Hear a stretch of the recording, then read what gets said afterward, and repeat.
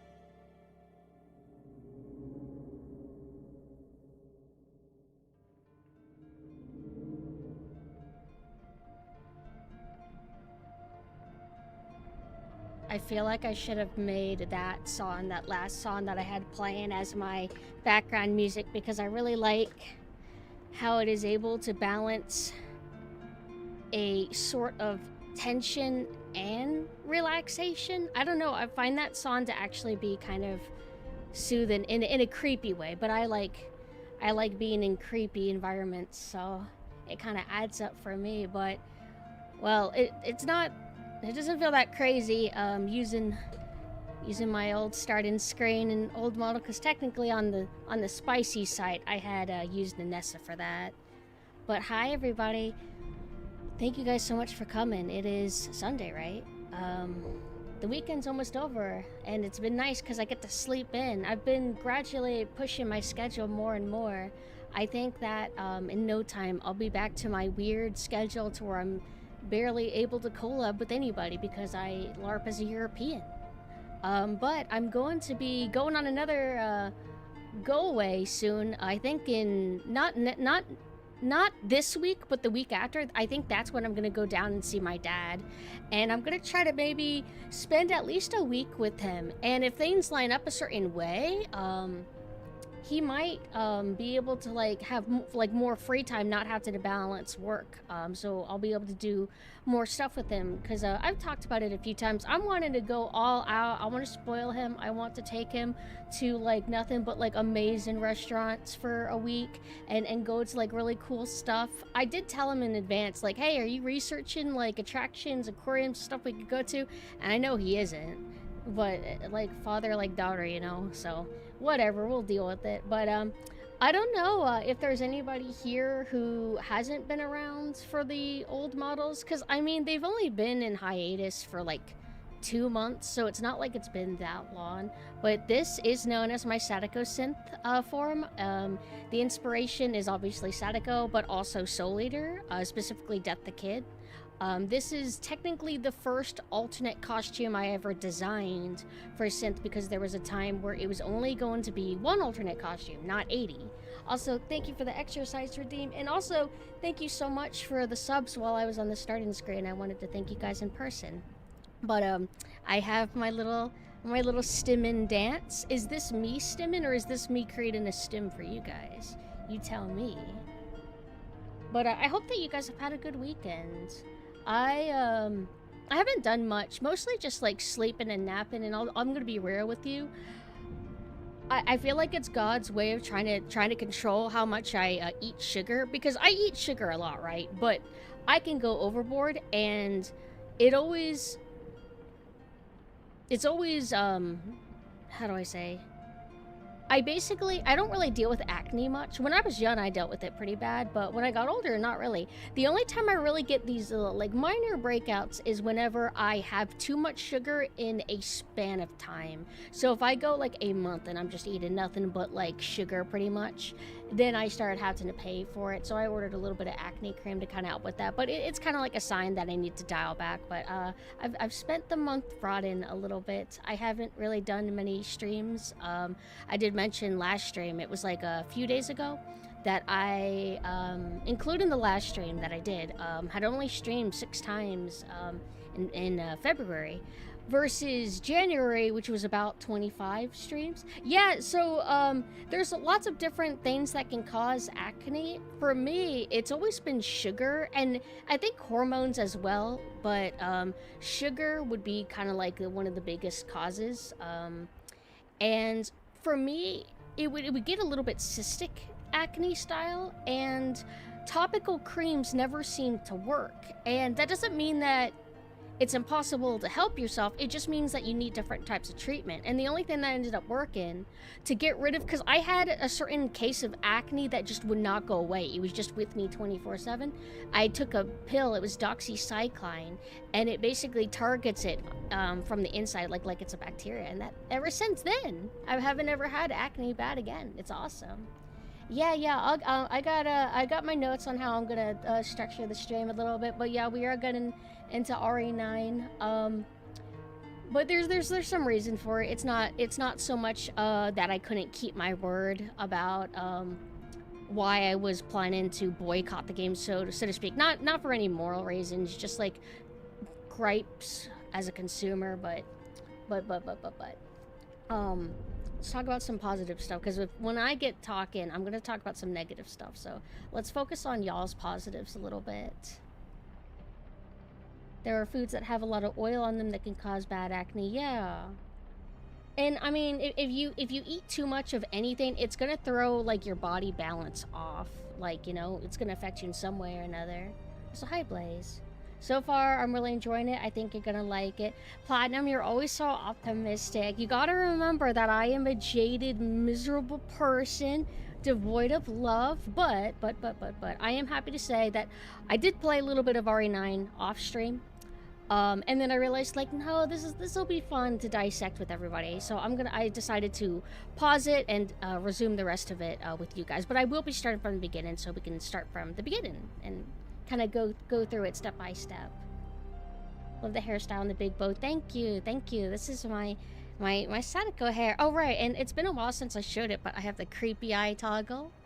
I have 5 head if I can figure out how to do it. Oh, okay, so I could do this to where you can see both of my eyes. It looks like a little bit messy. And then I have this, which I don't know, I feel like this makes me look the most youthful and like kind of cute. Whereas this hold on. How do I... Oops, you're not supposed to see that. This, I think, makes me look kind of mature and cool. Get to do the tutorial. My favorite. But Mina also played a little bit of it. And me and Mina are kind of on the same page, especially when it comes to Resident Evil. The only thing that we differ on is 2 things. Code Veronica and Resident Evil 3. And Operation Raccoon City and RE6. Mina really loves Resident Evil 3, and then I say that I like Code Veronica more than RE3. So that's where we kind of butt heads, because Mina is very frustrated that I think that horrible opinion. And I get it. I kind of get it. And then me liking Operation Raccoon City more than RE6, where Mina's like, no. It's like, no, I'm right about that. You, like, hey, with the Operation Raccoon City, you get through that shit quick, too. Does RE6 feel better? Like, the thing is that I don't think RE6 feels good. It's like, it's not like... I don't know, I don't think either game feels good. And I wouldn't say that RE6 feels infinitely better than Operate. I feel like they both just suck. They both feel like shit to me. That's how I feel. I'm the same way with Monster Hunter Rise, but Rise actually changed my mind, so if you can at least find some positives to anything, then it can't be that bad. That's how I feel about a lot of AAA modern games in general, is that it's not that you are playing 0 out of 10 games, you're not playing 1 out of 10 games, but you are comparing these games to games that you grew up with that you view to be 8 out of 10s, 9 out of 10s, 10 out of 10s. And it's not just nostalgia. I don't like when people brush off love for older games as just nostalgia, and that you only gave that game a 9 out of 10 because it's old. It's like, that's not true. But we play these a lot of these modern games, and they do a lot of good things. There might even be some improvements, but there's always a few setbacks with them that make you struggle to give them high scores. And you think like, hey, if you didn't do this, this, and this, I would give you a 9 out of 10. I would give you a 10 out of 10. But they do a few things that bother you enough to bring that score down, and that's usually how I feel, and especially so with modern Resident Evil. They're pretty consistent, and I'm frustrated because I want to see improvements. I don't want them to feel like they've found the formula. This is it. Let's just stick with this forever. It's like, no, why don't you try? Okay, that's fine. We'll just do the same thing over and over again. That's okay. Not to imply that they're literally doing the same thing, but my gripes that I have with them, they do not ever get alleviated from game to game. And it's been going on since RE7, but we're definitely gonna get to that in a moment. Also, hello, Jumans. I had a genuine soul leaving my body moment with RE9. Don't tell me any spoilers. I will say that I will mention a spoiler or two that I know, mostly like design-wise, before I start the game, to kind of preface things that I already know going in. But luckily, I've actually managed to avoid a lot of spoilers. If any trolls drive by and just give huge spoilers like Leon dies, I don't care. I don't care if Leon dies. I don't care. Hi, Norman. Hello. Also, hello, Shameless. Hi. Malphus. Hi. I'm gonna be missing a lot of chat today. It's been a little bit... My brain is a little bit chaotic and crazy. I woke up late and I went to... It was interesting. It wasn't quite a funeral, but it was sort of like a social gathering to mourn somebody who passed away. I did not have any relations with this person, but it is somebody that Mina knew. But, you know, they weren't really close or anything.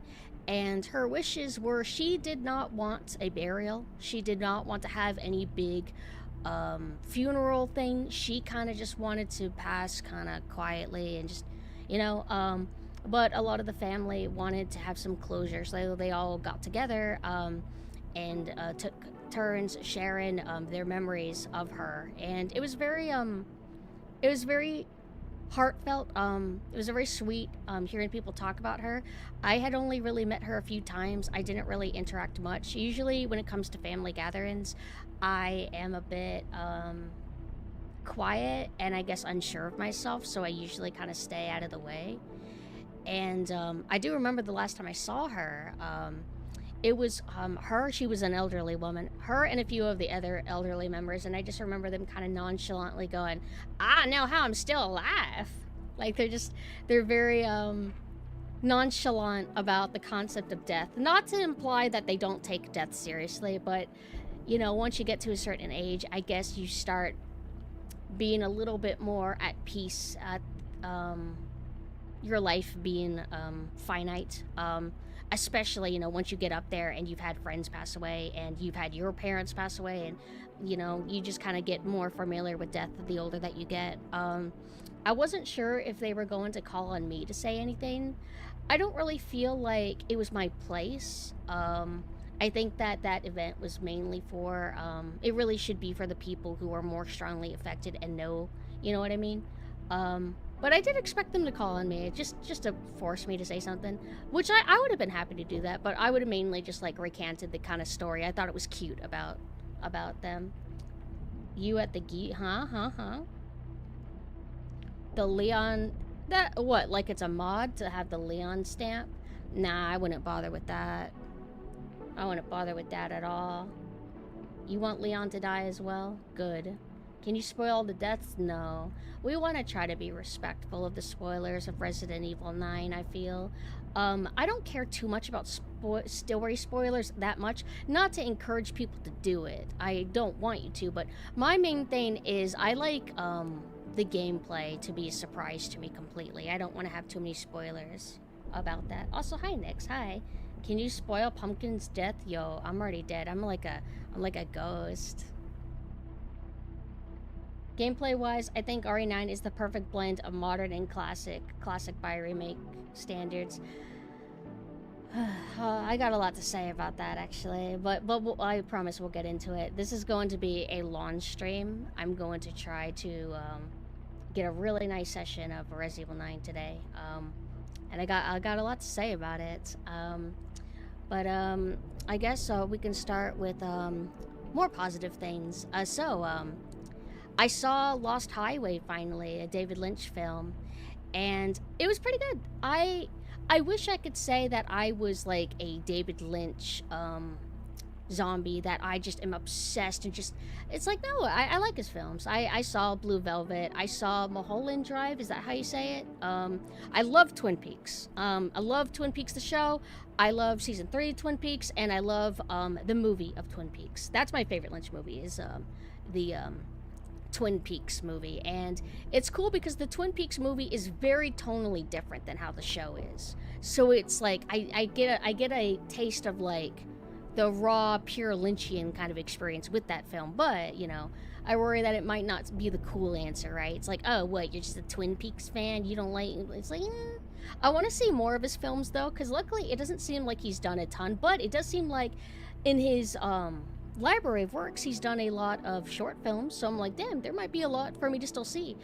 His last film, it's kind of crazy to think, his last film was in 2006 with Laura Dern, and that's just crazy to me to think that his last real movie was 2006. Like, that's a long time ago. Oh yeah, David Bowie is in Fire Walk With Me, Twin Peaks Fire Walk With Me. Speaking of, I am absolutely in love with the credits on, like the end credits for Lost Highway. It is a reprise of a David Bowie song. I think it's called I'm Deranged, I believe. I wanted to play it today, but I'm like, I don't feel like having my stream be muted, but let me link it for anybody. It sounds like Cold Wave / Dark Wave, and I can't stop listening to it. It makes me feel things. Hold on 1 second. No, don't start playing! Oh, thank goodness. There's another reprise / remix of a David Bowie song that I was like in love with. I don't think it's the vocals of David Bowie though in that sense, but it's like Man Who Sold the World from Metal Gear Solid 5. I believe it was, they had somebody else sing this song and it had a very different vibe, but I really liked it.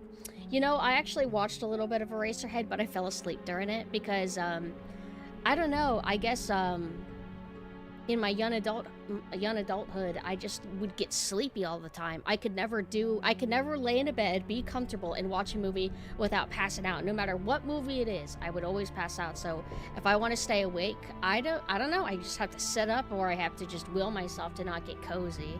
Cozy is the enemy. I've largely avoided any and all spoilers for RE9, but I'm gonna actually watch you play. Oh, thank you so much for the sub. I'm actually gonna watch you play it, Pumpkin. I am not gonna be able to get the game for a while, so might as well not hold back on being spoiled. I got you. And for anybody who wants to lurk because they don't want to spoil it, I totally understand. That's the one downside to playing like the newly released popular game, is that a lot of people aren't gonna want to watch because they want to experience it for themselves, and I totally understand that because I'm the same way. I want to see Wild at Heart. That has Laura Dern and Nicolas Cage, right? Straight Story, I have not seen, and Inland Empire, I haven't seen. Elephant Man, I want to see that as well. Oh, that's right, I loved the Dune movie. The 1984 Dune movie. I loved the first half of it, but is it that I love the first half of it, or do I love 75% of it, and then the final section is just kind of like, they just speed run through everything? But I really liked it, actually. I still haven't seen the new Dune. I guess I will eventually. Might as well, but I don't have any particular urge to do so.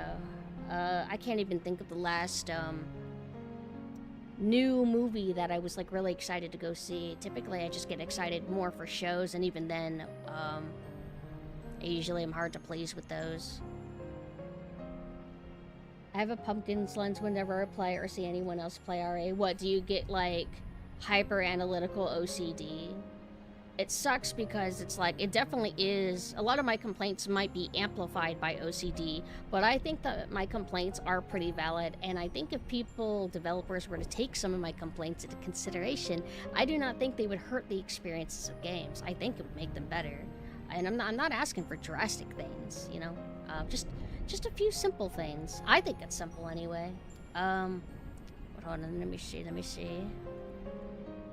Else to talk about. Oh yeah, I forgot to mention at the funeral thing, I guess there's a preacher in the family, and it was pretty intense because he talked like a southern, really strong preacher, so much so that I felt like a chihuahua that was shaking and getting kind of scared, because he was very bombastic, very loud. he sounded like he was about to start crying the entire time he was talking. And I felt like the way he was speaking, it felt like edging, to where it was like, ever like listen to a song and there's this high note and you keep waiting for the drop, but it just keeps on that high note and it just keeps going and going. It was like that every other sentence. I kept thinking, this is the part where you say amen, right? I kind of had to go and hide in the bathroom. I think I started getting overstimulated. Very, very great speaking skills, though. He was very eloquent with his words, and it was kind of cool seeing him so passionate about it. But for me, it was just a little bit too much. I don't like events about death, especially seeing people cry. I suppose the strong preacher is less intense than seeing somebody cry, which somebody did cry a little bit, and that was a little bit sad to see. Sorry, I'm jumping around. I have my list of things to talk about. Also, I really came back to feeling like I like this just chatting overlay more than that new one that I showed before I retired these models for a bit, and I'll talk about more on why soon. But it is hard going back to this one and being like, why did I make the chat box so tiny? Why did I ask for this chat box to be so like thin? I asked Tara, can I pay you to make a new chat box? So I'm gonna have it to where I can be more over here. And then the chat box will be bigger, so like, you know, you guys are the star too. Granted, you guys are little stars right here with your ghost forms, but I want the chat box to be bigger. I feel like as I stream, I get a little bit better and better at noticing things. Like the first overlay I had, I just didn't utilize space very well. I had my model too small. I was making so many amateur mistakes, and I still to this day make mistakes that I feel like I improve on as I keep going. And I think realizing that I want the chat box to be bigger is like a nice step for me. I like stuff like that. Granted, it being small is kind of nice in being able to see the background. I actually often forgot to use this background because I'm, you know, so used to using my bedroom, but I love this background a lot. My room artist, Suramaki, did this for me, and I always loved working with him so much. He's so talented. Let me catch up on what you guys are saying a little bit. I just hear your voice make the comments. Oh, so like the narration in your head is like, is me. It sucks how games becoming so mainstream has bastardized so many franchises. Yeah. You know, even if something... Well, yeah, I guess it is a result of the games as a concept becoming mainstream. Not so much like a game only gets ruined if it gets popular. It's like, I think just games in general being popular tends to affect all of them. Like, that new Marathon had a beta, right? It's like, it's the IP that Mina's familiar with. And now Marathon's back, but it doesn't look anything like how old Marathon is. Now it's like, it has a new coat of paint for a new audience. Stuff like that all the time. Gets a little bit annoying. I've never made a mistake, only happy little accidents. I've been to a few funerals in my life. The hardest one was my great-grandfather. It was there that I learned that he fought in World War II. A bunch of his veteran friends came up to speak about him, talking about how they'd never be there if he hadn't helped them. My great-grandfather never spoke about any of that to us, so we didn't even know he was a veteran. Got ya, so he just kind of kept it to himself. I always admire people who can do stuff like that, because my big problem is that I don't know how to be quiet. I have to tell everybody everything. But that's really cool that he was a part of that. I mean, well, not to imply that war is awesome, but you know what I mean. That he survived through that, and that he meant a lot to his friends. It was very different before video games were more profitable than TV, music, movies. Is that the case? Are we at that point? Confirmed? I think I might have heard a report say that video games are bringing in more money than Hollywood, but it doesn't help that Hollywood is in the state that it's in. I mean, if you ingest inflation and stuff like that, if it was like modern video games competing with like the peak of movies in the past, maybe it'd be a little bit different. To me, this new Marathon looks boring. The new Marathon, when I first saw the trailer and I showed it with you guys, to me, I felt like it looked a little bit generic. I remember, I'm not sure which one of you it was, one of you guys were a little bit defensive and you're like, no, this isn't generic, this is actually kind of nice looking, and I'm like, you know what, this is not too bad, I guess. It's not quite my style, but it's not the most generic of, like, modern games in general. It's just another extraction shooter, whatever. Yeah, they're like, oh, we have this IP. Let's just make it a popular genre or something. What was the old Marathon? What genre would you say that was? I have no stake in it. But I like when you guys talk about stuff, even if I can't participate. Original was Doom Light got you. Oh yeah, speaking of Doom, Mina finished the Quake Brutalist Jam 3, I believe it was. And it was really cool, but a 3-hour Quake map, yikes. The aesthetic was cool. I remember you early on, you played about a minute. Or no, you were booting up different maps to explore them aesthetically. And I remember one looked like a sci-fi lab. It looked like Aliens inspired. Was it that level? But yeah, those maps seem like they're really meant for experienced veteran players of Quake. People who have been playing Quake for years. I feel like I might struggle a little bit if I play it, but I would like to get to it at some point. It has like about 74 maps, and it ranges from maps that can be 3 minutes, 5 minutes, 30 minutes, an hour, and then the biggest map is like 3 hours. And it was going on and on. I was getting exhausted watching Mina play it, but it was kind of cool watching Mina, who is of a pretty high skill level when it comes to shooter games, single-player shooter games, and multiplayer technically, but mostly single-player. That's their most practiced genre. It was just cool seeing them handle like really, really tight encounters, because that game's really mean, and they love shamblers. They really love shamblers, and they like to throw many shamblers, and shamblers are a pain in the ass because even watching Mina, no matter how good you are at Quake, it feels like the peekaboo game with the shambler is pretty tight, because you're just 1 second off, and you're in the process of hiding behind cover. Nope, too late. They already got you.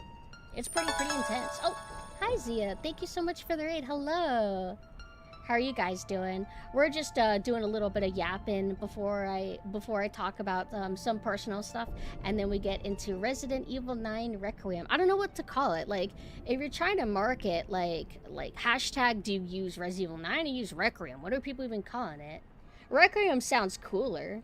Kind of like with Resident Evil Village. Resident Evil Village sounds cooler than just saying Resident Evil 8. But hi everybody. For anybody who doesn't know me, I am PumpkinSynth. I am a Halloween ghost VTuber. My alternate form is an Eldritch ghost VTuber. And I also have alternate forms that I've been streaming as mostly lately. A saltwater crocodile girl and a military velociraptor girl. Wow, it feels actually neat to be able to introduce myself as my old form.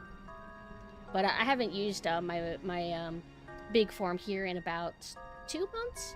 But I have strong OCD about how I use my models, what costumes I use, what forms I use, and what game combinations I use them for. And for some reason, I just felt that this costume is what I need to use to play Resident Evil 9. I just couldn't justify doing it with the other forms. It just felt wrong.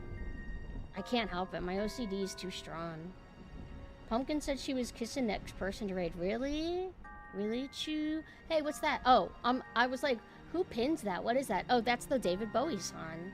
I actually want to like take a day and listen to a bunch of David Bowie and Michael Jackson, because I always like everything that I hear of them. I just never really explore their library enough. Just remember the first Village reveal trailer. I remember how oh, also 10. Hi. I remember being a bit like, whoa, what is this? Vampires and werewolves. I remember being I think I was open-minded to it because it looked cool. But I remember a lot of people were mad. They're like, what the fuck? You can't have vampires in Resident Evil. It's about biohazard. It's like, it's obviously science vampires. Like, chill. I have OCD about Resident Evil, but I'm not fully in sync with other OCD Resident Evil people. Whoa, whoa, help! Oh, okay, I accidentally hit the screenshot button. I'm trying to get my chapstick. Are all of your outfits toggles, or do you have separate model for each one? I have a separate model for each one, otherwise it would be kind of an overload. And hell, even one individual model is pretty heavy, because technically, for most of my costumes, all of my hair variants are available for each one. But I try not to overdo it, and I'm like, every outfit will have one main hair, and then maybe like an alternate like hair option. You know what I mean? first person in my RE, I was mad about that too. It was, you know, we were going through a rough time with Resident Evil, going through an identity crisis, the decline of quality. Resident Evil 5 wasn't bad, but there were issues with it. And then Resident Evil 6 was a mess, and then Operation Raccoon City was a mess, and then Revelations was not, it wasn't bad, but it wasn't great either. And so Resident Evil 7 comes along, and it's like, whoa, what is this? What is this like? Are you mimicking like PT? You're doing this kind of demo where it's like first person and you're walking through the house and there's puzzles. Like, are you inspired by PT? And they had like somber sounded music, and I'm like, are you trying to be like, what's going on? What is this? What is this? What is this? What is this? What is this? So I remember I actually wrote that game off at first. I'm like, I don't know what Resident Evil is anymore.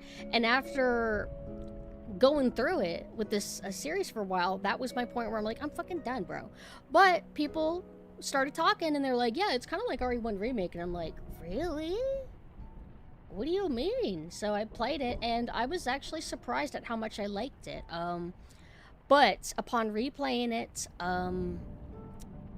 the issues kind of are more glaring to me. I think the reason why I liked it so much when I first played it is because it was a breath of fresh air.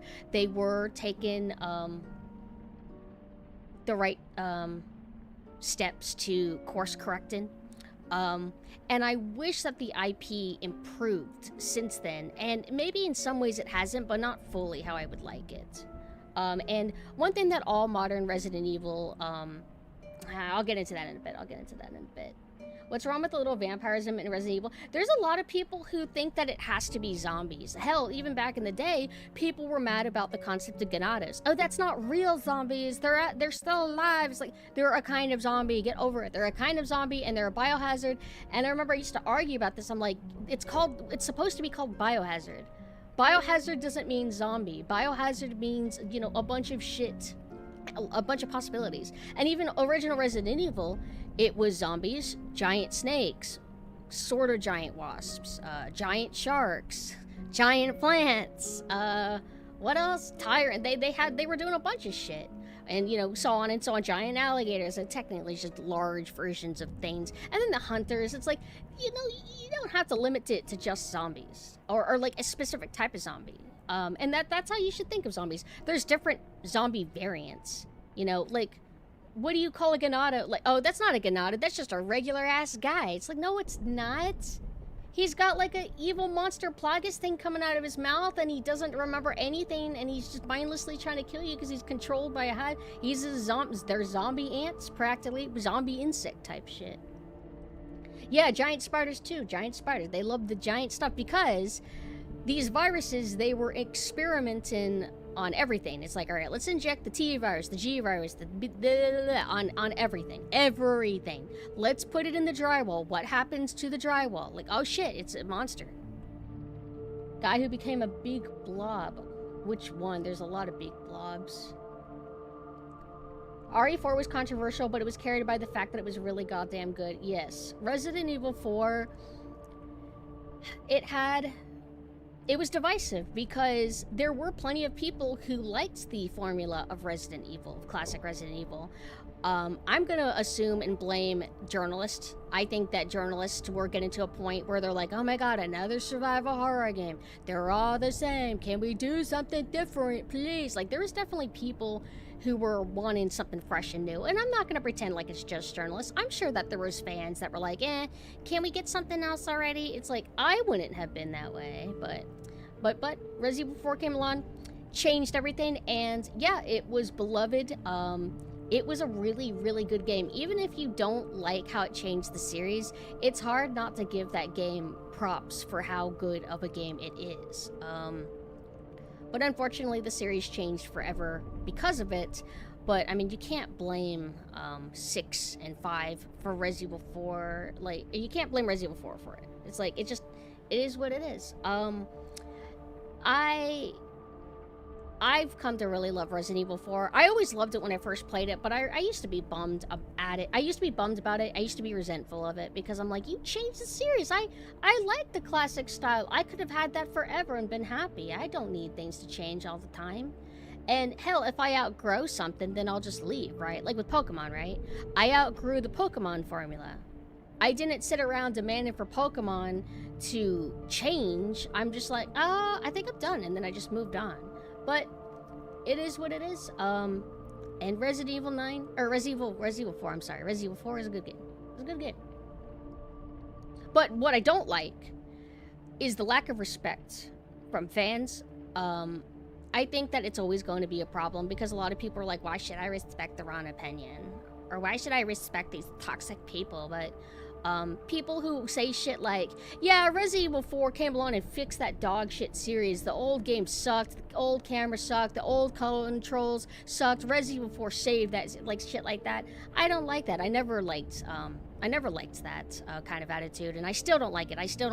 Now I'm defending Resident Evil 4 even more than ever because people are like, yeah, original Resident Evil 4 really needed an update. I mean, fuck that game, am I right? Like, the remake is why would we, it's just like, just so annoying. But that's how it is. And yeah, you're blinded by nostalgia. But the problem is that we can't pretend like there aren't people like on my side that probably go around and, hey, are you being happy about Resident Evil 7? Fuck you, that game sucks. I think everybody takes shots at each other. Or the radicals of each side take shots at each other. Unwarranted bullying and just shit talking and whatever. There's a lot of people that want to have, like, I think, honest, chill discussion, but it is what it is. I think all sides are capable of disrespecting the other, you know? Who was the guy that turned into a giant wasp in Resident Evil? A wasp, specifically? Resident Evil 6? Simmons? He turned into like a giant fly or something. Are you talking about that? Is this how I feel as an Armored Core fan? Fans expect people to freak out and scream at you, and even worse. Oh, hold on, wait, I'm confused. Also, I feel vindicated. So, there was this whole thing that happened with Pokemon, right? Where Nintendo released like the first gen of Pokemon digitally on Switch. For $20, and I saw like lots of back and forth of people being annoyed by it, being like, emulation's better, what the fuck is this price, etc, etc.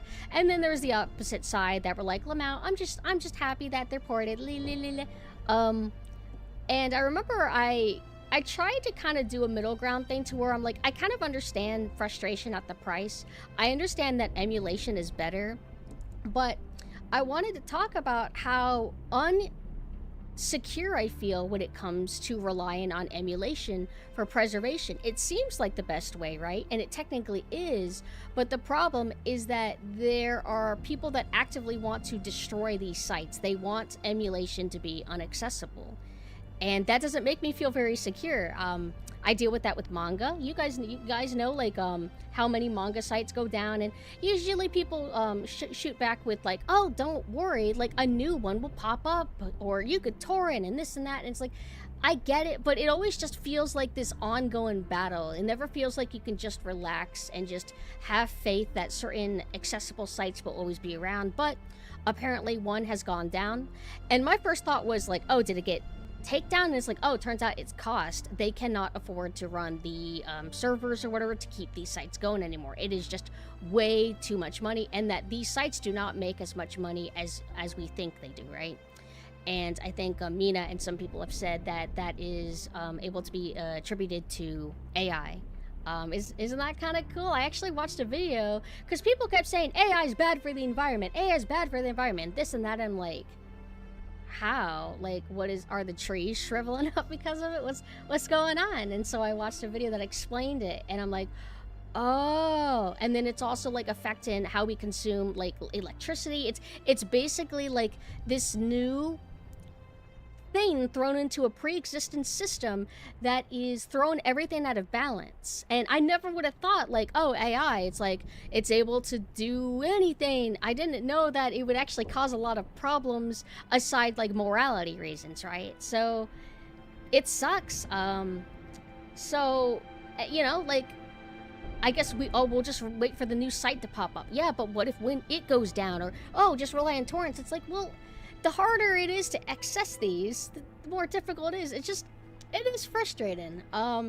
You know, that's why I get excited for ports. But I understand that that is also a ongoing management thing too, because if you port a game to like PlayStation 5, well then you gotta port it to PlayStation 6 and PlayStation 7, and then you gotta port it to PlayStation 8. And I think more and more games get filtered out of being carried with each gen. You know? Or like with new PCs keep improving with like tech. And oh, that game that you used to be able to run on Steam just fine, well now you have to hope on fan patches. It's just so we can do it. We're all gonna make it, but it gets a little bit stressful. Also, hi Daza, thank you. I like this outfit a lot. This is like maybe my favorite besides my alt costume or my default costume. I should have worn that. I thought I should wear that because it would be more special because she hasn't been here, like my classic classic costume. But I would do what I want, and I want to wear this costume. Let me catch up a little bit. This is why I'm glad the Dead Space remakes never continued. I didn't want Dead Space to end up becoming as divided as the RA community. True. True. And what sucks, though, is it's like, okay, no Dead Space for you. Wait, what do you mean? We're gonna, like, why don't we do a new Dead Space that's not a remake? Nope. Nope, you didn't like our remake, so fuck you. IP's dead again. It's like the only way you can have an IP back is if it's a remake. What do you think of that? Does it make you happy? Oh, also, you know what's crazy? It's like, it's not even true preservation, right? So you get these ports, right? And sometimes they're remasters. And remasters usually mean that they change things.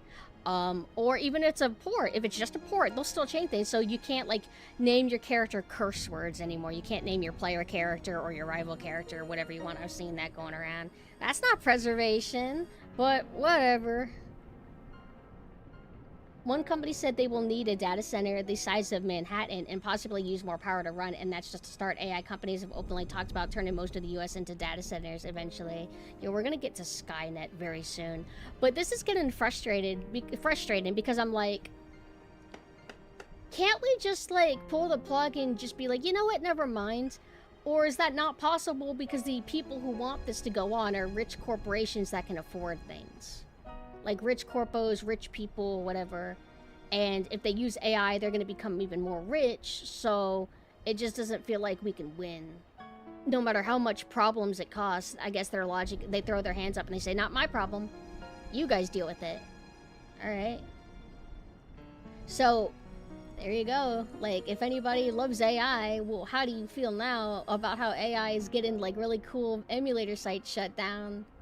Or does that not matter? I don't know. I don't know. There's nuance to this discussion of it. Cooking dinner? I don't even know. We've been talking about lots of things. Physical copy is rare, now costs 200. Oh, what about old Pokemon? That's the weird thing. Pokemon never goes... They don't really do reprints. They never really did. So it feels like every Pokemon game getting it physical is like kind of like pricey.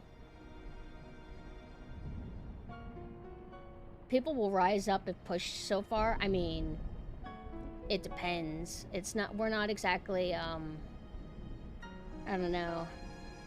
I feel like sometimes rising up works, and other times, I don't know, just doesn't, or people just don't do it the right way. I don't know. It feels like there's just some stuff that never seems to change, no matter how much people have an issue with it. I think it's because a lot of people in power know that we can't do much, or know that we won't do anything too crazy, I guess. Hello, hi Dodge, hi. It's been so nice seeing you guys.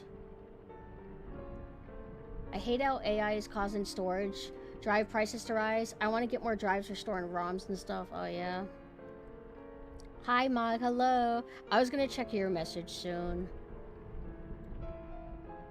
I've heard the fire red leaf green ports have some stuff patched up, but def keep the original around too. Yeah. I was actually nervous because when I saw the site went down, I thought it was a different site. But the site we're losing is pretty bad. That's nothing to what's the term? Nothing to scoff at. We just need to wait for engineers to figure out how to make AI use less resources to solve the data center issues. Like, we're using bulky NVIDIA products when their competitors do more for less. NVIDIA, good for training, bad for running the models. Competitors, bad at training for most, amazing for running models. Most data centers are just used for running models. So basically, we just have to adapt very quickly, and we need to restructure. Makes sense. Nintendo fanboys are what's feeding them. Like what, in terms of Pokemon? I mean, Nintendo fanboys do kind of have a reputation to them, but Nintendo's also really good at marketing, you know? And some people have Stockholm Syndrome about Pokemon. They will buy every single Pokemon game no matter what. Kind of like how I buy every Resident Evil game no matter what. But hey. Sometimes I know when to say no. I never bought Umbrella Corps. I never bought that. I knew it was going to be sloppa. Let me see what else I got to talk about. Mina overlay.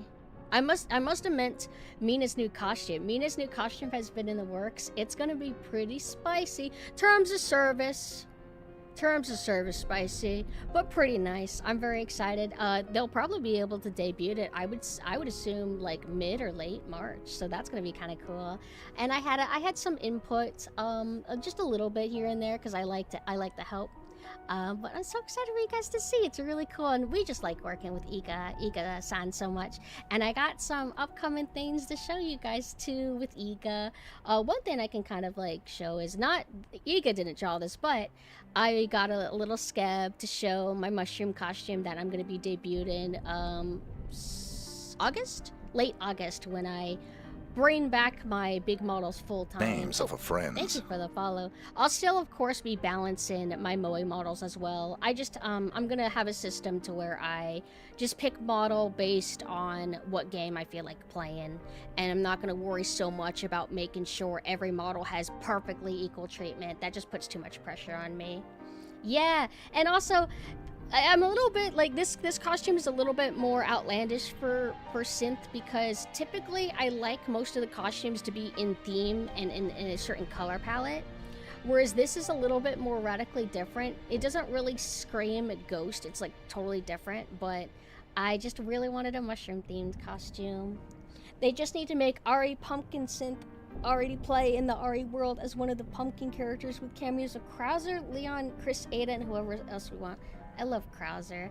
And don't forget, if you guys didn't know, I was really sad when I found out, but very recently, the original Krauser's voice actor passed away. A lot of people have been passing away lately. Seems like it happens in bursts. But yeah, Krauser's no longer with us, and that's really unfortunate because I think his voice was very campy. It was very Breaking Bad anime dub to me. Not as bad. But I liked it a lot. And it's so sad that now every time I play RE4 or Darkside Chronicles and I hear that, I'll be like, oh, that's right. You're not like just chilling, doing whatever you do. Older gentlemen that voice act in a game. But I guess I'll talk about why I have not been streaming. Most of you guys probably already know because I talked about it a little bit in the Discord and then I kind of revealed it a few days ago. But very unexpectedly, I had the opportunity to apply for partner February 8th. And the lead up to that was a bit stressful because I was trying not to think about analytics anymore. I was trying to just kind of give up and do my best to have fun and just not expect to ever get partner.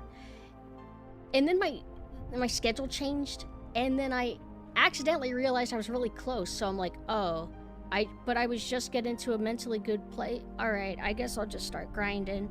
And so I started streaming more, and then I thought I did everything that I needed to be able to qualify, but I didn't see the apply now button become available, so I just gave up. I'm like, all right, I guess I don't know how this works. And then unexpectedly, I saw, oh, wait, I literally qualify. I'm able to apply. Oh, okay. So I was a little bit kind of like adrenaline's up for that moment. And so the music being somber here, fuck off. Like, let me switch.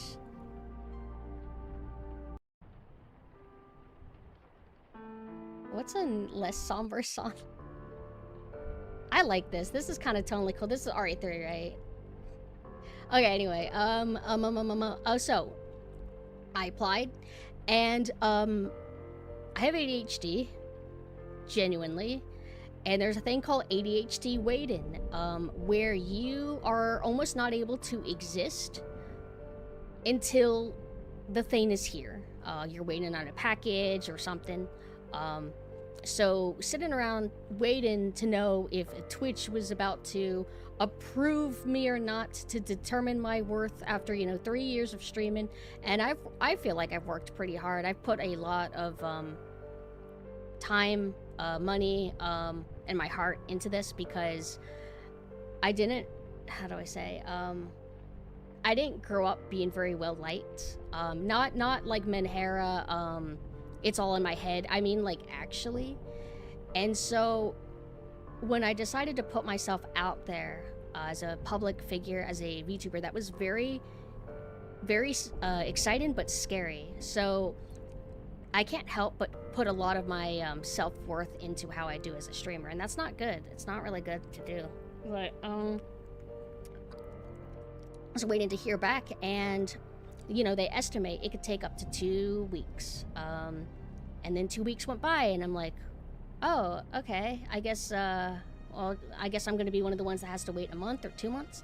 Kept waiting, and then the day that I sort of crashed out was whenever it showed me the countdown again, to where it's back to Path of Partner, and it starts showing you, like, what your average is and when you can next apply and like how many days you... So basically it felt like everything reset, but I never got an answer. And I've checked my spam mail, and I had this sinking feeling that maybe I wasn't even going to get an answer, that with all my anxiety and everything about Partner, being surprised I could even apply, I never thought I actually could be able to just have that feeling of like, am I even gonna get an answer? Am I gonna even get turned down? Or am I gonna always have this like feeling of like being forgotten and just kind of waiting around? And I took it very, very hard. And I never really thought that I would feel that strongly about like VTubing and streaming, but you know, it's not a matter of just wanting to be a star and you know, be an Iron Mouse and the most successful. It's just, you know, I think the same thing that anybody would feel is that you put a lot of time and work into something and you just want people to like it. And, you know, it didn't work out for art. It's weird. I get mixed signals, and it's the same thing for VTube, and it's like, art, I have so many people tell me that I'm cracked at art, that I'm good at art, this and that, but analytics-wise, I've been an artist for a very long time, and it just never really seemed like I did good, you know? And same thing with streaming. There's some signs that seem like I'm doing good, but there would be all these other signs that make me second guess and just feel like, oh, maybe I'm not up to snuff. And, you know, there's a lot of people who stream who don't get the numbers that I get. And that's why it's difficult to talk about these kind of things, because I should be grateful. But maybe it's my OCD thing, or maybe it's me carrying self-confidence issues from when I was young into adulthood. That stuff doesn't go away. Your school life can follow you forever, you know? And that's why you go to therapy. But it was, hold on, let me get back on track. I don't remember what I was saying. I don't need a hug. No, I'm fine now. I was more like nervous to talk about this because I didn't. Oh, right. It was talking about being grateful for what you have. It's more that if you get to what you perceive to be the finish line. Oh, thank you so much for the sub. Thank you. If you get really close to a finish line and then boom, you plateau and you just stay there and everyone else feels like they're kind of surpassing you and leaving you behind, you start feeling like, damn, like I must suck or something. Like, what am I doing wrong? And it's a little bit difficult because I wanted to grow with everybody. I don't want to crush anybody. I don't want to be the biggest star. I just realized that I came close. Just trying my best, working hard, and I thought that maybe I could make it. I don't know. It's hard to talk about these kind of things, because I think the ideal VTuber is VTubers that do not show their seams, VTubers that are very professional, that don't get in drama, especially certain subjects, and ones that do not reveal to you that they look at numbers, that they need to seem like they are perfect. And I was always frustrated that I could not feign that. I'm not very good at hiding that I'm a neurotic person, that I'm a neurodivergent person, and I can't hide that I'm in hair. I really wish I could. And VTubing, I had hoped could be this period where I can hide that, but I can't. It's too deeply ingrained in me. Oh, it's not a new pumpkin model. It's just a costume that I debuted sometime last year, and I just haven't used it in a while. But hello. But yeah, so that's why I just took it really hard. There's also I don't know, like, how do I describe it? It's like main character syndrome, but imagine you don't want to be the main character and you know you're not the main character. And also, being the main character is also torment, because I keep talking about it, and I always feel very insecure about how much I bring up ADHD and ADHD thought loops, but it affects me every single day. Sorry for the trumped up. I swear, just leave, come back whenever we do RE9, I swear. But the reason why I'm very crazy and why I hyperfixate and I make 5,000 posts saying the same thing, I'm stressed, it's because that's what my brain's doing 24/7. I never have a rest. If there is anything that's stressing me out, I cannot push it out of my head. I am forced to think about it, even though I know it's not productive, even though I resent it and I want it to stop.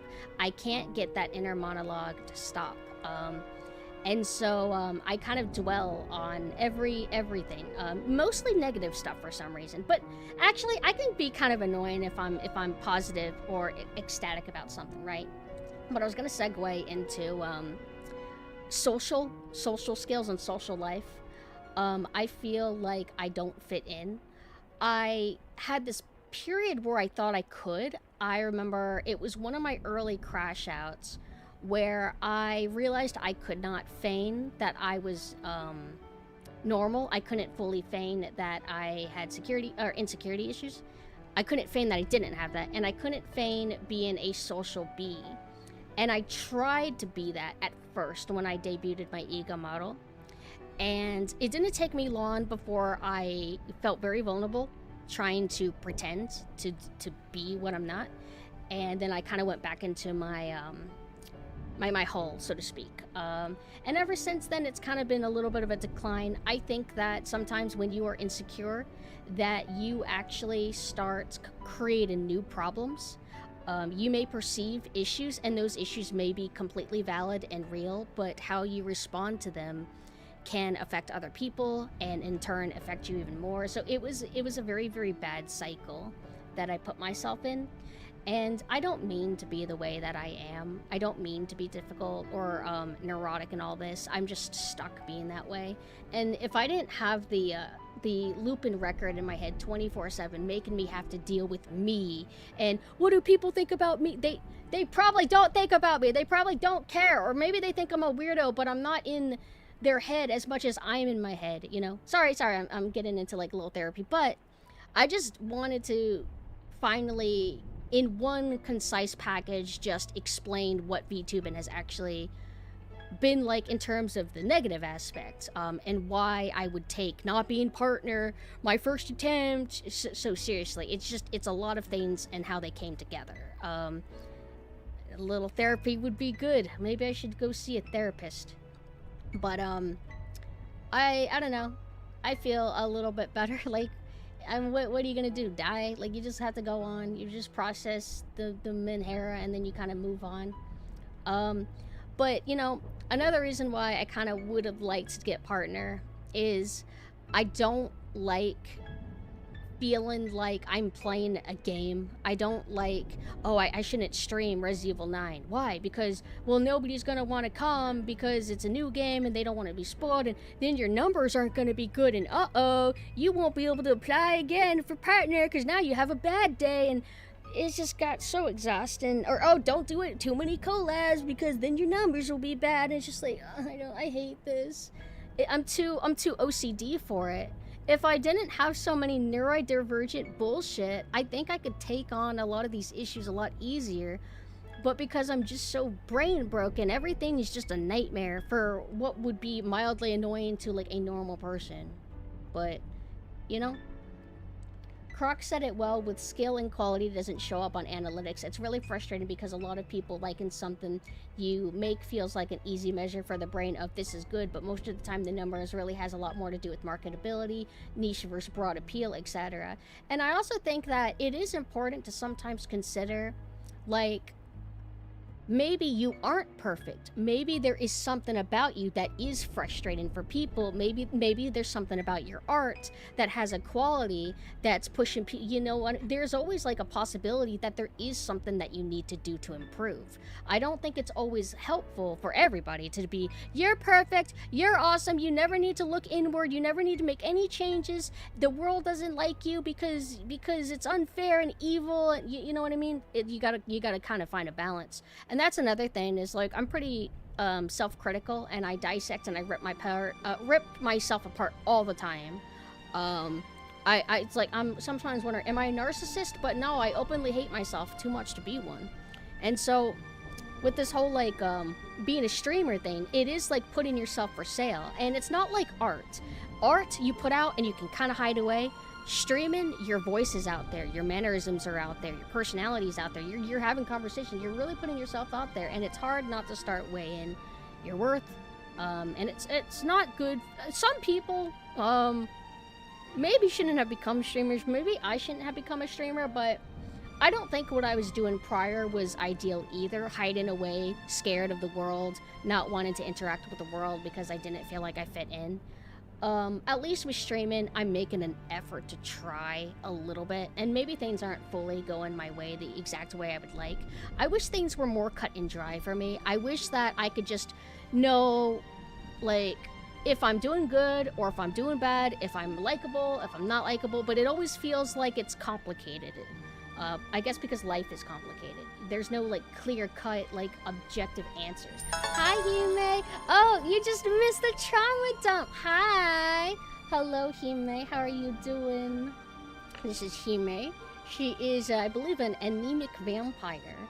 Hi, everybody. For anybody who doesn't know me, I am PumpkinSynth. I am a Halloween ghost VTuber. I have an alternate form that is an eldritch ghost, and sometimes on the side, mostly lately especially, so I am also a saltwater crocodile girl and a military raptor girl. I brought out this model on the special occasion of my OCD deciding that I need to use this model for Resident Evil 9. Were you playing Resident Evil 9, Hime? Yes! Well, no. Okay, so I played 3 hours off stream. So I know a little bit about how it goes. Enough to say that I am not going into this too pessimistically. There's definitely things to look forward to with this game. I was able to kind of get through the initial muck. Every modern Resident Evil game kind of starts the same, which is it sucks for an hour or two, sometimes 3 hours, but once it gets into the game, once it becomes an actual game, it's actually fun. It's actually nice. Played some the day after release of playing Darkwood. Darkwood is the top-down view game, right? I played like a little bit of that a while back, and it was actually spooky, if I'm thinking of the right game. But anyway, to go back to kind of wrap up what we were talking about before you guys came. Thank you guys for hearing me out. I was talking about a lot of the negatives of VTubing, or at least how I've taken it. But it's for people like me, we tend to be pessimistic. We tend to focus on negatives because they're kind of more blaring to us. But VTubing has done a lot for me. It has made me very happy. The only downside is that whenever you put yourself out there in the public, you get, like, how do I say?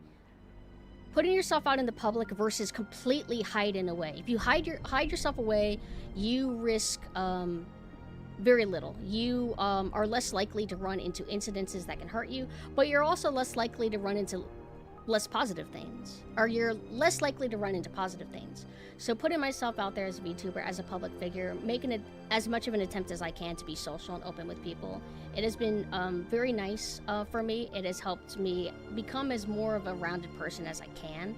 Realize that people are pretty cool. The general public of people are pretty cool. And I'm very grateful for all the people who take time to chill with me, to like a comment or something on Twitter, come by the streams, whatever you guys do. I'm just grateful. I'm happy for all the people that I've met, viewer, chatter, other VTubers, V-tweeters, everybody. It's been nice, and I think that I do get a lot out of this. So even if I never get partner, I'm not gonna like give up, you know, streaming and just trying to enjoy this hobby the way I initially intended to. The end. The end. You are a Captain Harlock and we are your crew. We'll stick with you to the bitter end. Thank you. I feel like you risk the most not being out there. You rob yourself of opportunities if you hide away. Funny enough, becoming a VTuber actually helped my art a little bit in terms of getting commissions for a decent amount of time. And I did end up having to cancel a few commissions that I had. Like, I closed them because I just was getting overwhelmed. Then I opened a few back up, and then I couldn't do it again, so I refunded them. Sorry that I made you wait a month for nothing, but I just realized I had to pull the plug and give y'all back your money. Mainly Shayla here and somebody on DeviantArt, but yeah, I'll try again taking art on at some point whenever I feel up to it. But really, I just don't draw anymore. Just haven't in a really long time. It's unfortunately kind of a watched pot never boils sort of thing, where it seems harder the more you focus on it. Yeah, and like, I don't want to focus on it. It's just the OCD thought loop shit. It is what it is. I'm grateful finding VTuber communities like yours and being able to find some people to vibe with. That's what I really like. I like our community. I like that a lot of us are autistic people that like to dissect video games and that we're very pretentious people. But I think most of us mean well. Some of us are a little bit edgier than others, but I think everybody has been pretty good about coexisting with each other and being respectful of each other. And if you're not, I'll rein you in.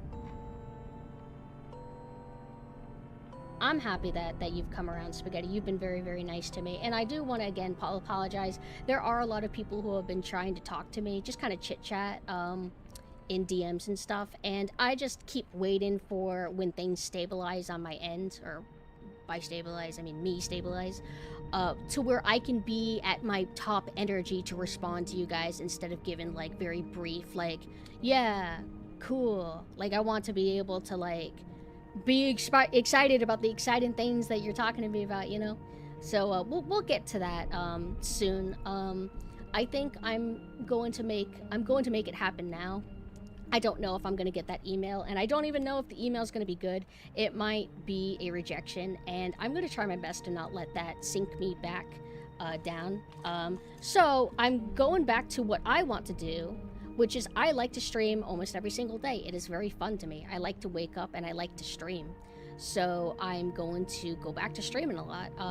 I do not want March to resemble February. I do not want to stream only 6 times in a single month. That's just not me. So I think we're on the up from here. But again, everybody, thank you so much for letting me talk about this. I don't want to use you guys as a therapist.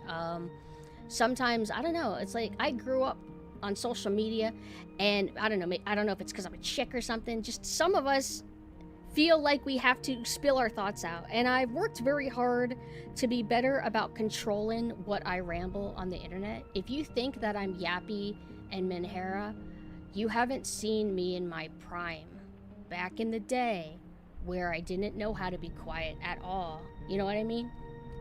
But let's get into Resident Evil now.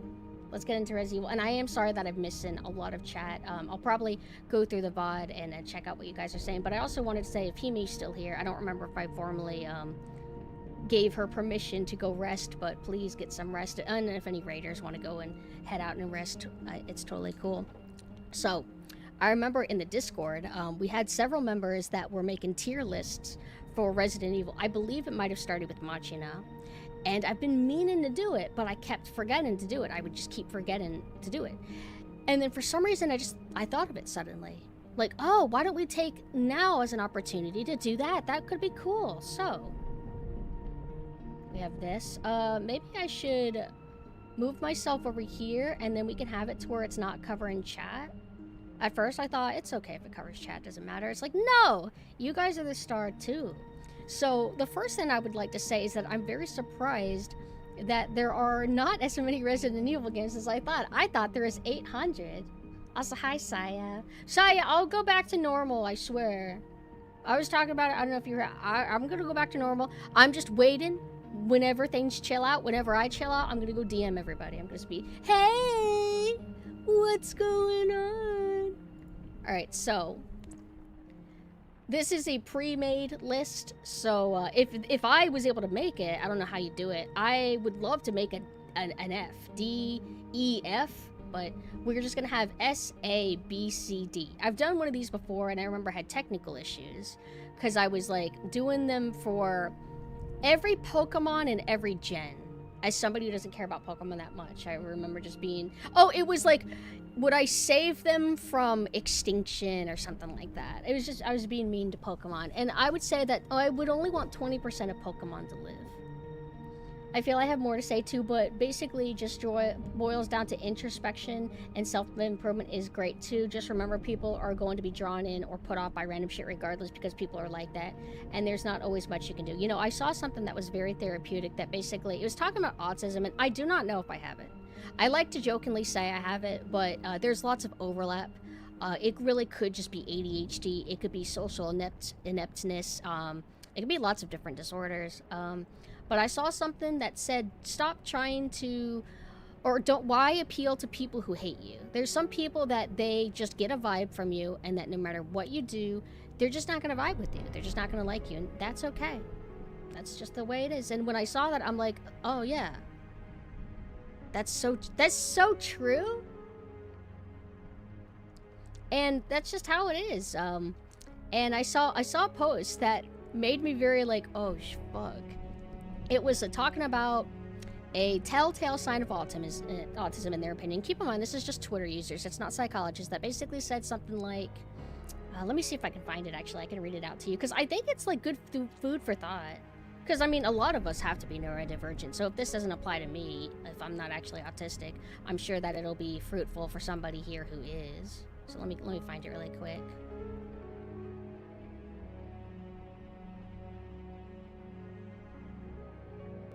Okay, here it is.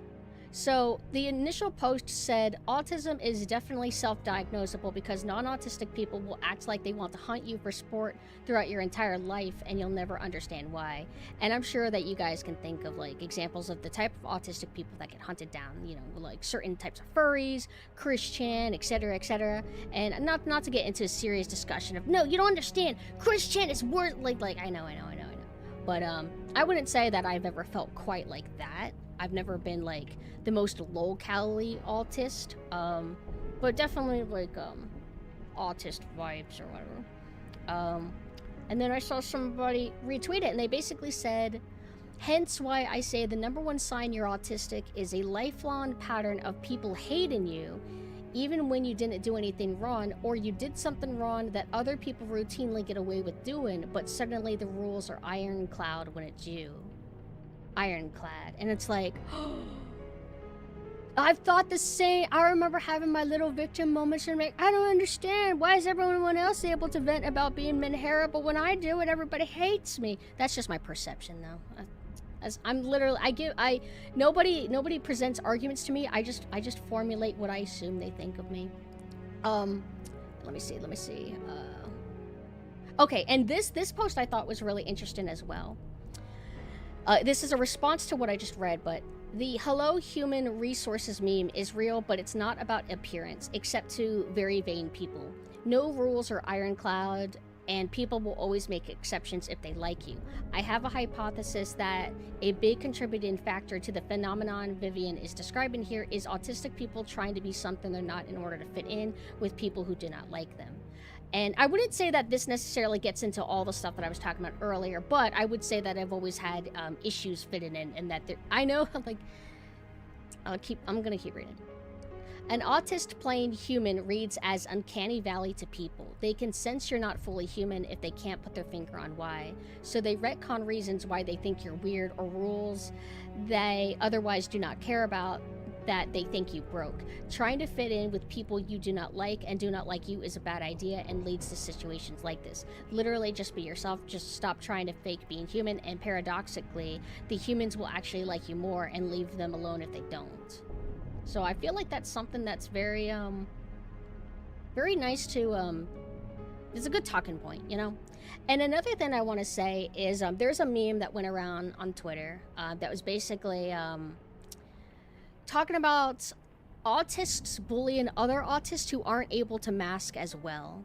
And I see that in myself. I see that in everybody. I feel like everybody is like autistic to some degree, but that doesn't stop them from judging or kind of like side-eyeing anybody who's like deeper on the spectrum. You know what I mean? Like, you know what I mean? Like being sensitive to like social interactions, and you can kind of spot if somebody says something awkward, like, oh, that was not the right context for that. You look a little bit awkward.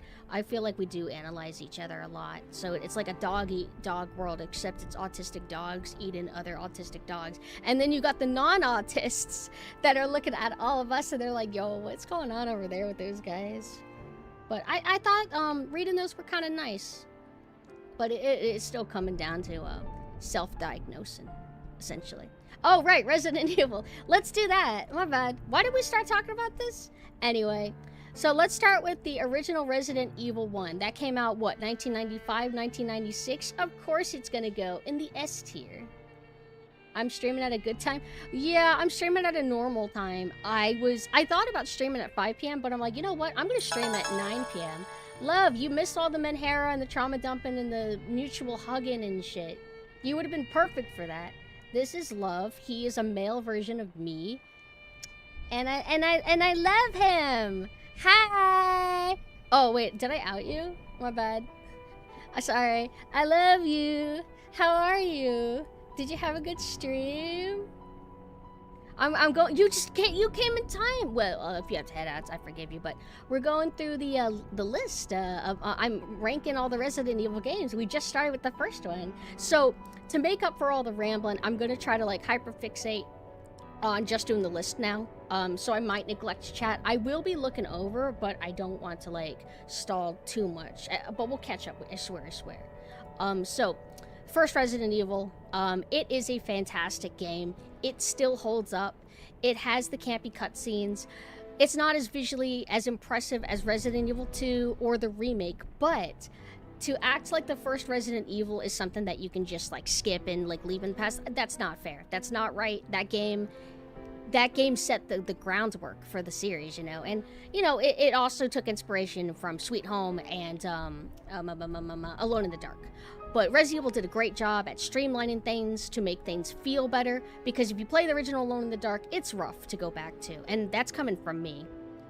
But Resident Evil 1 has a very particular aesthetic to it, and I think there are multiple ways to interpret this game. The remake that we got was significant. It was made by a lot of the same team, and it had a very different tone and aesthetic to it, you know? But it's not like a one-on-one for the original Resident Evil 1. It's still very different.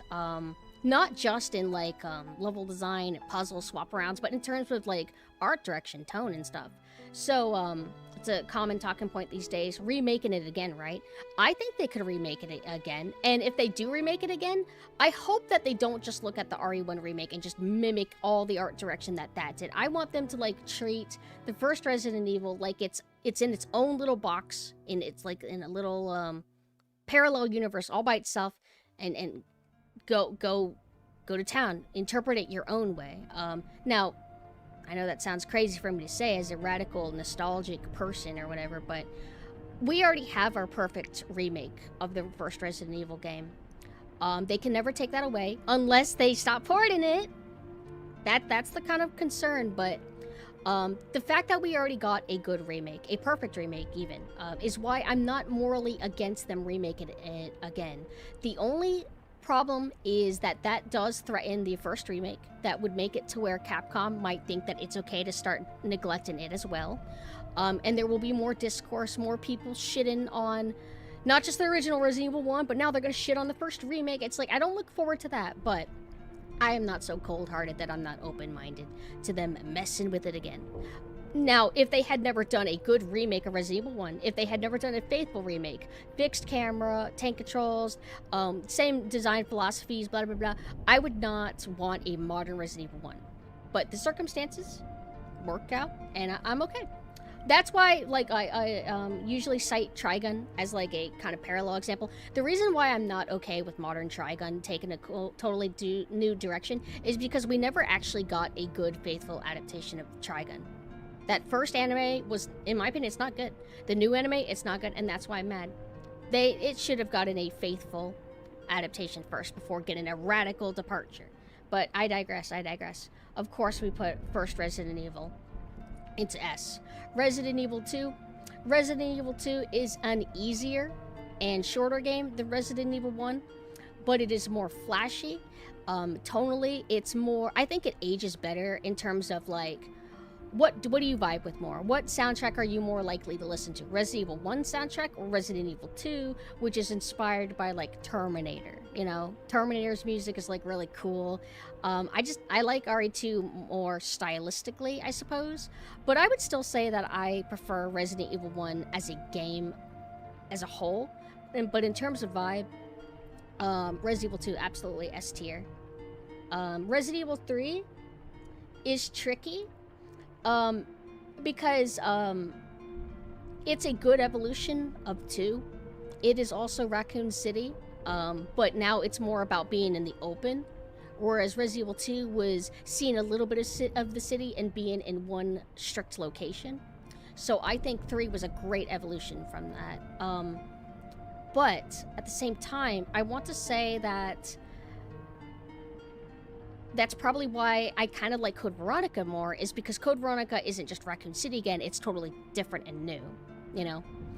So, this is kind of hard because I don't know if I want to put 3 in S or if I want to put it in A, because I'm worried that I'll place these as I go, and then based on where I put certain ones later in the list, I might want to go back and make adjustments. So we're just gonna keep going on. So let's just assume that Resident Evil 3 is gonna be in S tier.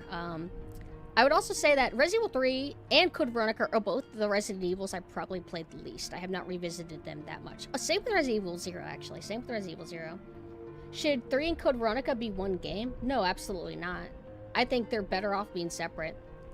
Resident Evil Survivor is that first-person PlayStation, it's like a rail shooter, right? But I don't remember if you were truly on rails or if you can actually, like, control your movement to a degree, you know what I mean? Because, like, on rails means that your character moves for you all the time and you have no, like, saying things. Whereas I think Survivor had it to where you can kind of, like, start and stop how you wanted to. I did play a little bit of it, but I could not get good. It was either the lickers or the dogs that were posing a lot of problems for me because it's very sluggish and slow. Aesthetic was great because it's like, it's PlayStation 1, but it's first person, so it's got that nice crunchy, detailed pixelation look to it. Lots of detailed environments, you know, it's in Raccoon City. It has very funny voice acting. It's like RE1 tier. And a lot of the in-game files were basically like, Vincent is the most evil person ever. God, I hope that I hope that I'm not that guy. And your character has amnesia, and it's supposed to make you be afraid that you have lost your memories and that you're actually Vincent. You're the bad guy. And then later you get through the game, and then you realize, I'm not Vincent. And he has this like really campy, like, I'm not Vincent. It's very cute.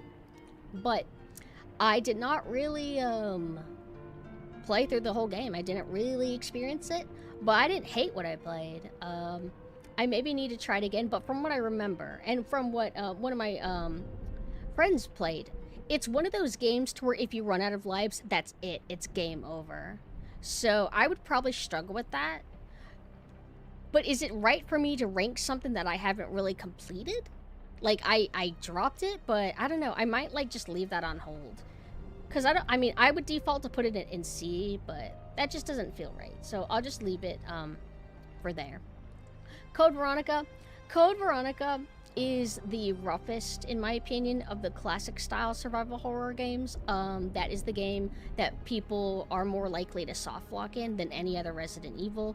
It does a few cheap enemy placements, but I think that it's a well-designed, fun game. I think it's very entertaining, and it's a lot better quality than like a lot of the survival horror, like Resident Evil clones out there. Like, you're in for a better time with Code Veronica than Galerians, for example. So even though Code Veronica is the roughest of the classic Resident Evils, you're in for a good time. It's a Capcom game still. And I'm affectionate towards it despite its issues. Great aesthetic, great tone. That's when the series gets really campy and like B-movie. That's when it becomes like kind of anime-esque, and I don't like that Resident Evil did that, because Resident Evil felt a little bit more grounded initially. It felt kind of more like Western movies. It was obviously inspired by Western movies. But then you got Code Veronica that's like, oh, this is really Japanesey, anime kind of. But I would put it in either B or A. Let's put it in B for now, and then see what other games I put in B, and see if I still agree with Code Veronica being there. So we got Gun Survivor 2. I haven't played it, so same with Gaiden. I hear some people say Gaiden sucks, and then I hear some people are really affectionate towards Gaiden. But I haven't played it myself, so I'm not able to judge. The remake of Resident Evil 1. It is arguably a perfect remake. It is typically hailed as the the pinnacle of remakes. This is the ideal remake. What's cool about it is, like I said, a lot of the same team from the original Resident Evil made it, and it was only 6 years later. The technology improvements were just... It's like technology really did hold them back, right? Just a little bit of a tech upgrade, and then you look at Resident Evil 1 Remake, and it's just like, wow. It's like these same people, it's only 6 years later, but because the tech's better, because they're able to do more, they're able to do more, and it was really cool. What's cool is the original Resident Evil 1 soundtrack is very melodic, with lots of good, memorable melodies. The remake took those melodies and turns them into dark ambience. So that's why their dark ambience is very memorable. It's not generic sounding. It's based off like melodic music. And the Resident Evil the remake soundtrack wouldn't be as good as it is if it wasn't for the fact that RE1's soundtrack was good as it was. They went for a intense filtery kind of look. It's a very brown and sometimes green game. And to talk about remasters, because we talked about that earlier, the remake for Resident Evil 1 came out on GameCube, and it was locked to Nintendo for a very long time. It came out on Wii later, and it had a particular look to it. When it got a remaster, they did a lot of touch-ups. It was like a remaster that came out in like 2011. That was when they ported it to other consoles, to Steam, and they did a lot of touch-ups to the models. They did sharpening of the backgrounds. Not everything looks great, but all things considered, pretty nice. I did not know that they actually changed color palettes at times, so I don't remember what reason it was, but I booted up the GameCube on an emulator. The GameCube version on an emulator, and I went into a room that was like brown. It's the statue room on the right hand side, and it was brown. And I'm like, what? That isn't it blue? You play the remaster and it's blue. They literally changed the art direction. So preservation be kind of tricky, right? We have this amazing remaster, but it actually changed things about the original. So technically, the original vision is kind of being left to die. Food for thought. GameCube was a bit blurry. Yeah, that's just how it was back then. And you can definitely see how pixelated it is if you play it on a modern TV. Then you can see the anti-aliasing. But anyway, I digress. Resident Evil 1 Remake goes there for being amazing. Resident Evil 0 is a punching bag. I do think that people are too mean to it, but I think a lot of its issue, I mean, I would agree with as well. Narratively, it's very stupid. It's, actually, there's like another mansion, like right over there. And yeah, and like Rebecca already like beat it, and then she like went to another one. And also there's like a guy, and he's like in a cloak, and he's like doing Final Fantasy like singing and shit, and it's like, what? Like, that's like, it's the Code Veronica brain, the Code Veronica DNA that's carrying over. And I don't like that aspect of it, but its main issue is especially the lack of item box. It was a cute experiment where you could leave items and then pick them up however you want. If you have something in inventory, I believe you can just put it down.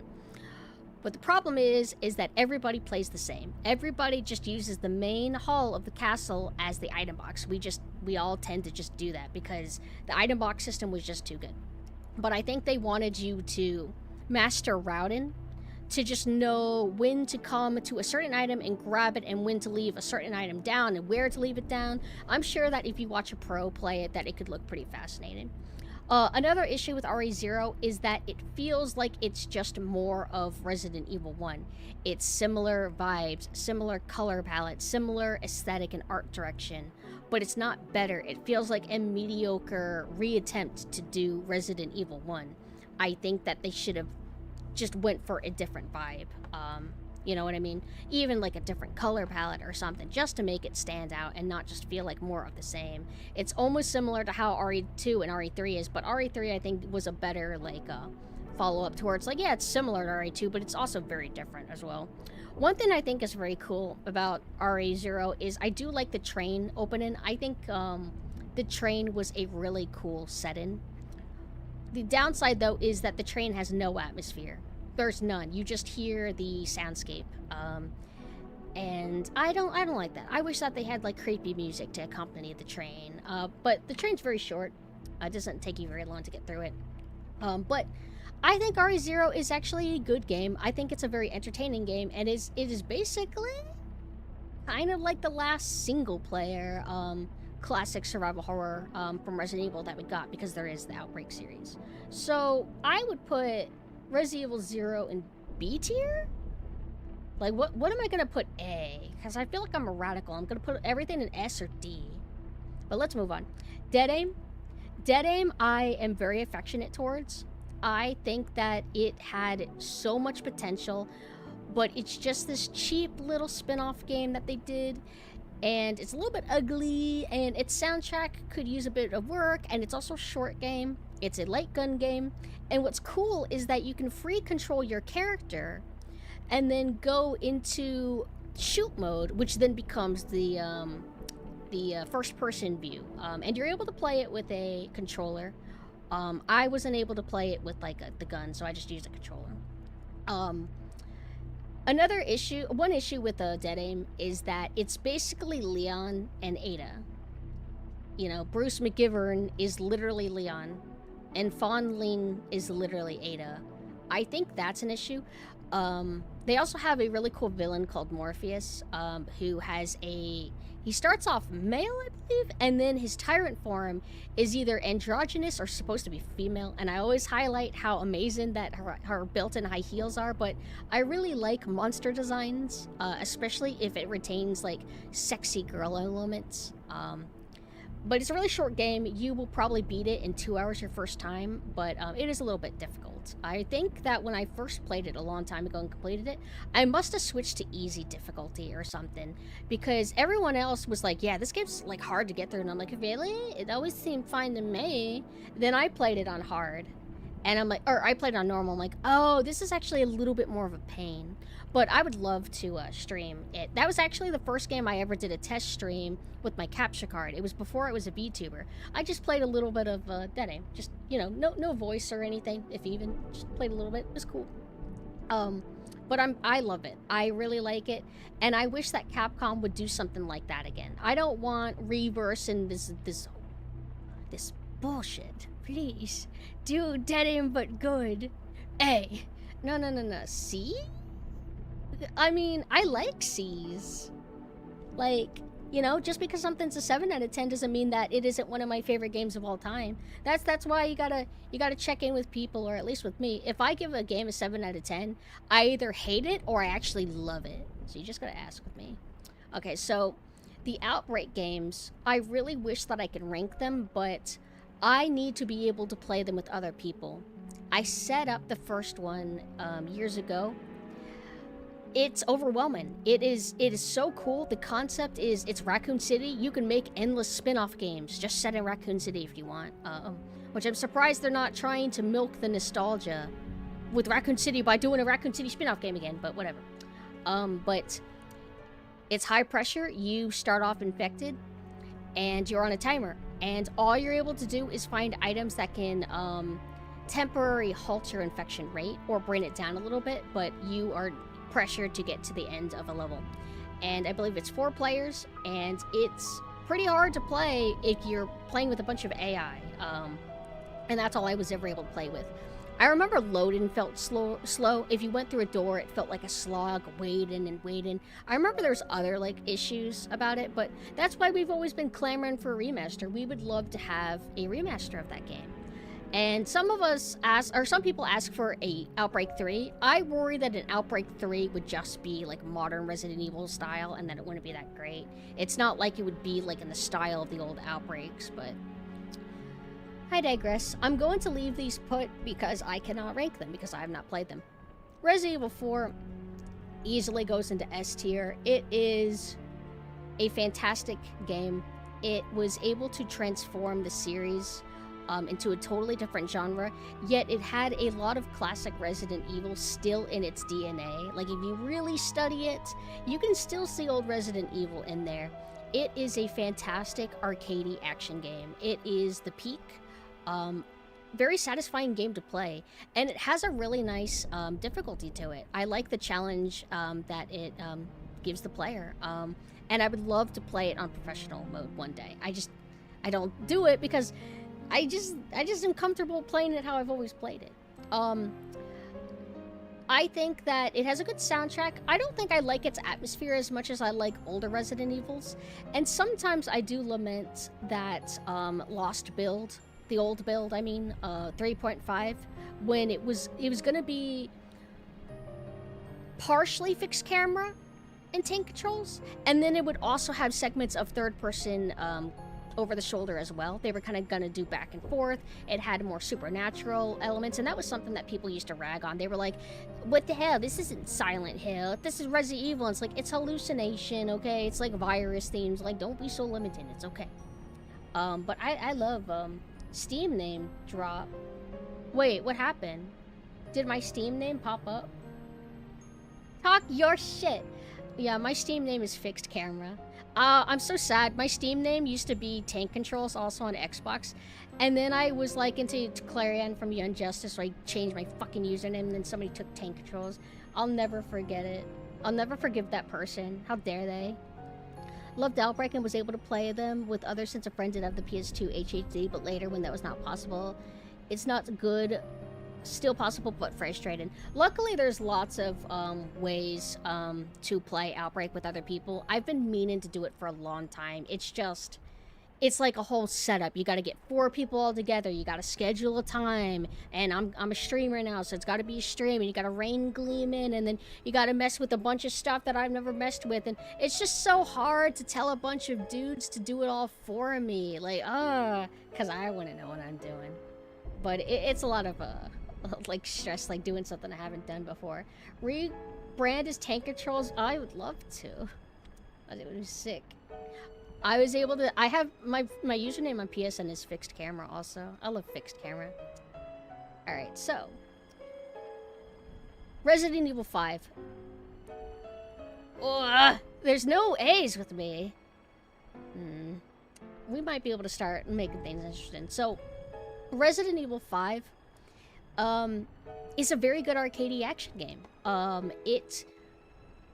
I guess you could say it improved Resident Evil 4's melee system by expanding on it, but there's kind of a charm in it being more limited as well. But when you go to RE5 and you deal with its more complicated melee system, you become spoiled. It's hard to go back to RE4, that's more limited, but RE5 feels good to play. The issues with it is that its filter is harsh on the eyes,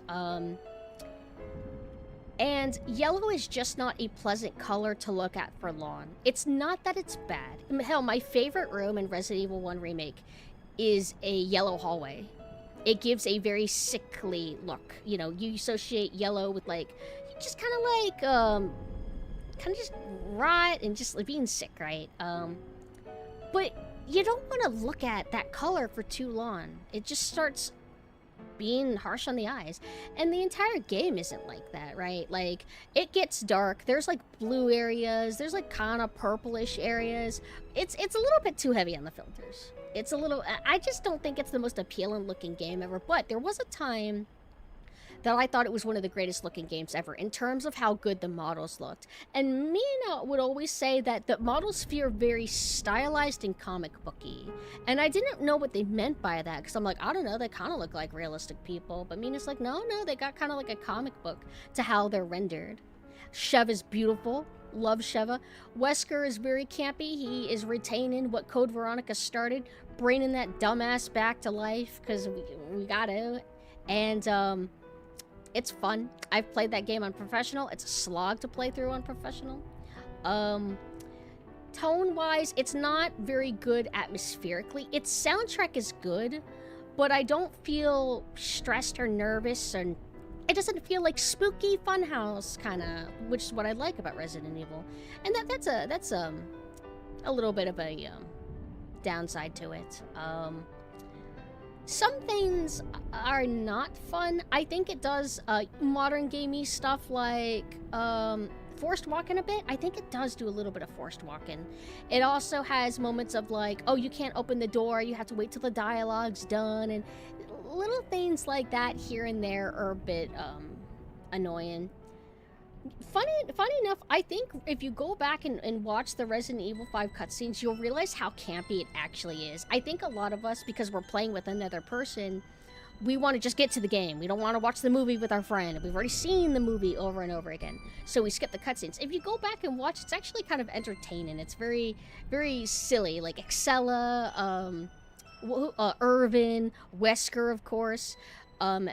Chris and Sheva basically they're like straight men. They're basically very stoic, mature individuals dealing with a wacky world. But they, Chris will say some kind of campy things every now and then. But it's not as serious as you might think. It's kind of like a Resident Evil 4 in that regard. But, you know, people typically say it's not a good Resident Evil game, but it's a good action game. And I feel like that's fair. So we have Resident Evil, The Mercenaries 3D. We put that in S tier. So, you know, certain types of games don't get viewed with as much respect as they once would in the past. Like certain arcade games, like you would never view Tetris on the level of Resident Evil 4 or anything. That's a lesser game because it's so simple or this and that, you know. And there was that attitude with Mercenaries 3D, and I think at first I wasn't sure about it, but it's like, wait, this is a mini game that comes included with every Resident Evil. How dare you make an entire game focused on just the awesome, really fun, arcadey, adrenaline pumping action Mercenaries? How dare you make that a solo thing? But it's actually genius. It's actually incredible and amazing, and I wish that it wasn't locked to the 3DS. I wish that they had done ports of it, or I wish that they had done another attempt and made more assets, because a lot of Mercenaries 3D is reusing assets from Resident Evil 4 and Resident Evil 5 and kind of mashing them together. But it was very fun. Mercenaries is a great bonus that comes with Resident Evil, and as a standalone, it's fun. I really like it, and I would highly recommend checking it out. And it's really fucking hard. If you play the expert missions, those are fucking harder than anything in RE4 or RE5 Mercenaries. I know shmups that are more worthy of being called masterpieces than big budget cinematic AA games. Yeah, but I mean, it's like a pixel game or something, and all you do is like shoot. That's like a lesser game than like Assassin's Creed 7. It's so sad that that's like a real thought though, right? Like, I feel like arcadey games, like simple games, quote, that don't have like high emphasis on cinematic nature, they're valid. It's all fucking valid. It's annoying. The game that's more focused on not being gamey is the best type of game? You're a better game because you're also a fucking movie? Fuck you. Sorry, I'll calm down. I'm sorry. You're so real for that. I'd buy a Mercenary standalone game on different consoles any day. And you know, they could do it again. I do not hate Resident Evil 4 Remake's Mercenaries. It kind of fixes a lot of my issues with Resident Evil 4 Remake for the Mercenaries. It feels like, it's more consistent with the hit stun and this and that. It's quite nice. Its main issue is just, like, congratulations, you barely got through it and you got a triple S rating. Congratulations. It's like, come on now. But they could do, like, if they stuck with that formula to where it's close enough to how RE4 Mercenaries was, they could make another Mercenaries, but they won't do that because they focus on RE verse and Resistance. I hate Capcom, and people glaze Capcom and act like they're so awesome now. They're not awesome. They're just almost awesome. Sorry. I'm sorry. All right, next. Wait, Umbrella Chronicles. Woo! Okay, Umbrella Chronicles A. And, well, I guess we'll go through them one by one. So, Umbrella Chronicles is a rail shooter for the Wii.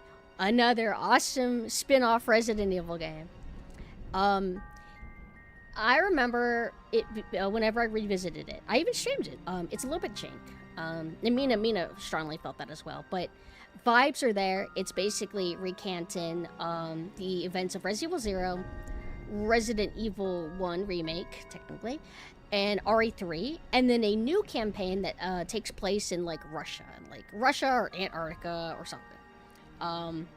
And it's really fun. It's Resident Evil, but first person. You got really cool soundtrack. They came up with completely new music for the entire thing, and it's really nice. I would highly recommend checking it out. I think the only thing that could be annoying is there's a little bit of shaky cam, a little bit of it, and keep in mind the keyword little. And the characters yap. Because I guess they're insecure about it feeling too gamey, and they think that you need to hear Rebecca be, what's that? That looks creepy. Like, you need, like, redundant fluff dialogue, as all modern games like to do. Then you have, Dark Side Chronicles, which is part improvement and part downgrade. Shaky cam is offensive in Dark Side Chronicles. It is insufferable and annoying. And they go tenfold in redundant fluff dialogue where it's a bunch of yapping. So much of the game will have these moments of like, keep in mind, it's completely on rails. Cinematic pan-in shots as your characters are walking and looking around and you're just waiting for the game to actually come back. But headshots feel better. The gunplay just feels a little bit better. I remember in Umbrella Chronicles, there's this part where you have lots of different campaigns that you can unlock, including single-player ones, and one of them you play as Wesker. And you fight these two tyrants that look really silly. They have, like, one has orange sunglasses and one has blue sunglasses. That's fucking unbalanced. Hell, several things about it feels unbalanced. There's, like, a final boss in the Antarctica, Russia, whatever it's supposed to be.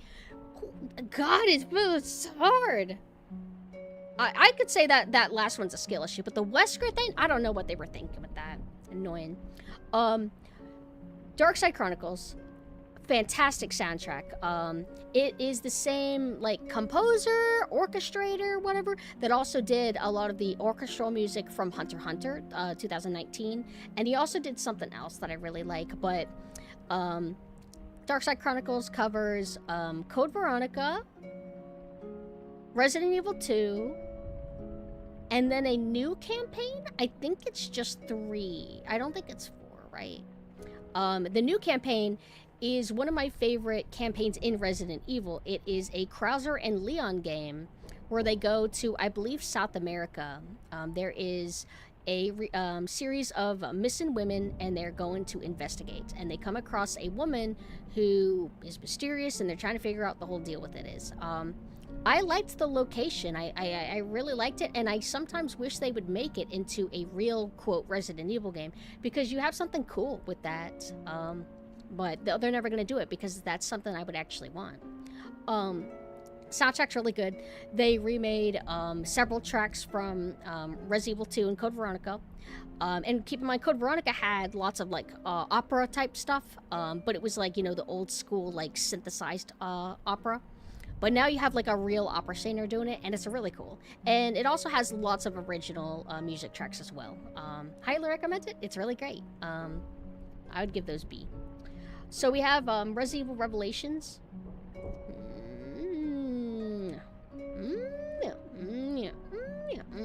I don't know.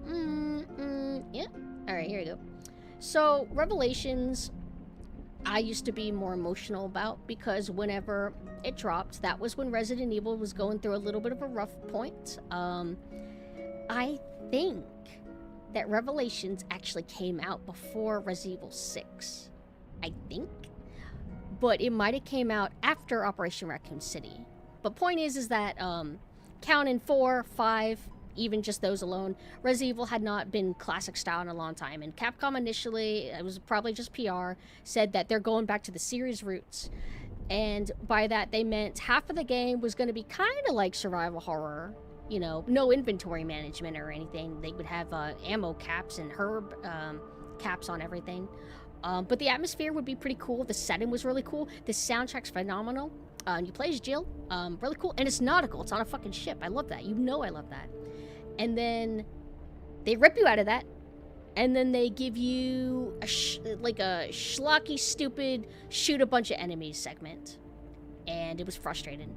Because it was ripping me out of something that was almost pretty damn good. Trying to be multiple different games instead of just picking one thing. Identity Crisis, trying to please everybody. Just like Resident Evil 6 would do, and just like, in a sort of way, Resident Evil 9 seems to be doing. It was one of the initial reasons why I hesitated getting Resident Evil 9. And also, I should mention, the reason why I decided to get Resident Evil 9 and not protest it at the moment and wait for a price drop is because, one, I always knew it was going to be a pretty okay game. It was going to be decent. But two is because of the things I was telling you guys about earlier about how not great I've been feeling lately. I decided I'll get the AAA game so I can partake in the social culture of Resident Evil 9 and just have fun and distract myself. That's why I broke my word about that. I wanted to mention that before I forgot. After, you know, I've come to really appreciate Revelations.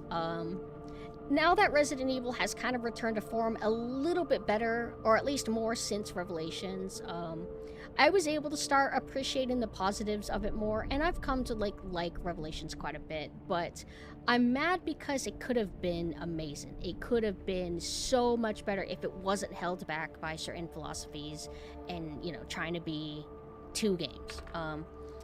What sucks is that modern Resident Evil is not as good as its soundtrack. Resident Evil Revelations soundtrack's really good, and it's deep in the mix. Modern Resident Evil, they just can't get it together with that. So, now we got Resident Evil 6. I wish I could be, like, special and be like, actually, I think that Resident Evil 6 is a C or D, like, C or B. No. It's beating a dead horse. There's no reason to lambast and act like Resident Evil 6 is still murdering her family. They just went too far. They went too far. And you know the thing is, it's not even because it was an action game that made it bad. Because RE5 is an action game. And I got it expecting an action game. The problem with it is that it was doing everything that I hate in modern games. It was riddled with QTEs. It was riddled with forced walking.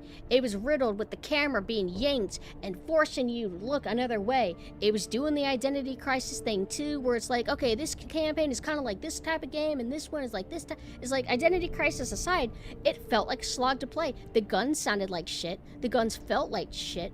The melee felt like shit. I know they were trying to do the stamina system, but it still did not feel good. And, you know, people commonly say, oh, the Leon campaign is the best campaign. I remember it was very eye-opening, because I'm like, good fucking point. Is Nero's video on Resident Evil 6 where he decided once and for all if Resident Evil 6 is good or bad. So the consensus, and I think a lot of people agree with this, is Resident Evil 6 has a very ambitious control scheme. It is highly rewarding if you bother to learn how to fully control the game. You don't have to. You can get through it and not get really good at the dips and the dives and the dodges and whatever. But definitely, I can see people commending it for its control scheme. But combined with all the other issues, here's the best control scheme ever.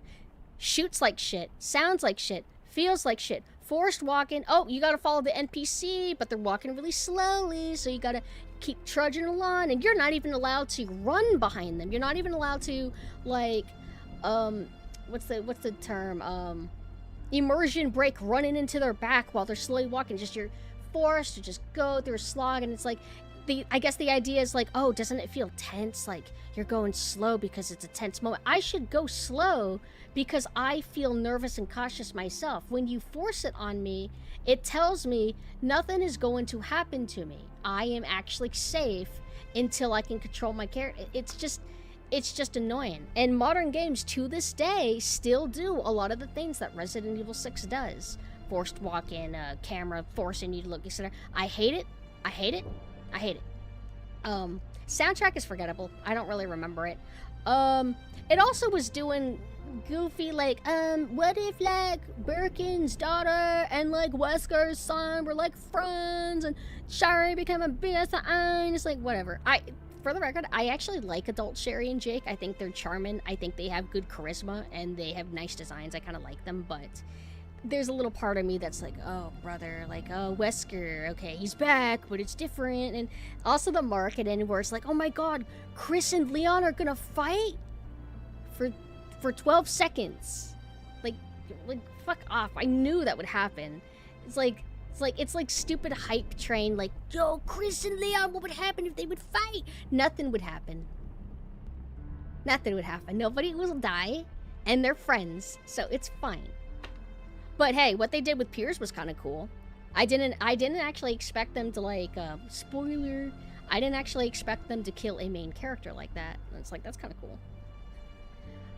But yeah, Resident Evil 6, I really don't like it. I just don't like it. But I really like the fashion. I think that Ada and Carla Rasmus looks really nice. Think they look good. And I think Helena's naked scorpion sister is very hot. Oh, I accidentally clicked designed. I'll get out of here. Okay, next. Revelations 2. Oh, I cringe at the thought of putting this next to Dead Aim, but Revelations 2 is weird. I think there's a part of me that likes it more than Revelations 1 because it is consistent at what it wants to be, at least. I think I never realized why I partially liked things about it more, because I can never pin it down or pinpoint it, but that must be it. It's because it's consistent in what it is. The problem is what it is very forgettable and very dull. Its premise is stupid. The files are stupid. That's when I really noticed files were getting, like, really dumb and short and brief. Granted, Revelations did that as well. RE5 files were actually kind of lengthy and decent. Despite being a co-op action game, if you go through the files, there actually be quite a few pages, like, with, like, lengthy dialogue. I like that stuff. I like getting my lore from that. But anyway, Revelations 2, I don't remember its soundtrack. Its characters were a little bit dull, like, I don't care about Psychic Girl. She's not offensive. Moira Burton is very Vivzy Pop tier. And I like Vivzy Pop stuff, but the cursing is over the top, and it's not just that Moira curses, it's that she is like a 40-year-old woman's idea of what a young person cursing is like. So she's like, what the flippin' flipstick? Fucking for real, fucking what? Like, where it's like, okay, this is just like Reddit. Like, you're trying really hard to be, like, creative, and, like, it just doesn't flow. You don't have the charisma for what you're doing, you know? I think the narrative reason why she doesn't want to use a gun is kind of cool. Another reason why I probably had a good experience, technically, with Revelations 2 is that I played it co-op, couch co-op with Mina. Mina played as Claire, and I played as Moira, and I don't mind being a little helper. I'm okay with being, like, a little assist. I think, though, not everybody can do that. I think a lot of people would be bored. I maybe need to eventually play it single player where I control both characters. You're supposed to swap between the two, and whoever you're not controlling at the moment, I think, becomes an AI. But I'm not in any rush because I don't really get much out of the game. It's just kind of dull. Alex Wesker had a lot of potential. She's voiced by Mary Elizabeth McGlynn, but she falls really flat. It just feels very amateurishly written. And there's probably a reason why people don't talk about it. They only talk about its raid mode. But Revelations 2 itself, don't really see people batting for that. And funny enough, that is the game that brings back Claire. And it's just such a, like, yawn.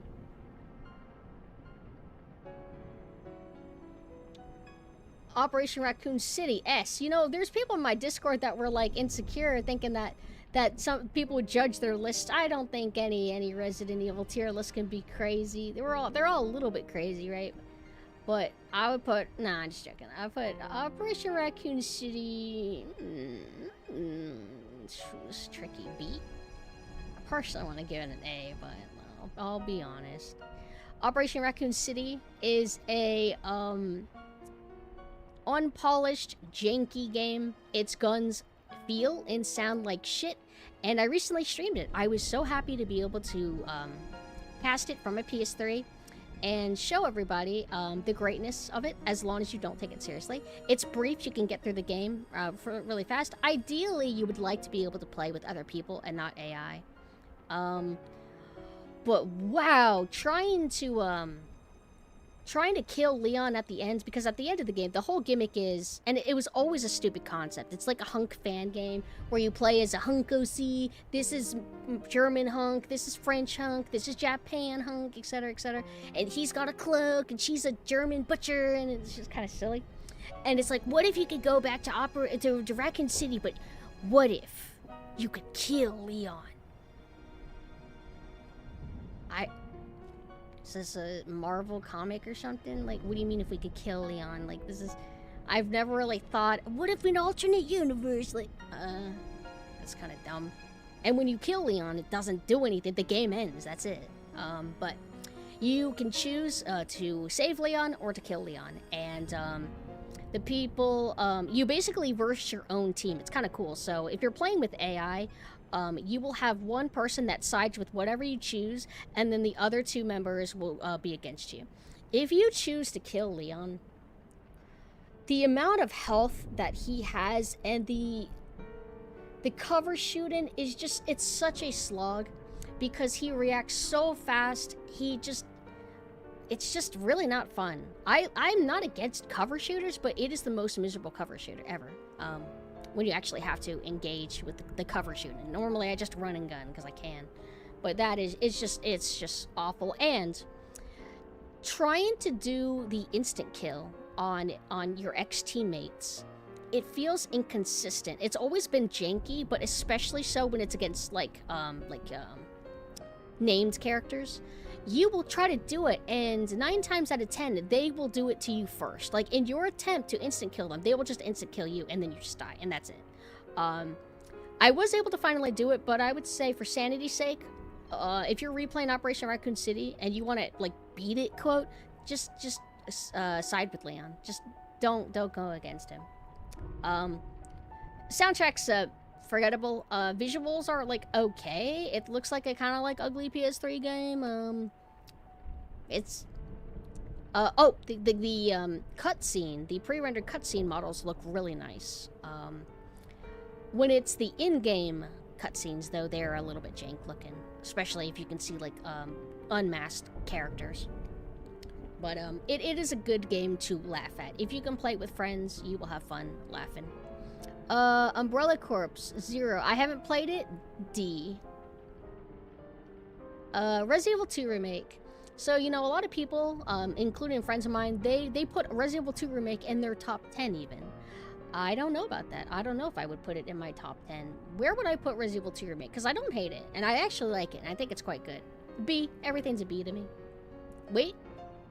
Wait, no, come on. I can't act like Operation Raccoon City is... Come on now. I gotta, like, come up with a better system for how I'm ranking these.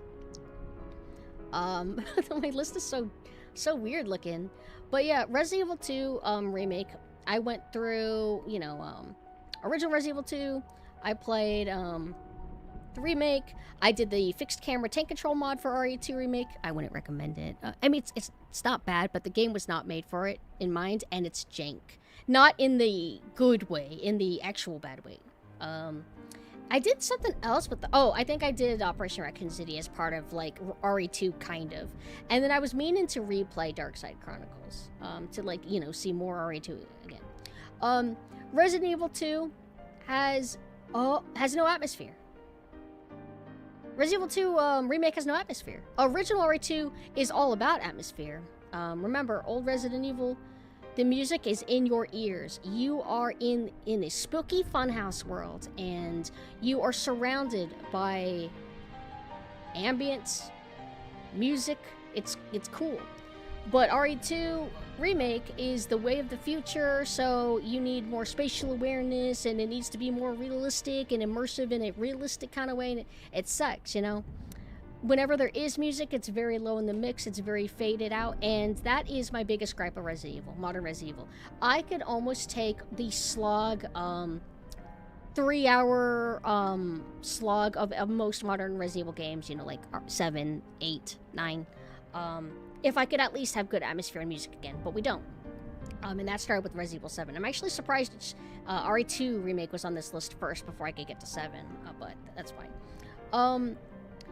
I think that RE2 remake is a pretty damn good game, though. I think that it understood a lot of what people like about classic Resident Evil 2. It does do a few things that annoys me, that will make it hard for me to, put it S up there with the original, but I think it was a step in the right direction, and I wish that we improved, but then you get RE3 remake, and RE3 remake is a D.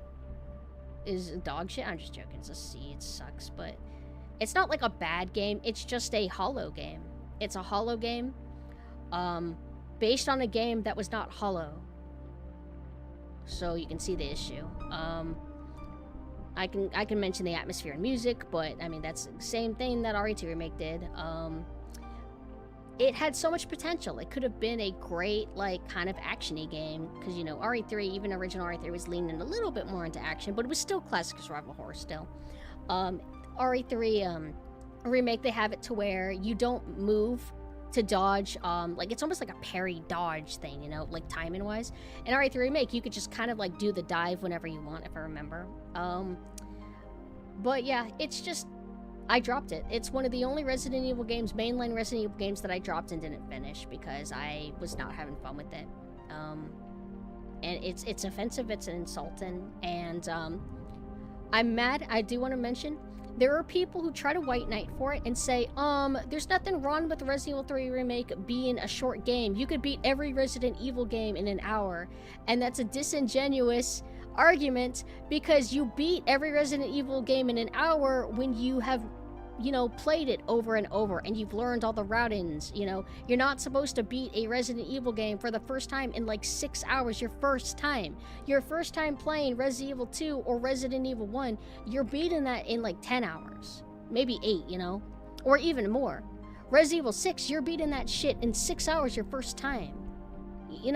Another thing that it does wrong is original Nemesis is a scripted enemy to an extent, but it felt less like hallway-y in its presentation about those scripted moments. Resident Evil 3, it just felt like they dumbed down Nemesis and just made it so like, okay, there's your hallway, clearly you're supposed to run away, right? Even in the beginning, they were so like, I guess wanting to cater to the thirsty nostalgia people, that they are like, you know what? What if we just like have Nemesis bust down the door immediately? You don't even have to wait. You don't even have to earn the right for him. What? You're supposed to hype him up. That's what the original did. It's unfortunate that they did that because it feels like they cheapened Nemesis for that. And I'm frustrated by that. I think Resident Evil 3 deserved a lot better.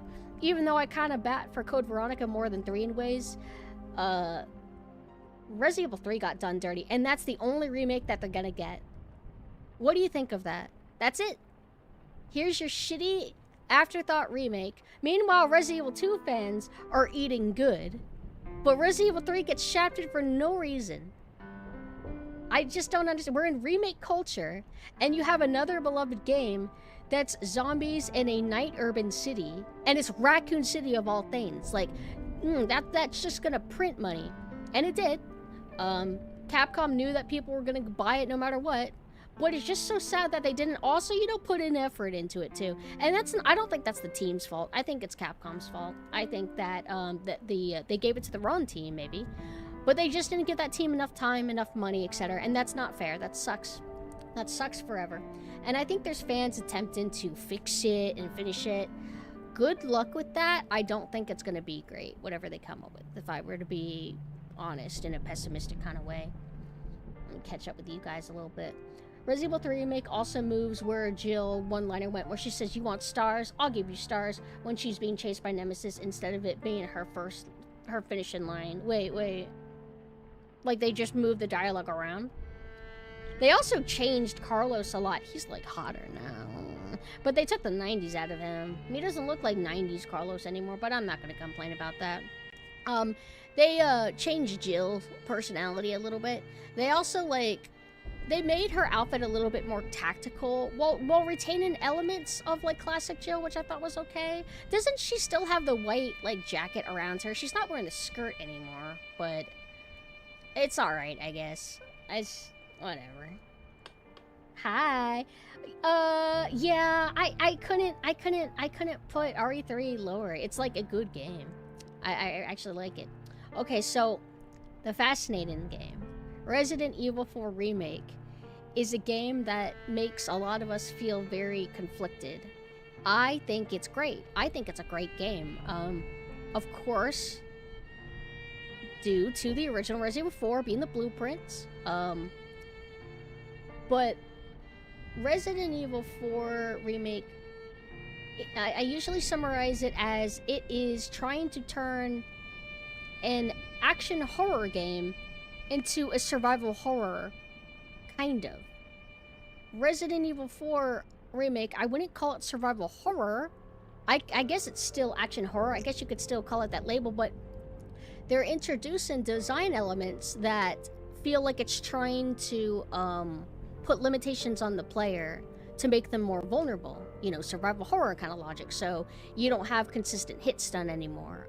You can't just, like, rely on grouping enemies up, hurting them, and then, like, doing a melee animation that will kick all of them. You have to actually be careful, because sometimes the headshots just do not stun them. They will literally run through and get you. You can get combo staggered. They can't, but you can.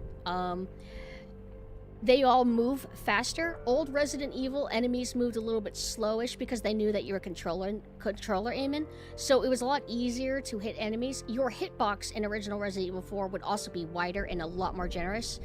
In this game, you would think that they would have the hitboxes, the remake, you would think that the hitboxes would be large to make up for the fact that enemies are so fast and you're still controller aiming.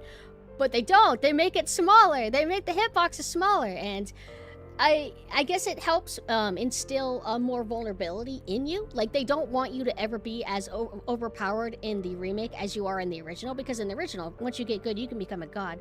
They want you to always be a little bit on your toes in the remake, and they introduce things that will try to secure that a bit more. They also have adaptive difficulty still. I forgot to mention, Resident Evil 4 has adaptive difficulty, the remake, and so does RE2, and I think kind of all of them. They have adaptive difficulty, and I think we all have mixed feelings about adaptive difficulty, because the problem with adaptive difficulty is that you can be robbed of a challenge. You want to overcome a challenge, you died, well, don't worry, the challenge will now adapt itself to be easier for you, robbing you of your chance to do it properly, That's a little bit frustrating. Resident Evil 4, tonally, was very campy. It is very, like, Japanese-y directed. It's charming. The remake is trying to present it more serious. I'm not gonna act like there's no camp, but it's definitely not like the way it used to. And its villains got hit the worst. Leon, of course, but Salazar, there's nothing... Oh, wait, Sadler. There's nothing fun about Sadler anymore. Sadler doesn't even feel like he's having fun. He doesn't feel like a flamboyant old guy, like being a shithead, And Salazar, same kind of deal. He's not as campy. He's a little bit goofy, but it's not the same. Music, I don't even remember it. Ashley has been beat with the waifu bait stick. She's fixed now. I like old Ashley more, but new Ashley is a cutie. Her new outfit, her outfit is great. I would be honest, I think that new Ashley's outfit is actually kind of better than the original. It's just cuter. There's more to it. I like it. But, yeah, like, it's just a little bit confusing because, like I said, you go into it and it feels like Resident Evil 4 and it plays kind of like Resident Evil 4 and it looks like it, but it's not. And it's also trying to not be an action game, but it still is an action game. It's just like, it just doesn't feel good to like shoot something in the head and they don't die. I don't mind it in RE2 remake. Me and Mina kind of like butt heads or like debate on it, but in Village and Resident Evil 2 remake, those games, Resident Evil Village is an action game. Let's just go to RE2 Remake. RE2 Remake, it's a slower paced game. There's less enemies. I don't mind it as much that enemies can tank headshots and not stagger and this and that, but I guess I'm just not expecting it from RE4. Anyway, Remake is good, so it goes in B, like everything else. Resident Evil 7. So, Resident Evil 7 is cool because it did sort of like a soft reboot. How do we revitalize an IP without like doing a remake exactly? But let's kind of do a remake. You got Resident Evil 7 where they're like, okay. Names of a friend. Thank you for the follow. Let's have a game where you are set in a singular location. It's like a mansion and there's an outbreak and it's inspired by a Western horror movie. For Resident Evil 1, I think it's typically said to be Night of the Living Dead. Resident Evil 1. And then for Resident Evil 7, it seems to be Texas Chainsaw Massacre and Evil Dead? Yes? So it's kind of like got like similar like ideas, like let's be inspired by a movie, this and that. Resident Evil 7 is also cool because it's like, it's a mansion, but oh, it's like in Louisiana. It's a mansion, but it's like a country mansion. Oh, that's kind of cool. It's like, yeah, it's a mansion again, but it has its own vibe that helps it stand out. The downsides, no atmosphere. That's where it all started. It did save the IP. I remember I saw I think it was an interview with the devs, and they said that Capcom told them, just make a budgety game, do whatever you want. Just do whatever you want. And they were like, oh, okay. It did so well, and that's, you can thank Resident Evil 7 for convincing Capcom that actually people do like horror games. They don't need Resident Evil 6's. But again, remember, Resident Evil 6's issue is not that it is an action game. It is how they did it. There's a lot of people that say, like, it's too action. That's not the problem. That's not why Resident Evil 6 sucks. It sucks because it's a bad action game. Anyway, Resident Evil 7, no atmosphere. Really nice cast. Mainly Jack and Marjorie, in my opinion, and Zoe. I don't hate Ethan. I actually like Ethan. Not to the point of, like, I want, like, a figure of him or anything, but it does do a lot of that modern game shit. Alright, here is Mia, my wife. Forced walk-in segments. Alright, follow the NPC. You have to wait for her to do her cinematic scripting, and it's a slog. It's not fucking fun. It sucks, and whenever you replay it, it's really not fun. It's like, you know what I mean? You're just going through the same boring motions. I don't like it, and every Resident Evil game still does it. And yeah, unskippable cutscene. In-game cutscenes are the worst because you have to do them every single time. You can't skip them like a cinematic cutscene. And they're the worst ones. Those are the ones you want to skip. I would rather watch cinematic cutscenes and not be allowed to skip than the in-game cutscenes. The game drops in the second half. It's like, it starts off really cool. It does do the modern game of like, oh, it's like a stalker enemy that can follow you all the time. It's different than how Nemesis and Mr. X are. It's like modern game stalker. And I wasn't like ecstatic about it because I just don't view Resident Evil as being that style game, but like, you know what, you want to do your own thing, that's kind of cool. But after Marjorie, it drops. It just gets a little bit more boring. The ship has no atmosphere, and it's really dull to look at, and it's just not that great. Yeah, that's my stance on it. And then you have... Wait, oh. This doesn't feel right. Do I really, like, look down on 7 that much that I would put it as a C? But I do not think Resident Evil 7 is on the level of RE2 Remake or RE4 Remake. I guess that's just the consequences of me giving only 2 games the position of A. Sorry about that. Okay, next. Resident Evil Village. B. So, I love Resident Evil Village, but it does have some issues. It also is a slog to play through the beginning. Alright, walk through the house. Okay, walk through the slow cinematic segment where you hold forward forever in the darkness. And, oh, here's a cutscene. Oh, and follow the NPC. And it just takes a while before you feel like you stop getting interrupted all the time. And you're allowed to play the game, which is when you get to Dimitrescu's castle. That's how long it takes before you can actually just have the fucking game that you want. When it gets into it, it's pretty fun. Good even. Issues though, the doll section sucks. It always did, and it sucks on replaying. The fish section is okay, but it is not as fun as Dimitrescu or Heisenberg section. It's like you have these middle filler parts that are kind of like, all right, they're like okay. They did a better job at remaking the spirit of the camp of Resident Evil 4 than the remake of Resident Evil 4 did. If you want the energy that the villains in RE4 and like the cast had, you go to Village for that. And what's cool is that it's also a remake of Resident Evil 4. It's a soft reboot like how 7 was, where they are looking at 4, but okay, this time let's do a snowy village and let's come up with our own villains, but you know, retaining the camp of the original RE4 kind of. So got Dimitrescu, Heisenberg, doll lady, guy, fish guy. And I loved them. I thought that they were very charming. Dimitrescu was very essential to the marketing of Resident Evil Village because she is a hot, attractive woman that wants to kill you. And I was so delighted by all the memes of like, there was like, it was the demo and like she kind of like comes in the door and then it would cut to like a dude like locking his door, like so like Dimitrescu and him would be alone. Like they would just do that all the time. It's very entertaining. Again, lacking of atmosphere a little bit. You can hear it, you just have to like, you know, turn the volume really loud, and even then it's not that great. But it is location, I love it. I love snow. I love snow horror. I love nautical horror. It's just very, very, very nice. I wish that I enjoyed the middle half of it, but I like Dimitrescu's section. I love the village. I love being able to explore through it piece by piece as you get more abilities and unlock more doors, like you go through the village gradually. Village hub, I mean. Heisenberg's area is really cool. Not as cool as Dimitrescu because it is more linear and it is shorter. Bummer, right? Miranda's cool. I forgot about Miranda. Great. Oh my god. They're so good. I fucking love Miranda. Very hot, too. I love her. She's like...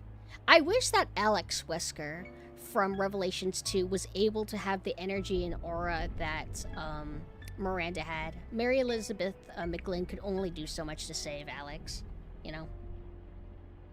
Oh, you're fine. Walla texts is what we do here. For me, Village is a bit of a roller coaster. The castle's the best part. The escape the room section I actually really enjoyed the first time, but sucks on replayed playthroughs. The swamp was met, and the boss is I liked the boss actually for it, but I get what you mean. And the Heisenberg factory was really fun. I love the Heisenberg boss. Oh, you reminded me of something. Hold on. Oh, right. Something that Amina told me about. It's a lot of game devs, they focus on your first experience, I think. Is that how you worded it, Mina? Where they want your... It's like they care mainly about that. RE7 had that Capcom producer basically asking, like, how can we make a game with the top-of-the-line graphics in less time and with a smaller budget? Right. But, yeah, it's like they care about, like, the cinematic and, like, you know, but they don't really think about how that's going to be on a replay. Maybe because they don't realize that some of us like to replay and replay and replay and replay games that we like. Maybe they don't realize that because some people in some type of games, you play it once and then you're like, yeah, that was good. I'll replay it one more time, maybe in 5 years, you know? But for like Resident Evil games, those are games I want to keep continuously playing, especially since Resident Evil is kind of known to be like speedrun type game. Like they literally have it as a mechanic. They calculate your time, and then they introduce things that can more negatively affect your score. Like Resident Evil 2 is like, oh, if you use a first aid spray, it will bring your score down to this, you know? So to have like a modern Resident Evil be like, oh, let's just have something that's completely miserable to go through, like every time you play it, and you can't skip it. Granted, I'm no speedrunner, and I still hate it. But just mentioning that. But it's like, Village is a flawed game, but I'm very affectionate towards it. 7 is a flawed game, and I'm a little bit on the fence about it. That's kind of like where I am with those. Oh, Names of a friends. Thank you for the follow. And now we have Resident Evil 9, which I played a little bit of. I can tell you that Resident Evil 9 is likely gonna be in B. But we haven't played it yet fully. And hey, we're almost done with the list. Okay, I have not played Resident Resistance, so it's gonna go in D because I am offended at its concept. Fuck that game. And Reverse. Go to hell. Go to hell. Go to hell. Okay, you know what? Resistance can be a C. It seems okay. Reverse can go to hell. I hate it. I've always hated it.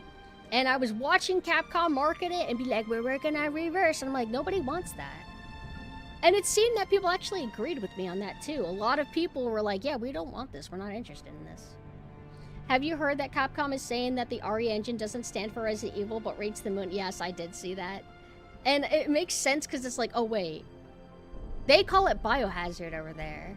Why would they name their engine the Western name? I know that they were doing this cute thing with 7 where it's like, in America, it was like, or the West, I don't know. It was Resident Evil 7 Biohazard. And then in Japan, they had it as Biohazard Resident Evil. Biohazard 7 Resident Evil. They did something cute like that. But they haven't stuck with that, I don't think. But yeah, I mean, it's called RE. They just of course we're gonna misunderstand. But, let's see. Let's try to flesh this out. Let's put 9 where I think it's gonna be. Let's put Outbreak 1 and 2 where I think they would be. If like I actually played them, I'm gonna just do an educated guess. I would assume that they are A's. Survivor, I wasn't against it. Let's put Survivor at C. Keep in mind, I did not finish that. This one, I do not know. I do not know. We'll just assume it's C, and Gaiden, we'll just assume it's a C. Do I want to change how I'm approaching, A? B? Oh, B is absolutely not mid. Mid would be C's and lower.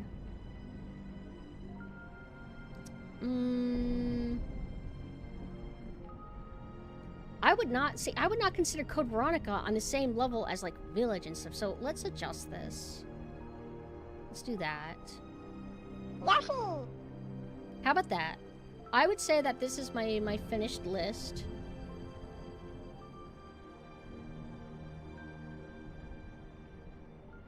And that's my finished list. And I will post it in the Discord at some point. But give that one last gander.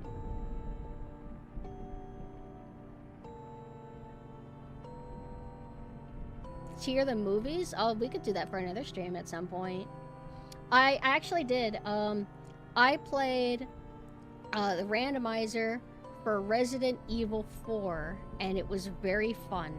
But it is the only one that I've done. I haven't ever really done any mods for any other Resident Evil, actually, except 4, and that was just it. Except, you know, cosmetic mods, like, you can play as JoJo and Resident Evil 2 Remake and stuff like that. But, wow, we've been going for a while now. How long have I been streaming? I feel like we've rambled a lot. This has been a fruitful stream. It's almost like I'm about to end, but I'm not, because we're about to play Resident Evil Requiem /9. I think Requiem's a cute name for a game. I don't feel like I hear that as a subtitle of movies that often, or games, right? So it's not too cheesy. Revelation's a little bit more campy or corny, right? Requiem sounds kind of nice. So I played the first 3 hours of Resident Evil 9. And it kind of did, I mean, I already knew from the demo that it was going to do certain things that griped me. And I would like to address those as they happen, rather than just like recant it all before I get into the game. But I have played for the first 3 hours of the game already. I got to the main section after the slog. I didn't get very far in it. There is the option to have ink ribbons, but there's also autosaves. I was being cocky and never using ink ribbons. I just wasn't saving at all. Turns out it actually is more punishing than I thought it would be. Turns out that the autosaves do set you back a lot. I kind of wish that it didn't even have an autosave system at all. It's kind of weird, but I wanted to test things a bit. So you are able to, there's like casual difficulty, there's normal difficulty, and then there's normal difficulty with ink ribbons, basically. The ink ribbons only apply for Grace's section, and I was like, why doesn't it apply for Leon? Well, here's the spoiler that I do know. Apparently, Leon's sections are going to be very short, and from what I've played so far, they do seem to be. So it's mostly Grace, and then you get to unwind as Leon, and I think Capcom even admitted that was the idea. It was like, stress unwind.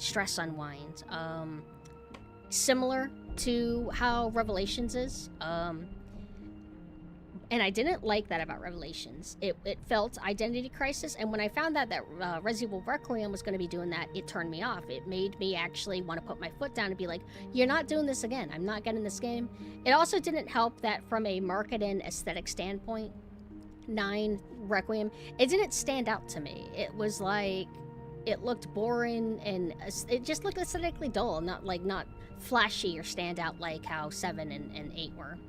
But I decided to break my rule of not getting this game immediately, because I just need to have fun. I need to have something to dissect, and I would like to be a part of the party, you know, and not have to dodge spoilers for 5 months, you know. I'm going to go really quick. I'm going to go to the bathroom. I'm going to drink a little bit of water, and then we're going to lock in for a late night stream, because I've been able to push my schedule, so I'm staying up later and later. So I'll be right back. But if you just wanted to be here for the yapping section and you're heading out now, if you want to avoid spoilers, thank you very much for coming and giving me time. Give me your time. But don't if you want to see the game, don't leave. I'll be right back. And I'll also stop neglecting chat now. Ooh. Oh, sorry. I'll be right back.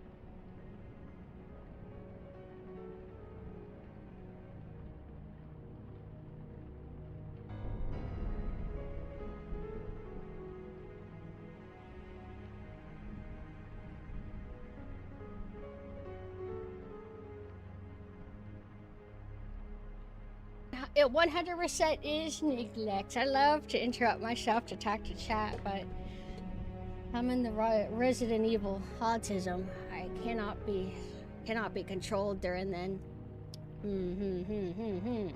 Let me see. Where's the music? Okay. Shit, we're going into the game. I'm so happy, yo. Playing Resident Evil. It's kind of been a bit. The last Resident Evil I think I streamed was Revelations because that was in theme with Sailor Synth. Also, hello. Thank you for the follow. So let's play. Move over to the game screen. And oh, that was another reason. When I have my kawaii forms, my overlay is like this, you know. I do not want a big Resident Evil game that I'm playing for the first time to be in this tiny little box. That's for the cute games. So that was another motivation for me to kind of pull out this form so I can use these overlays where the emphasis is more on the game and less on me. The downside is that I can't like have myself like be more up and close and personal with y'all. I have to kind of be zoomed out like this. But I'm actually kind of hyped because like I said, I don't have bad feelings about 9 so far, and anything that it's done so far to irritate me, I already knew it was going to do that. It's not like it's a surprise. You become jaded and familiar with the modern Resident Evil. Well, yo, let's fucking go. And I played this on a computer that's a little bit weaker than mine. It had a little bit of chugging. I should be able to play at max power.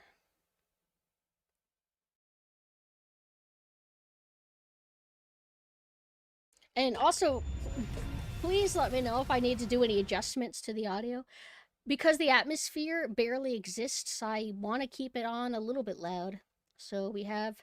I was tempted to switch the language so I could disassociate from the characters, but that's fine. Okay, yeah. So... more identity crisis stuff. It's like, oh, you can have different camera perspectives. That's cool for like options and stuff, but I would kind of prefer them to just pick one. But the intended experience, the default, is that they have Grace. It's like Resident Evil 7 and 8. It's like first person. And then Leon is, it's like, it's actually dumb. I hate it, and I prefer third person anyway. Mina tried to play first person, but they felt that the spatial awareness it's kind of tough playing it in first person, so they kind of switched to third. I always play on English because I'm an English speaker. It's the only one I know, only language I know. But while I'm grouchy, and I think having all these different customizable options makes things a less unified experience for everybody. I mean, some people like first person, so. And I already knew that they were gonna. Fuck off. I'm 100. I'm not telling you my age, but apparently it's like data collected and stuff. I'm 100 years old. My womb is eternal.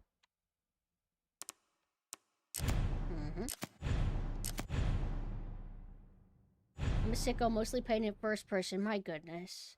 But it makes sense for y'all. Like y'all that grew up with like Doom and stuff, where your main entry to the game, I would assume at least, was like first person games, right?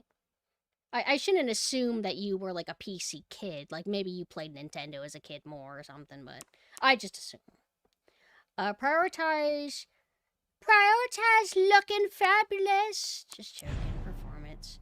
Change graphics setting? No. Set preferred priority? What? I don't care. Whatever. I don't care. What's happened? Yes, huh?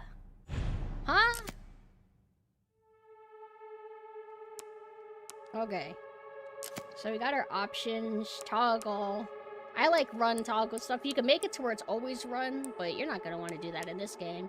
We have hold, we have mash, aim assist. I don't know if I'll do that. Aim assist can literally fuck you over more.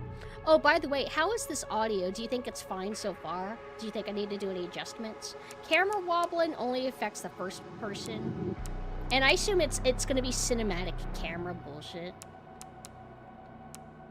HUD. Oh, that's kind of good for accessibility, for like...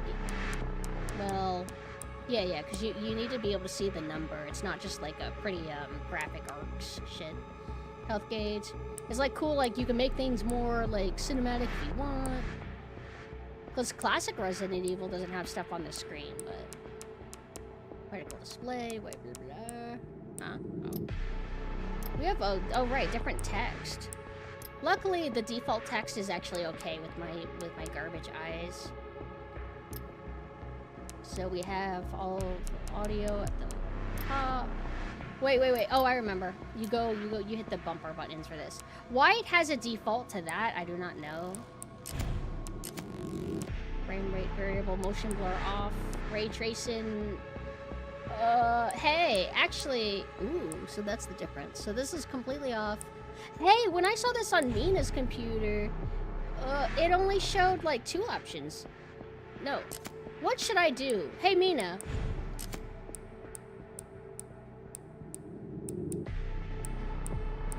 It is kind of crazy how different it all is. I'm not really versed on like the ray tracing thing. Ray tracing seems to either be like amazing or the worst thing that you could ever do. My computer is kind of like up to snuff. Like I just got it last year. You don't like how it usually looks? Okay. All it really does is it makes the world more reflective looking, right? I'll just have it off then. Hair strand. So this is kind of like how a lot of Resident Evil hair tends to look.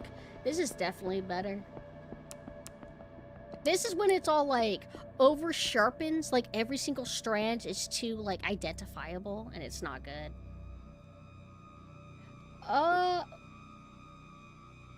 What are my specs, Mina? I don't actually know. I just let somebody smarter do that stuff for me. Ray tracing works well. Because, I mean, from an aesthetic point, I mean, I admit that, like, the car looking sleek like this looks kind of nice. Since I have a up-to-date computer, I would assume that I should use... Why not go all out, right? But Mina's computer was chugging even though they had ray tracing off. So, obviously, they kind of had to do it a certain way for them. Why are these, like, brings you out to another window? Oh, it's like presets. That's kind of cool. I feel like accessibility settings have gotten a lot better for people over the years because motion sickness is no joke. I think Abigail is literally struggling to play Half-Life because of, like, a lot of, like, camera shakes, bobs, running speed, etc. So I think that this is pretty much good to go. I will try to be respectful and not talk over the cutscenes. Whenever the music is loud for like during gameplay and I try to talk, just please let me know if I need to like adjust anything. Remember Misha couldn't play Half-Life 2 at one point as well. A lot of people just get sick and I wish that there was a way they could play it, but sadly, it sucks that people have to miss out on stuff because of things like that. Which is why accessibility settings are pretty good. I see people say ray tracing off makes the lighting fucked, but maybe that's just PS5. Got ya. So I'm gonna do classic, because it's like, I don't know, I never pick hard mode for games when I first play them typically. I always go normal, and I usually don't have that much resistance, so we could do classic. It just gives us limited saves, which I love. But it also gives us autosaves, but the autosaves, they don't tell you where they're gonna be, so. The opening cutscene is what we saw when I think they revealed the game. I think it was the first cinematic like cutscene, like they revealed at all of the game. It's a little bit boring and dull, and it highlights, they do this like stainer kind of thing a lot, by the way. Whoa! Whoa! It's chugging! But damn, it looks good. It looks good. It looks so good that it's frozen, so I can look at it harder. Oh, jeez. Alright, I guess my computer's not that great. What the fuck was the point of buying a new computer if it's gonna suck?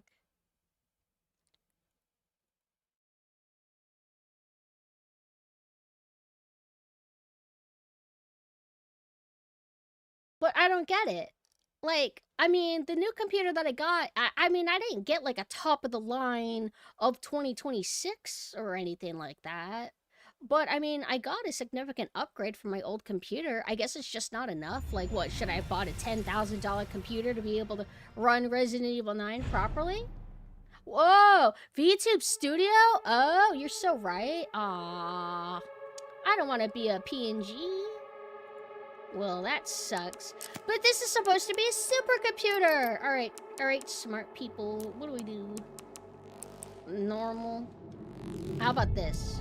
If I just switch my specs, I do not know. I think I'm a B cup. Is that good? If I turn off ray tracing, should it be good? Well, I mean, I guess we have one way we can find out. I love VTube Studio. I love being a VTuber. Not as bad when I was like 3D. I think 3D would have been like worse, right? Cereza, I'm actually not like completely hating the game. I'm actually like being sort of nice. Rebar in BIOS causes this game to hitch. Oh, I have no idea about that stuff. I know about BIOS and stuff. It's like a thing about computers. Oh, it looks like it's doing well now.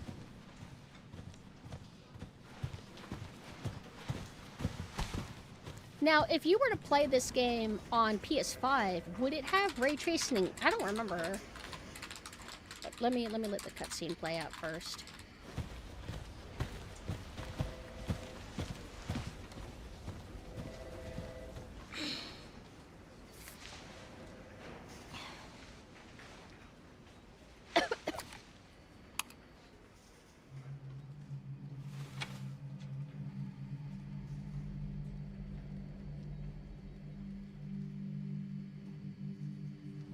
Why am I not talking over this cutscene that sucks anyway? It's not really, it doesn't got that Grace. Capcom pizzazz Grace. to it. Grace Ashcroft. Yes? Familiar name drop. My office. Oh, Hi. coming. Whoa. She's just so clumsy. Alright, my issue is I just never like the clumsy archetype character. And that's not new. Like, clumsy archetype chick isn't really a new thing. It's always kind of been a thing. But I never like it. It's like, oh, look how relatable. She drops stuff and she, like, stutters. She does the stutter thing a lot. And it just feels like a very, artificial way to hammer in, she's vulnerable. She's like you. She stutters more than me. That's just not possible. But I don't give a fuck about how cringe she is in the cutscenes. In cinematic cutscenes, you could do whatever you want. When you fuck with the gameplay, then I have an issue. But we'll get to that.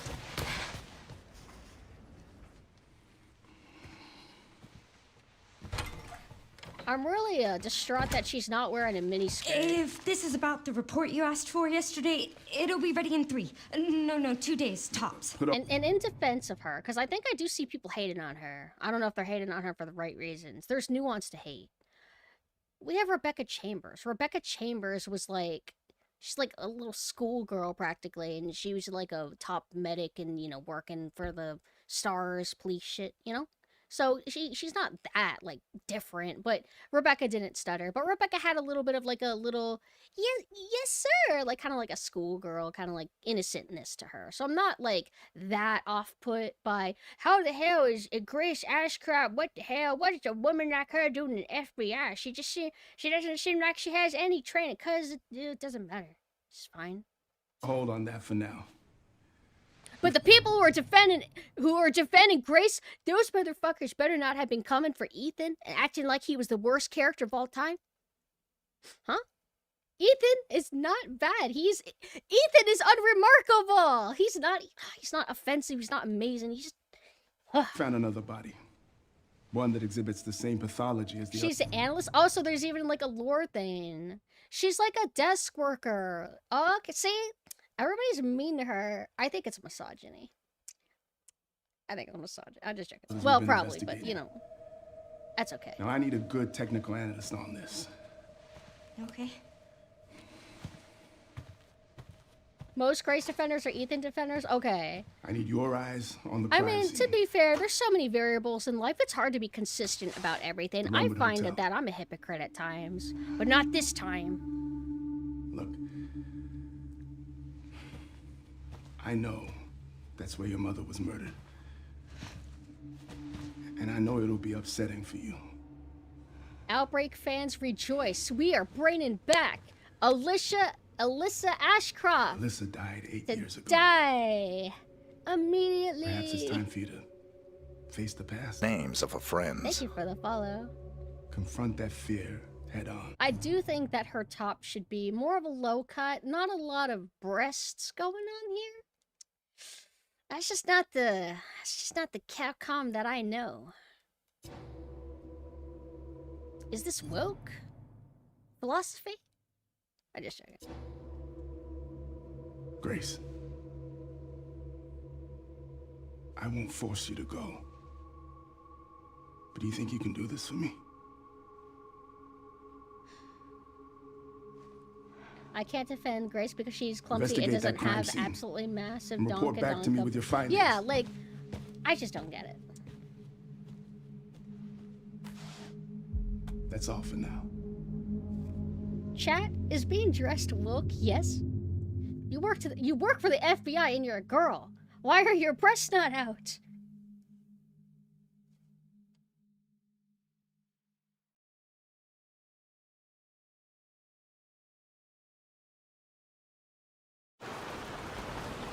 This is footage I saw on Twitter. It was like a GIF or something, and I'm like, oh, it's like an outdoor rainy. Ooh, I kind of like that. This is an average sunny day in London. Where is this town supposed to be? Are we in the West vaguely? Do we have like an actual city or something? Oh, sorry.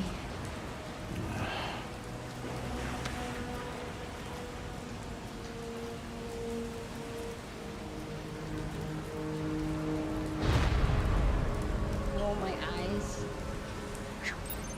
Alright, so so you can fuck with the NPCs. It should be around here. It's fun. I like how they don't really account for the fact that I'm harassing them in the specific way that I am. They just keep thinking that I'm walking past them, so they look off to their like over their shoulder and discuss. The game unfortunately is doing something that I hate. You're never gonna guess what it is. That's right, forced walking. I am not able to go at the pace I would like to because you're supposed to take it all in at the pace they want you to. Instead of just, you know, designing the game around your, like, you know, default movement, you are not able to explore, which is okay, I guess. Unfortunately, this segment is, a lot of the opening in general is very hallway. You don't really have much options for exploring. And I kind of wish that there was a little bit more openness, but it's not like there's that much openness in the beginning of, like, you know, Resident Evil 2. There's, like, only one main path you can go, I guess.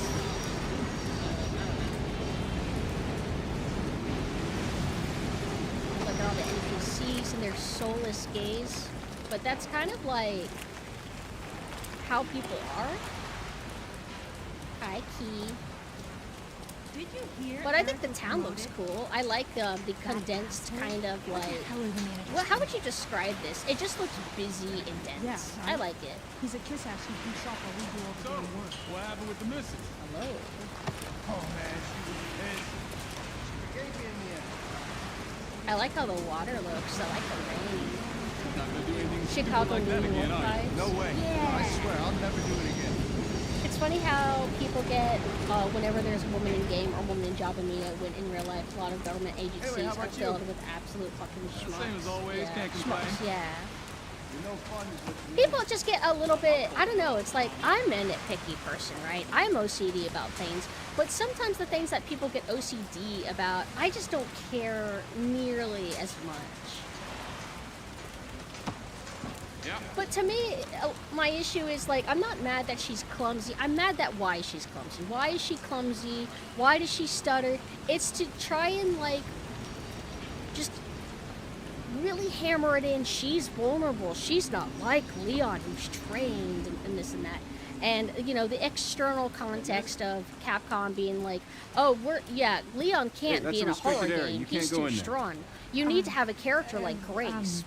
With people It's an active who crime can scene. identify with her and this and that. It's Oh, just right. like, Sorry. I just don't agree with it. But again, Just a sec. we're only in cutscenes right now, right? And a little bit of gameplay. For the record, that's one thing I hate. This game, and a lot of modern Resident Evil does it a lot. I was able to walk for like 15 seconds, then a cutscene. I'll be allowed to walk for a little bit, then a thing will happen. You know, it gets a little bit. You're FBI? Yeah. Investigating all these strange deaths, huh? Mm-hmm. It's the 5th one now, right? But I'm okay with I heard they all Leon have being the in same horror weird games. You just need to bruises. design So the you think game it's something around infectious Leon. or You don't have to terrorism, give Leon a chainsaw that he can do why else would the FBI be spins with. investigating, right? Not that I would know anything about that. Hey, are you with me? Oh, there might be answers inside. Yeah, sure, right.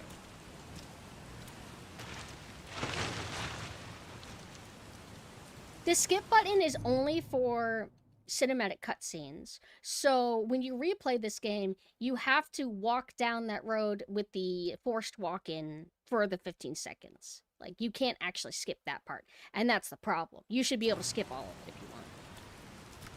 Personally, I like her a lot. It seems like she's got something about her that makes it difficult to regulate her nervous system. She's used to the desk, not the field, and also being sent to the area she's being sent to probably adds to her being nervous and spacey trauma involved. I think that, like, she feels like a realistic character, but I can't help but also think of it, like, through a cynical lens and think that it's just this whole, like, oh, we don't think people like Leon and Jill can make good horror game protags anymore. We need to go for somebody vulnerable, somebody who has asthma and this and that. But again, it's really not a problem. It's actually not a problem. That's me being a little bit too harsh on it. But it's the in-game stuff that she does Be careful in there. that Whole building's condemned. Word is they're finally gonna bring bothers the whole me. place down. But it's bothered me Yeah, for years thanks. before she was even like a thing. Okay, so we're able to kind of do like a little leisurely jog now. But there's no exploring to be had. There's nothing to really do, nothing to really observe, no files yet. I remember when I first got here, I was excited, like, oh, it looks like I can kind of like leap over this. Then I didn't realize it was a fence. And then I realized I had to just go back on my path. Why am I even here? So that's one thing I don't like. It's a bit of a trigger, a little bit of an OCD, but games used to not do that at all. And I liked that. When they started doing it, I didn't feel that it added anything. It was just this like irritating like distraction that every game insists on doing, which is in-game dialogue. You're playing through the game and your character utters a remark, you know? And I just don't like it. Never have, never really will. But I seem to be in the minority of being bothered by it, and in the minority of that, of being so bothered by it that I am maybe a little bit too annoyed at it. But okay, so it does that a lot. So if you're in your jogging, I think I was actually in walking. If you're in your running, right, you're jogging, when a scare happens like that, it doesn't matter if you're scared. Grace gets scared, so you lose control over her for a bit while she does an animation to react. It also halts you from your running. She will do that a lot, and it's very irritating because I just don't agree with it. I know that some people like it. They enjoy having the characters that they play as feel more fleshed out and feel like real people, but I want her to be my avatar, just like old Resident Evil. She is my vessel. She can have her personality and characterization when I am in the cutscenes, but when I'm playing the game, I want to be in control. I do not want her to suddenly freeze because she's scared of the jump scare that didn't scare me, you know? I don't want the game to try to tell me how to feel. And I feel very strongly about this. I will never like it.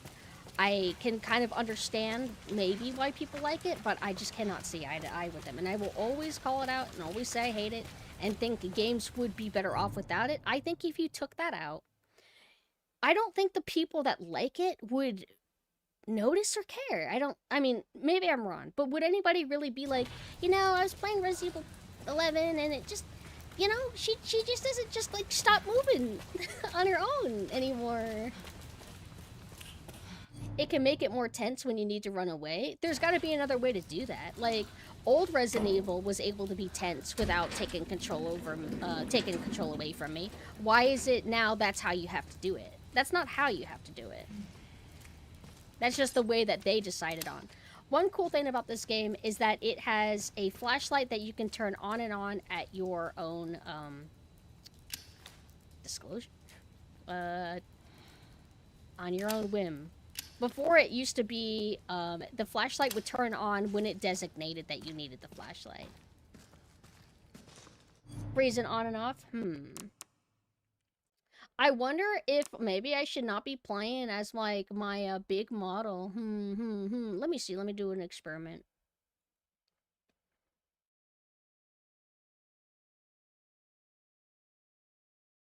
It's like I didn't want to play as, like, my smaller models, but let's see.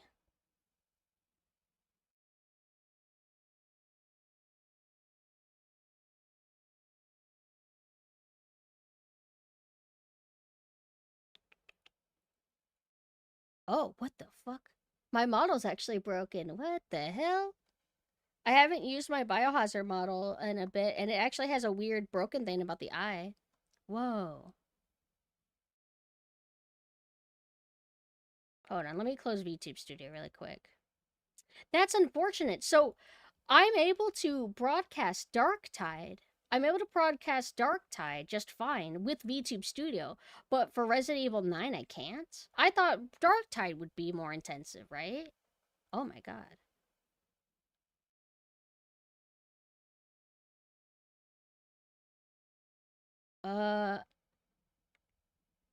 Well, I guess I can do a little bit of show and tell. I was thinking about, switching to this model, but what the fuck is in my model's eye? I've never seen that before. I'm all, like, fucked up. What is this? I've never seen that. It was an internet thing. Yeah, but on OBS it was acting. Oh, right. My, what do you call it? VTube Studio is like Wi-Fi or something. But yeah, I'm freaking out. What's happening to my beloved model? How about just do that?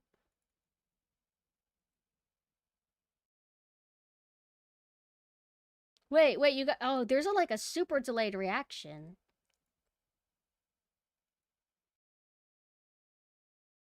Oh my god, it's fucking broken, dude. Did VTube Studio break my fucking eye? I'm so upset. What do I do? Stop liking it! My eye's broken! My eye's broken and you're happy! Weird shadow artifact, but it's never done that before! Ugh. Hold on. I'll have to DM my, the creator of it. Hold on.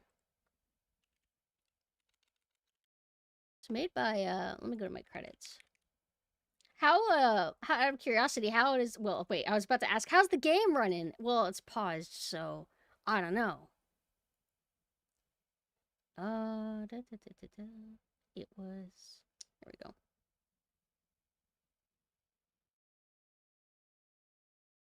Oh, nope. Hold on.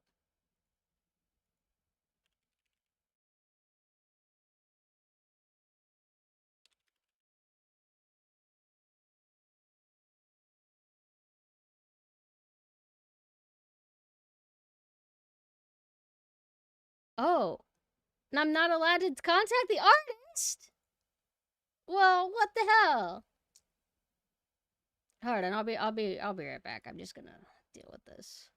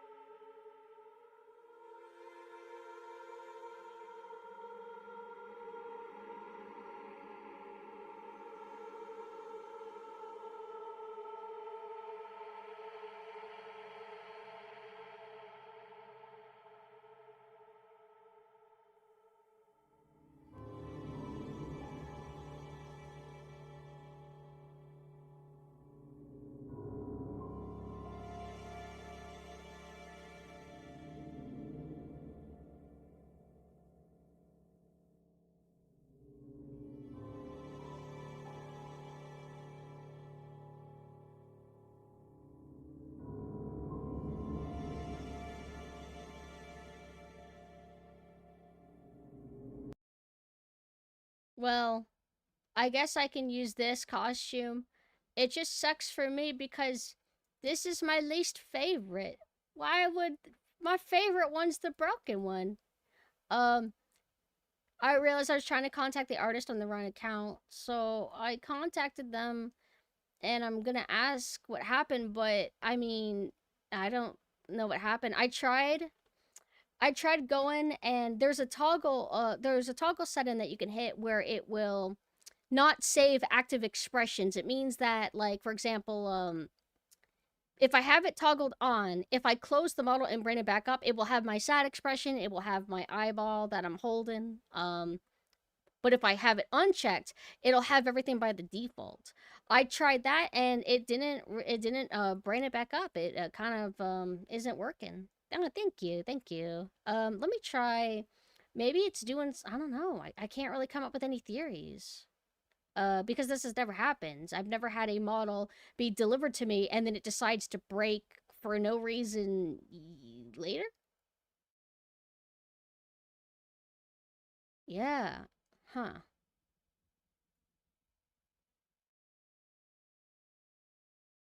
But that sucks because now I don't feel like I have a complete set, but I mean I don't want to halt the momentum of the entire stream for just that. So I guess we'll just see if this works better. Okay, so I'm back into the world of video games and trying to have fun. Oh, you know what sucks? I wonder if they even have the model anymore. Like the files.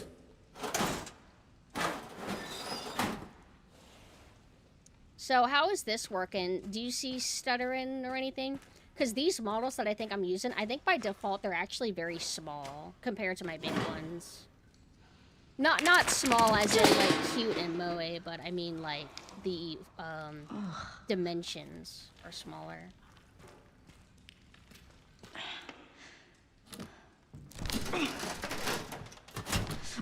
Also, is there a delay? I don't really know if the internet is acting up or what. Which sucks, like what the hell? I'm trying to play modern damn game. So I don't get interrupted when I trauma dump, but when I'm trying to actually do shit, then it goes to shit. This game sucks. Okay, good. Yay! That's too much. Come on, Grace.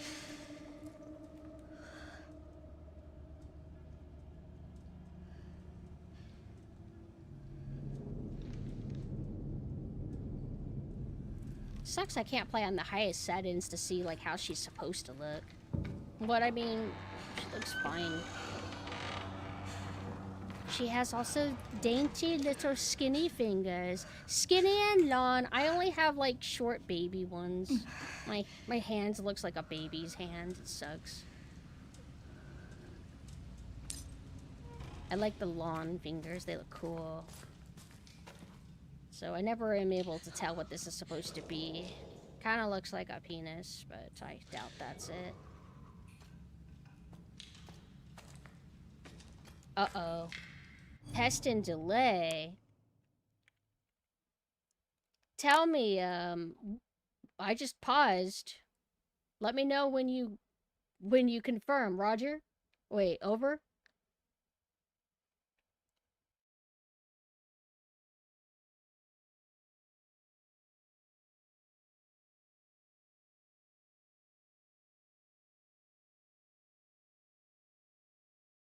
I knew something was acting up. Wait. No, I don't think anybody's on Discord eating up my stuff. 30? Whoa.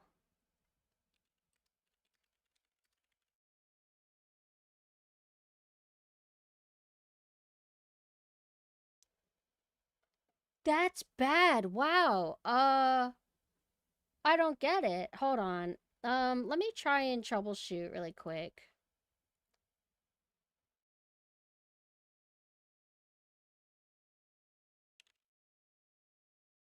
Worst case scenario, I'll have to end it. That's bullshit, dude. There's a 32-second delay on stream. That's like unreal. Can you test? I see you guys kind of fast. I don't think there's a delay on when I see what y'all say to me, but I'm contacting my support in Discord. Could you come and help me? I don't know what to do. I've never had delays this bad, but that's the internet. That's what are the odds that I would deal with like internet issues the same day I'm dealing with performance issues for like, you know, the game. I don't know. Oh, maybe it has to go in like the BIOS.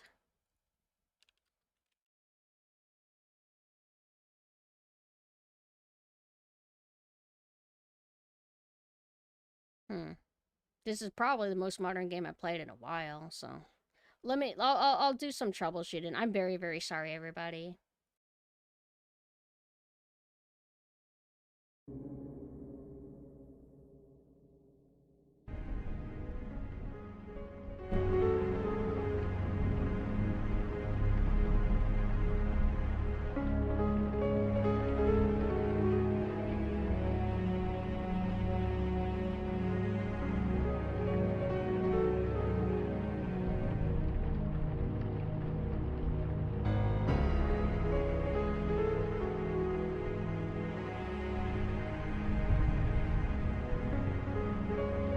It's funny. Wait. We got this game on PC so I could eventually mod it to fix a thing I would be annoyed about in the future when it becomes a mod, but man, consoles win again. I should have gone console. I just had to, yeah.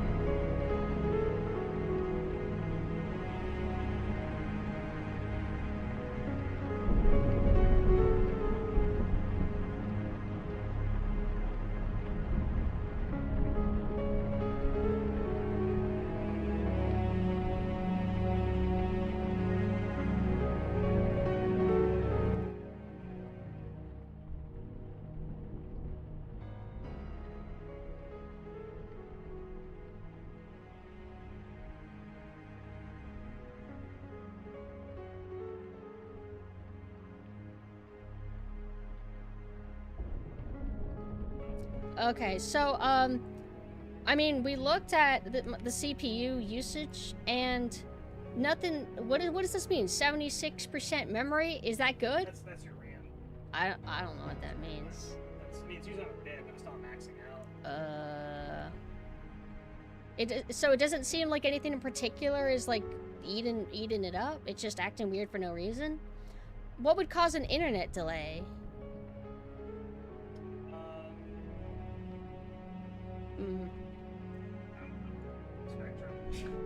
So what, I just give up?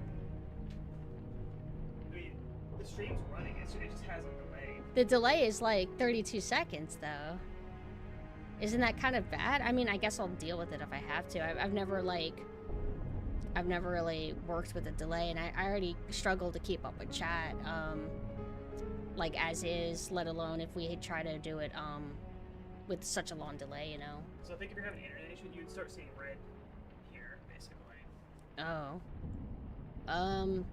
I guess I can go in my options and where's like the general performance, like You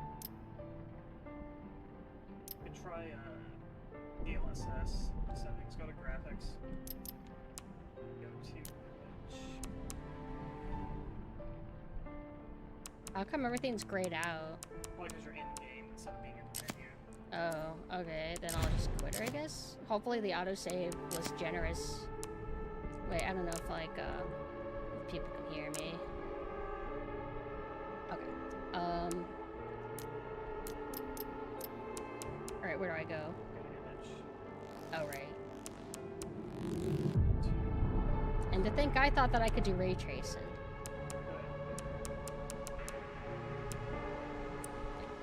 Normal?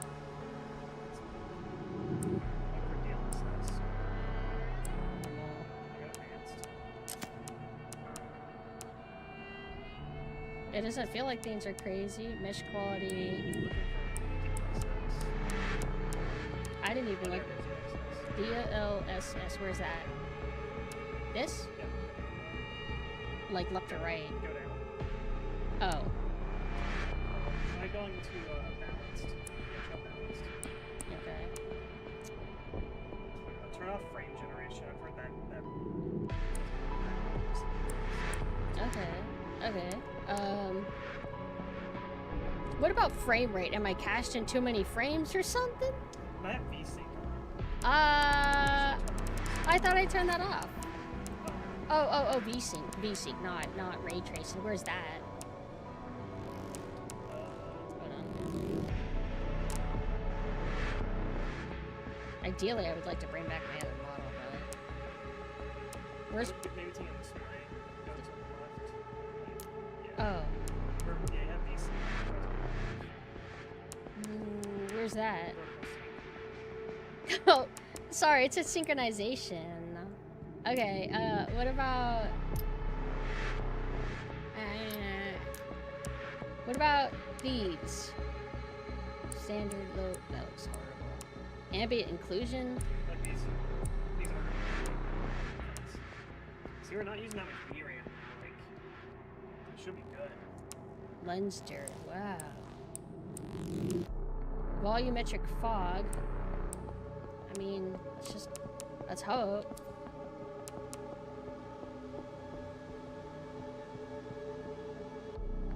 Frame gen works great for me. I think journalists are full of shit about it. It might just depend on the computer you have, or other things about how they add up. Also, lock the door. Well, The stream delay might be because it's like, I don't know, maybe it's catching up to. I don't know, because it actually dropped. Like the stream dropped for like 20 seconds or so. like to where I went offline. To where it was just stuck spinning. It didn't go off. Okay. It was stuck spinning. So Wait. I was wondering if it's like catching up or something. I don't So, the way that size respond, and it kind of seems like they're a little bit caught up with me, right? Hey guys, roll call! know. I'll go check it. Roll call! Well, it seems like it. Well, no, that might be Ark just barking.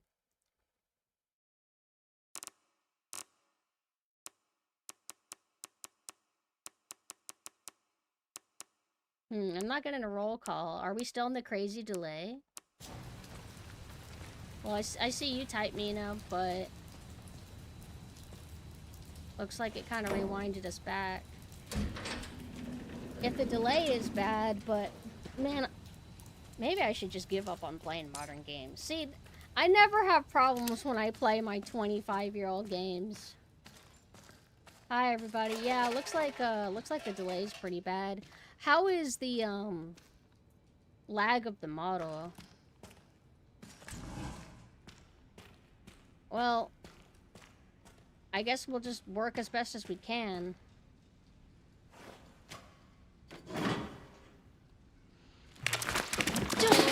Hi, Faultier. There's been scuff that I didn't expect there to be, because this has never happened to me. I've never had, like, intense delays like this. And it's been a while since my model was very, frozen. So, not ideal, knowing that I'm living in the future, and you guys are just living in the past.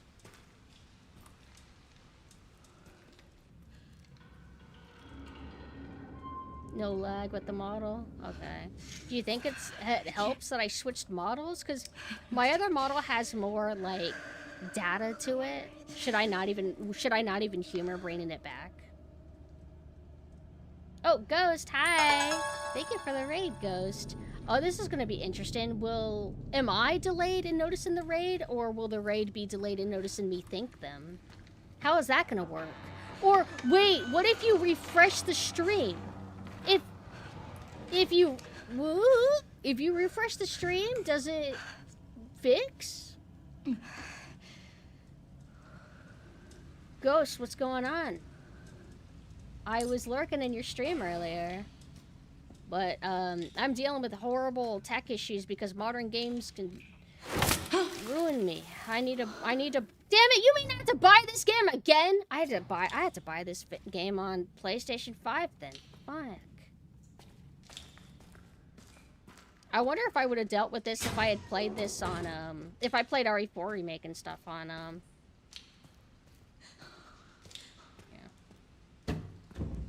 Raid showed up instantly on my end, but Steam notif took like 10. Okay. Damn. Well, you see what's going on? This is why console's better than PC, because I don't deal with this issue with the consoles, okay? PC Master Race this, PC Master Race that. What a joke. Things are too complicated. At least it's not Unreal Engine 5. Would that be even worse? Where's our glasses? Do we even have them? So I've played the first 3 hours of the game off stream before. So I kind of know, I know how it goes a bit. But we're just going through the beginning so we can all experience it together.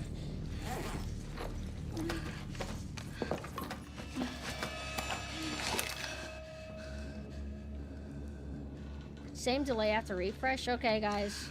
Don't refresh, apparently doesn't fix anything. What do I do? But I'm a little... I don't want to repeat myself too much, but what is the point of me having bought a new computer just the middle of last year for this to cause so many issues? It's just Resident Evil 9. It's the RE engine. It's not like I'm playing Doom Dark Ages, so what's the deal, dude? But, I might, have no choice but to rebuy the game on PS5, because I would like to be able to stream this properly.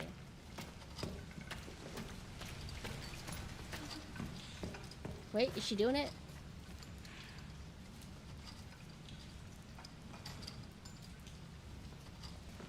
I did, oh, I need to focus on locking in and complimenting the game. I always love the curtains. I think that shot looked really cool. So Grace, I think she's doing it, but when I saw the demo, I never played it myself, but I was able to watch gameplay. Grace basically has a whimper breathing that she does 24/7.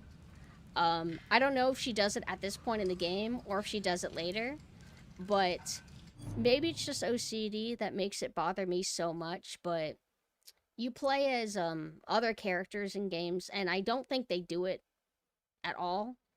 Or if they do, maybe not as much. But I don't really want to play and have her constantly go... It's like, I don't want to actually hear that. I know that it's supposed to humanize her, but to me, it's kind of like distracting noise. Think of it like, do any of you get irritated whenever you hear somebody chewing food too loud? It's kind of like having that, like, needlessly kind of sprinkled in. And it's distracting, and I don't like when any game does it. To me, it's just, it's almost worse than in-game dialogue, because this is constant. And it's not as noticeable, like, now, but it'll be more noticeable later. It gets old. I didn't like it when I saw in the demo, and that was my main complaint. That and other stuff, intrusive things that she will do. Like one of them was, you know, her character will stop moving when you get jump scared by something. Like, stuff like that irritates me.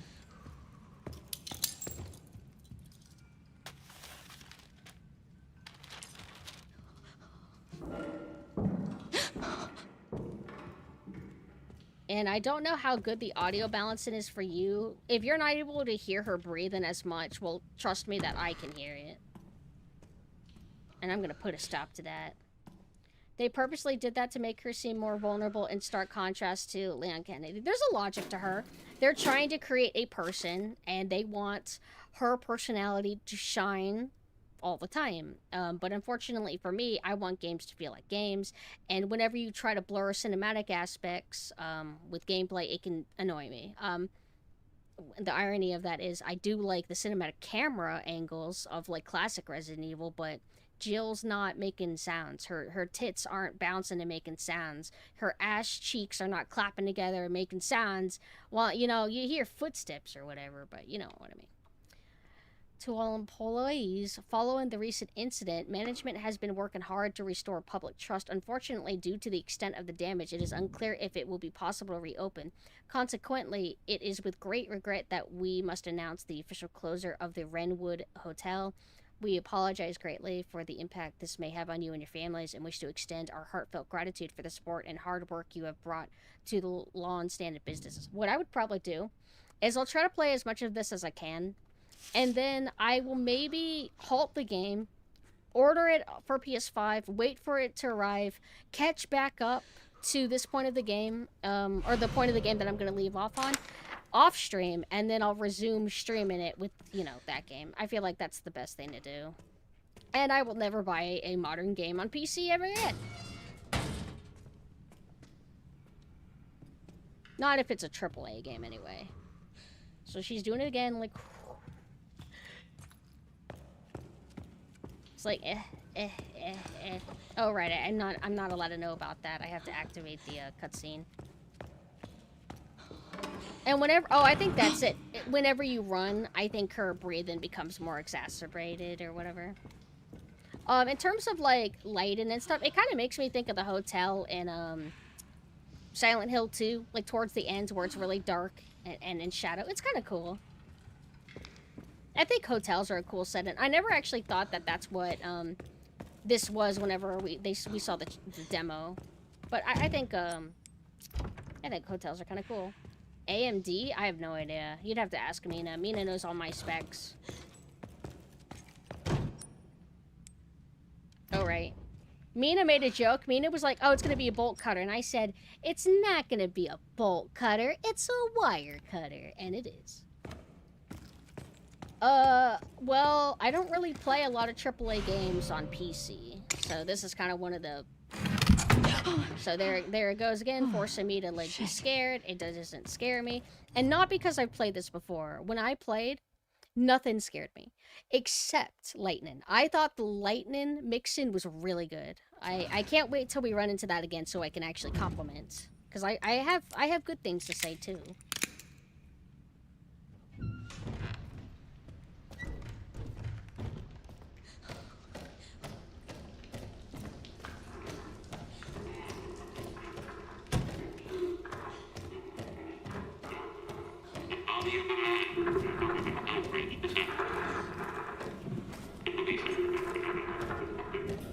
Do we have creepy music playing?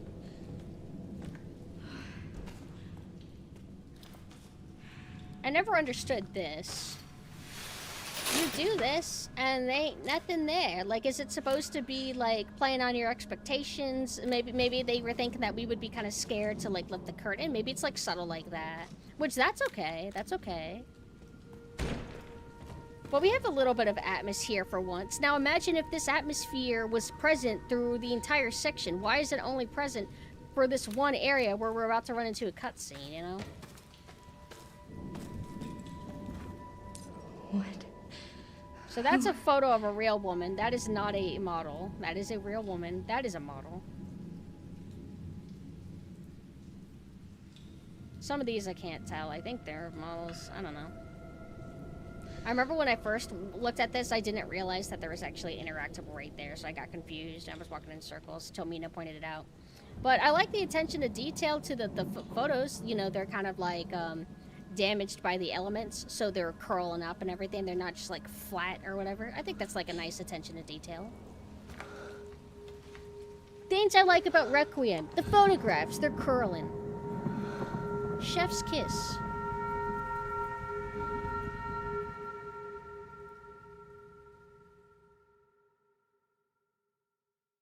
Bolt cutters are fine though, because old Resident Evil, it was valves all the time, you know, valves, cranks. Now we're gonna have a nice older woman with a better outfit enter.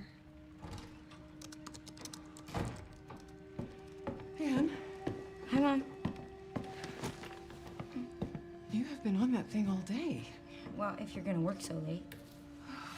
She doesn't feel like a realistic young person. Where are her Straber like kitty headphones? Get some sleep, eh? I'm almost done, just a sec. What am I gonna do with you? What you always do? Nag at me until I go to bed? And I thought Alyssa was supposed to have like kind of like orangish blonde hair, but I guess it maybe No, you it's could, really it could coming say it was down hard. implied dyed. Maybe I don't think hair typically is that Mom, color in fine. real life. Like I think it has to be, not naturally anyway. It's right beside you.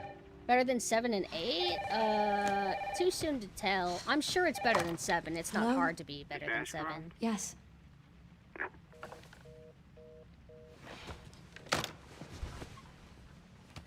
Monco. Who was it? Dunno. They asked for Miss Ashcroft and then they hung up on me. Rude. What the? So when I first saw this cutscene, I mean I saw this in the demo. Grace, we need But to when go. when we first Go played it, where? you can Come on, turn the voices off in the game technically, and it does alleviate the breathing, whimpering shit during the gameplay. Unfortunately, it also mutes all dialogue in cutscenes, so it was a little awkward to try to watch the cutscene with it all being muted. What's going on? So ultimately, I'm like, all right, Hurry. fine, I'll have the cutscenes be normal. Wait, People do like 7. I just don't love 7. We're going by my really harsh, pessimistic hater brain. I don't think it's hard for a newer Resident Evil game to be a step above 7 because I think 7's second half isn't really good. who's coming? What's wrong? We need to keep our voices down. This is ridiculous. Come on. But I'm just not as nice about modern Resident Evil Tell as me like, what's a lot going of on. people. Now is not the time. I don't think they're terrible games. I just don't really love them. Mostly it's their flaws their flaws hold them back from me, and it frustrates me because I want to like them as much as everybody else does. Okay, so here's our section. So it's a little bit of gameplay, right? Close. We didn't, because keep in mind, we haven't really done that much in the game so far, right? So No, now we wait. have Grace. follow the NPC segments that 7 does, I'm coming. that 8 does. Grace, hurry. Keep moving. It's kind of forcing me to go slower as I get closer to her. Now it's like slow to a crawl. Oh, who's that? Oh, I'm so sorry about the power outage. What happened? And it makes Oh, it's sense. probably Mina the pointed it out. electrical It felt panel. like the game, the game does have the intent of you are intended to play first person with Grace, and then you play third person with Leon. Some of the cutscenes are clearly like, with that first person in mind, like It's this. 40 years old, so it doesn't take much to trip it. It's really no excuse, and I apologize for the inconvenience. Oh, no, it's fine. Yeah, don't worry about Was he the hotel runner? Why does the hotel? Oh, right. The hotel's not Should shit have right it now. fixed I forgot. soon. We I went back just in need to time. find my.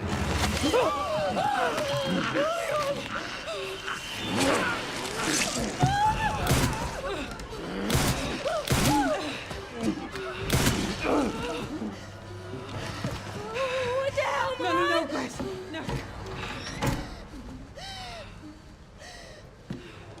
Grace, stay close to me. Are you gonna tell me what's Wait going till you on? guys see Leon's gun in this game. It's so cool. It's called like Mom, what are you Alligator doing? Snap or something. Something important. And it looks sick and modern. He's a cool guy now. And I think that they made his gun look so cool because they want to sell like Tokyo Marui replicas of it. What did you hide behind that painting? I'll explain later.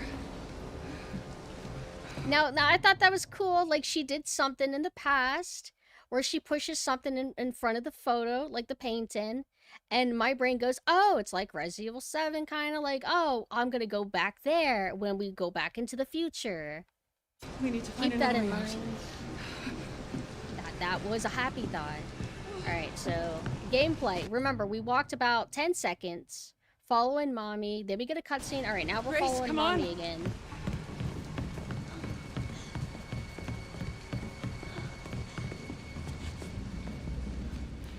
Come on in, Grace. No, don't go. Hello? Yes, I want to report a murder. No, murders. Grace. Yes. The Renwood Hotel. Yes. Hurry, please. Now, why does mommy react police are that on their way? way. Not tell her not to call the police, but she suddenly, like, exclaimed Grace. I don't know what that's about. Oh my god. Mom, I feel like I'm gonna throw up. No, I had a thought that I would love. I think everybody else would hate it, but I like Illbleed. If they want to give her like a asthma mechanic, and I'm not shitposting, an asthma mechanic would be kind of cool.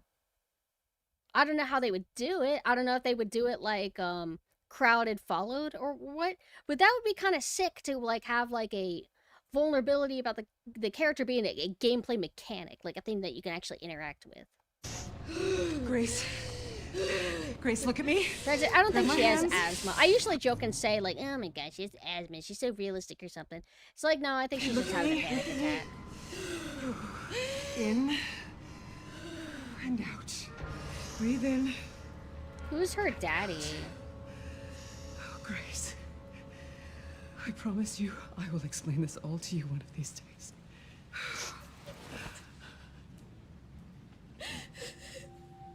Grace. Please know that you are my hope. Never forget that. What are you talking about? Just... I love you. I love you too. Okay. Mom, I'm scared. No. We need to find a way out of here now. But we don't have any. Oh, maybe you're... Maybe, First yeah, up, yeah, We yeah. can come back for it later, Grace. I have mixed feelings about jump scare kills like this.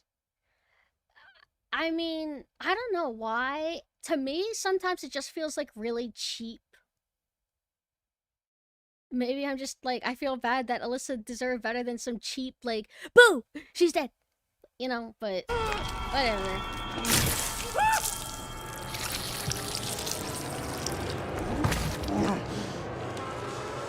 Found you. It's Leon. That's Leon.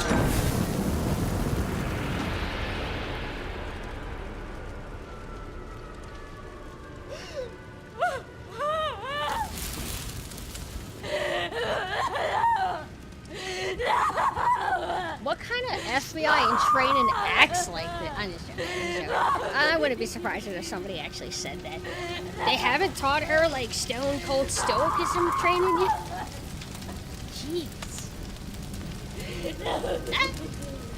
Oh, this is sad for her. Good acting. I think her voice performance is good. Believable, like, wailing. Because if you don't do, like, good acting for wailing, it can be really distracting and cringe. Like, Mom, no! No, that's... I can't act. I'm doing it like an asshole. Ignore me. I'm so sorry, Mom. This is not my fault. What's the conspiracy gonna be? Because, like, Revelations was like, the Revelations. You want to find out what happened to Terra Gracia. Terra Gracia, what's that? The new thing that we made up. Oh, alright. You know, it's... But this is gonna be Revelations about Raccoon City, I assume, right? Or is it gonna be like, your dad is an evil scientist or something? I mean, I guess that's something, I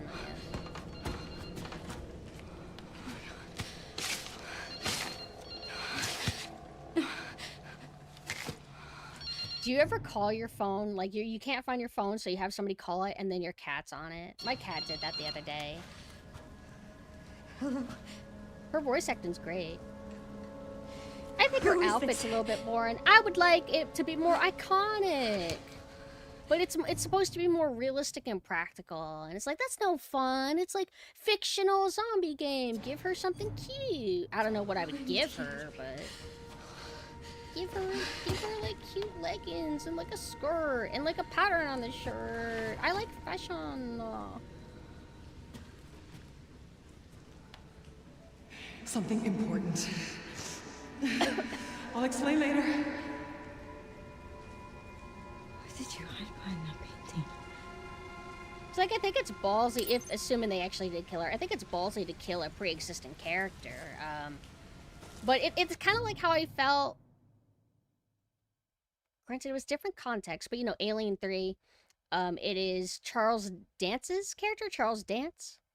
And he had really good charisma. He was a cool character. Alien 3, up to that point, was fine. And then it did a boo, he's dead, ah!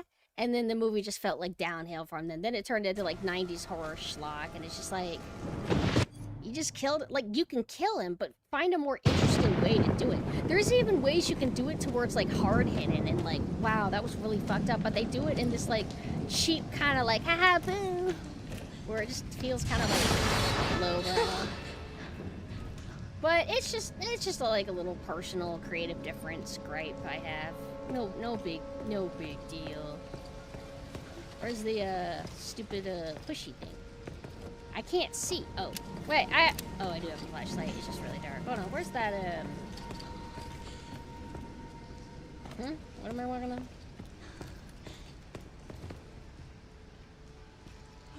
Huh?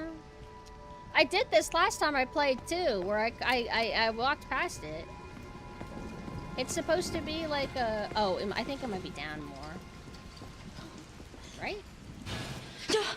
Oh yeah, because this is where the shit's gonna happen. I mean, wait, what's happening? Oh my god. That lightning is good. That lightning has a very piercing brightness to it. I think that's the term Mina uses, brightness. It's not the same stock lightning that you always hear and everything. That was good. I liked that. That was the only thing that... I didn't, like, ever jump when I played this off stream and had the lightning. I didn't, like, jump, but deep in my bones, my brain chemical went, oh, that was spooky. Like, oh, that kind of, like, got a reaction out of me.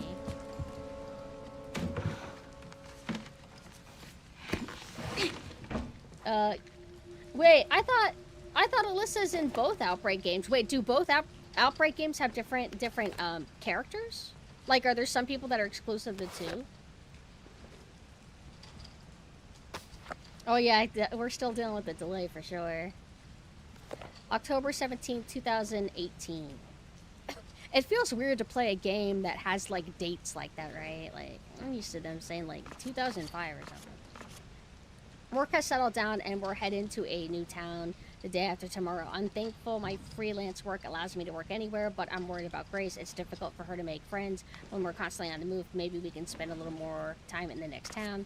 Micro files, you know, I don't like these tiny files when we can give a lot more lore. Like, that's how I want you to flesh out your characters. I want, like, 10 pages of this shit. I want them to be, like, really lengthy and girthy. That's how I want my characters to be fleshed out, but whatever. Finished some research and stopped in a cafe when I noticed a hooded man. I could have sworn he was watching me, maybe I'm just paranoid. I saw the hooded man again. He's definitely following me. We only just got here, but I think we should move on. I can't let anything happen to Grace. We have our floppy disk.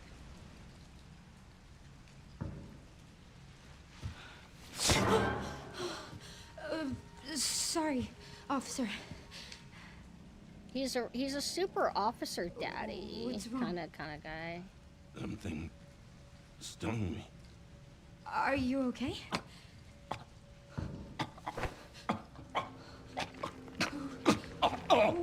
What do I do?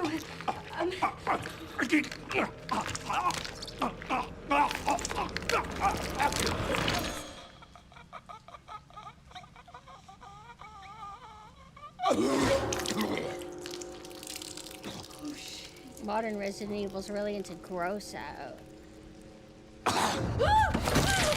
This part's very funny to me.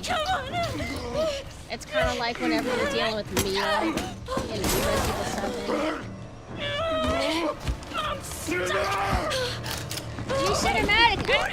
Dodge! Move left or right, dodge! Oh, right, we have to hold it. Oh, I don't want to hold it. I want to mash it. How do I, tap repeatedly? I thought I was doing that. Alright. Whoa! Whoa! What? Don't hit me! I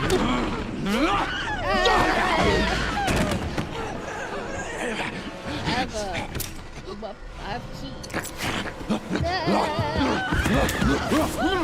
I would not. I mean, she's reacting defensively, but it's like he could have gone in for a nice bite right there. I would not want to have my hand near it. Can't believe this FBI trained woman doesn't know how to handle a man that's 2 times her size and body weight coming at her. Actually, weirdly, she's handling it kind of well. She's able to push him off at all. Get away! Get away from me!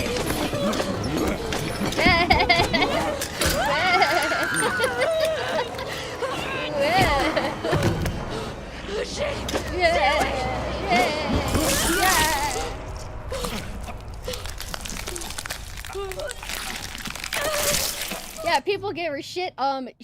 She got her shotgun to the torso training, so she's okay.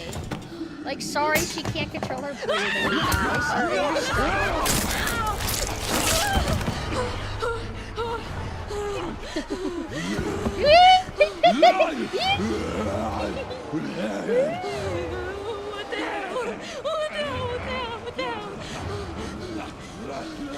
I think this is kind of cool. I have mixed feelings to where it's like you interact with it and then it goes into cutscene. It's like, wait, I wanted to go up into my inventory.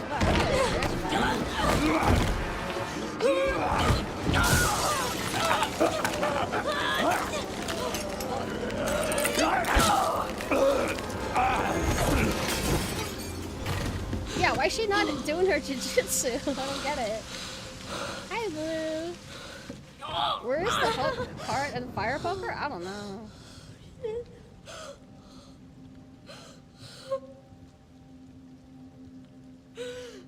She's handling an intense bite, probably a lot better than a lot of us.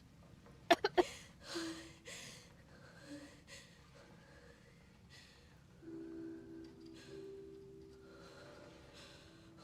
the?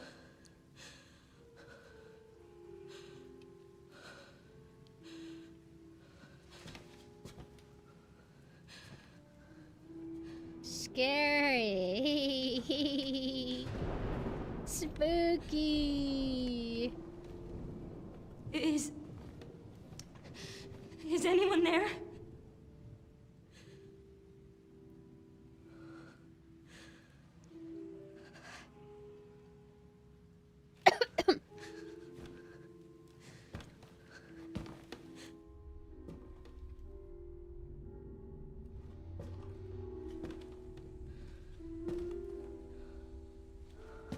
Now, this is still considered, I still consider this part of the slog section of the game. We're not out of the woods yet. I don't think she has a gun. Wait, and she has it in her backpack or something? I think it's gone. I don't know where it is. Where the hell is your gun? I forgot. I lost track of that. Alright, it's Gideon. A lot of people make comparisons to the guy from Harry Potter 3, and it kinda, you know. I think he looks cool. I think he's sick. Daddy. Hello? Disease Daddy. Give me your bug. It hasn't been easy. Great voice performance. I like his voice. Pretty cool. But after much effort, here we finally are.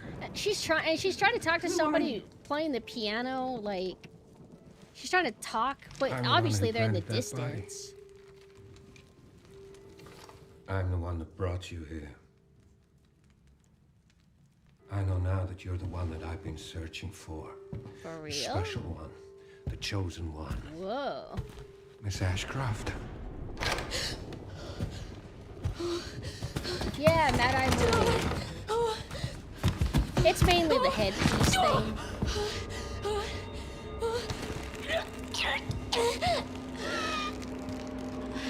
Yo, we need to make that a toggle. Like, my choke compressor activates whenever somebody redeems 1,000 points.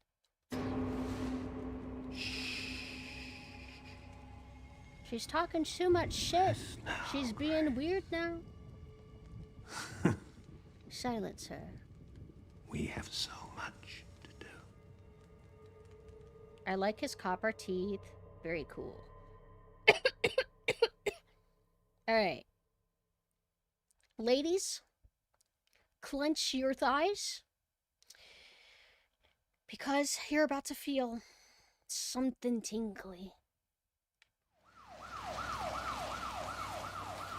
Sisters, hold!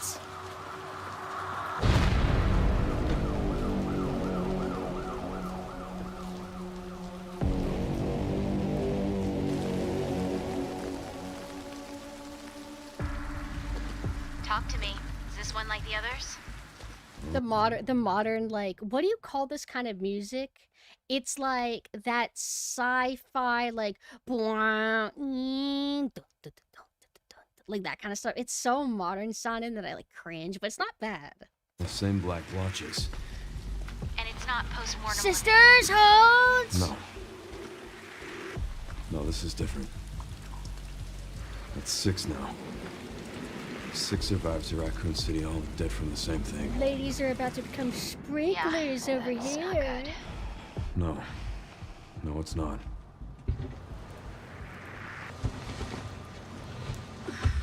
I don't know what his voice is. It kind of sounds like the original voice actor, but they lowered his pitch a lot to kind of like resemble 6 and like 4. I don't know for sure, but I have something for you. The team has settled on a person of interest. Someone with ties to Umbrella. Victor Gideon. man, if you're named Victor, you have to former be T-virus like, a researcher. scientist and stuff. Look at his I just got a gun. report It's of like a all missing like police officer. modern shit. I thought it was like a Glock, and I looked over at Mina. I'm like, I was right. It's a Glock, right? I mean, it's like no.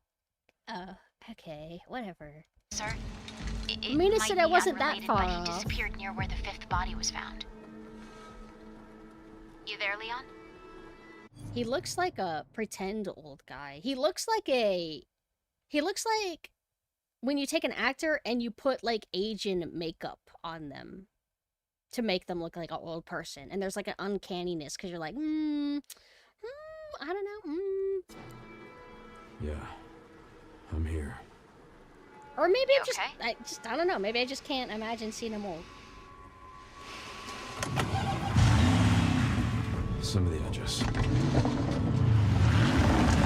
Are you sure they didn't pitch his voice down then? If it actually is him. Weirdly though, it does come close kind of to how classic Leon sounds, or RE4 and so on.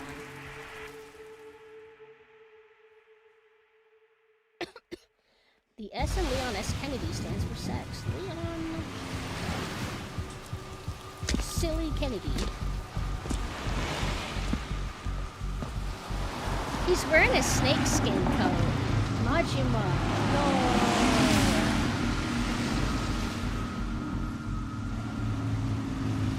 You almost there?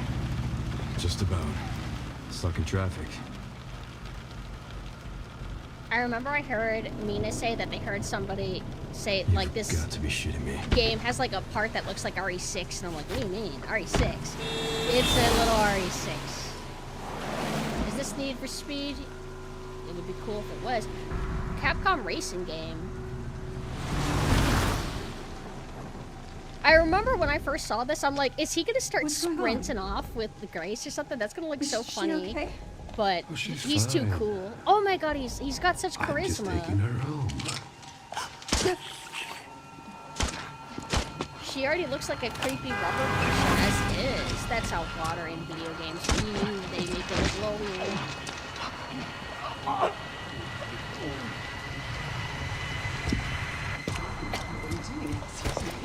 Leon, what's your sit rep? So I'm this going after segment is Victor. super short, and Don't do Mina anything stupid. did the cool thing by Me? like taking their time and Never. doing whatever. And it feels Can't let like him get away. you do a Leon section, and it doesn't matter how much health you leave off at or what ammo.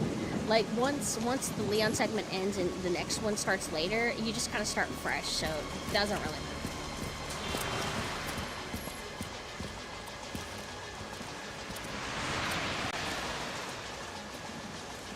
Just studying to walk in. His shoes are glowing.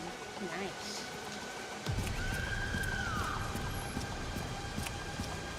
Whoa, whoa, whoa. Hey, what the hell, It's lady? doing forced walking on me You a okay? little bit. What are you doing? Whoa.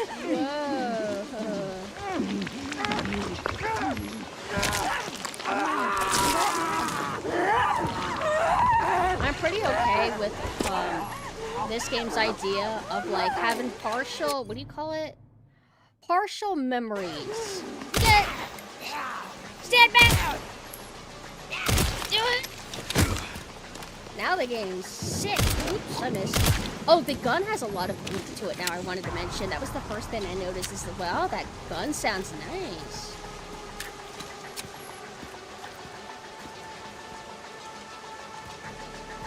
It doesn't seem like they do the dismembering thing that RE2 Remake does. They haven't really gone back to that at all since. But imagine trying to run that, alright? Alright, so... Get Brentwood locked down. Oh yeah, look, you could go on cars. It's super Resident Evil 6, Yeah. dude. He's the one to thank for all the excitement. Stop. Modern Resident Evil has magnetization, so you have to be careful. Even if you feel like you're spacing yourself away from enemies, okay? You'll just get cracked because you are in the range. Get out of my way!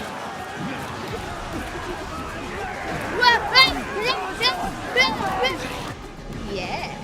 Shit. Stop it! Stay away! Stop! Hey, that woman, like, protected me. Oh, wait. I should fight because... Oh! I'm gonna get hit. I have last time, too.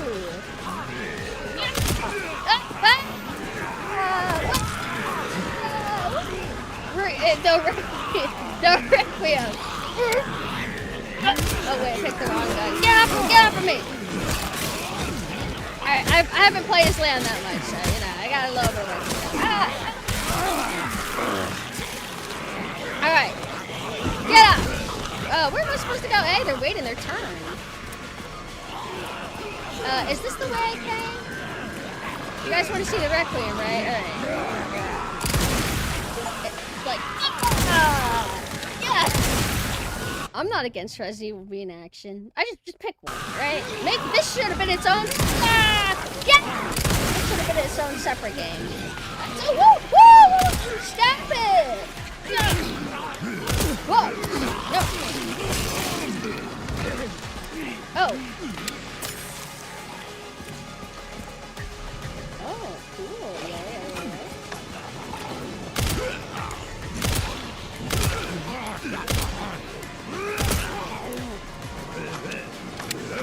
Hey, I crouched. I figured it out. What's all this stuff?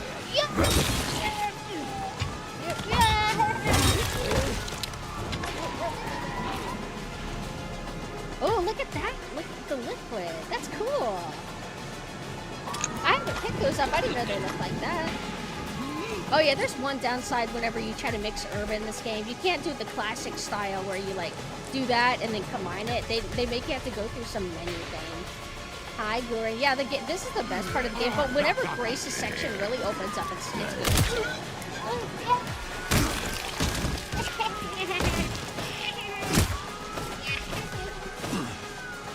Well, the tail looks silly. Oh, it's back to normal. Look at the blood. Oh yeah, that's a thing this game does, it seems, is that whenever you attack enemies, they leave quite a bit of blood in them. I did this. What's that? Is that a brick? I think this is the way I'm supposed to go. What?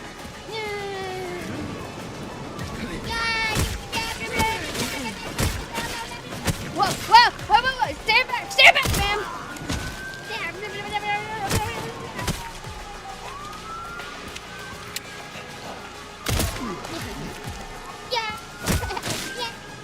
It's like RE6, but cooler. Look at this. We can just go crazy. Left. I've never actually had to do this mechanic. Left. And there we go. Whetstones. Monster Hunter now. You hear this music? It's so modern. Why doesn't this sound like a 90s soundtrack anymore? Which way should I go? Oh, I probably... Can't let him get away. Can I go that way or should I go this way? Will it even let me? This is probably invisible wall. Yeah. Can't let him get away.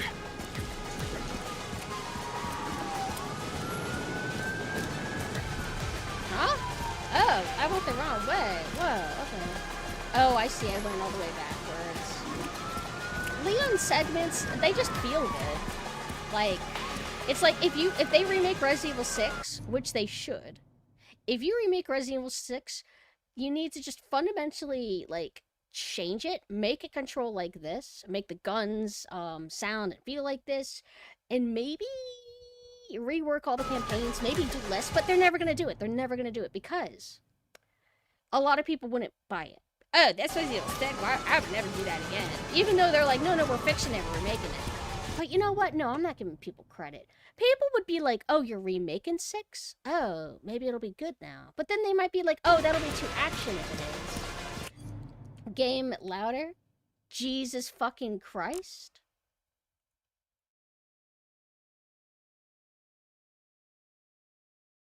Alright, let's see. It is at 100. I'm sorry. How about now? How about now?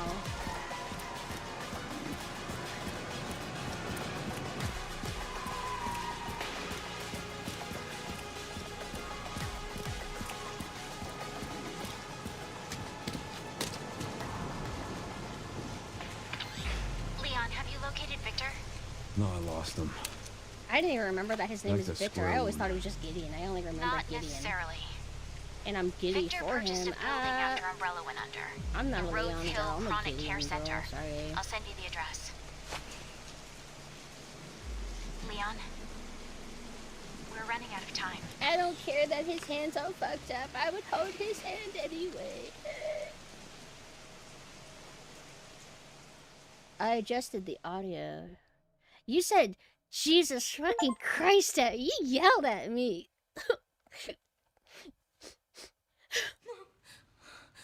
I'm not what. I wish I had my phone.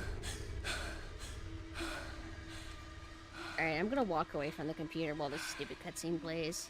I saw it. I don't care about seeing woman in discomfort for like 10 minutes. It's just boring. I'll be right back. I'm just gonna, you know, get my phone. Oh, shit.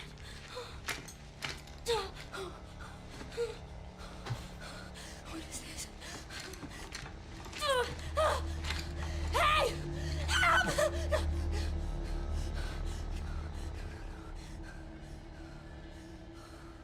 You want to stay calm? You want to stay cool? Come on. Think. Think, Grace, think.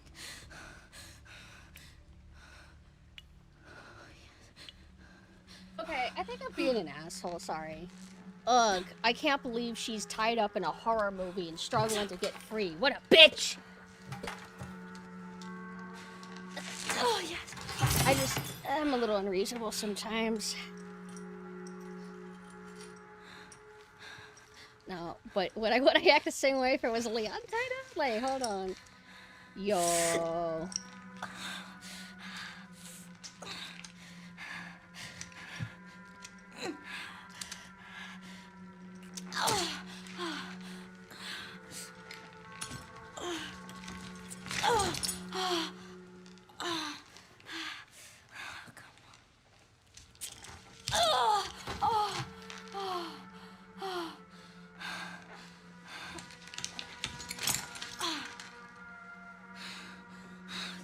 I haven't eaten today. Well, yes, I did. I ate a little bit of a cake.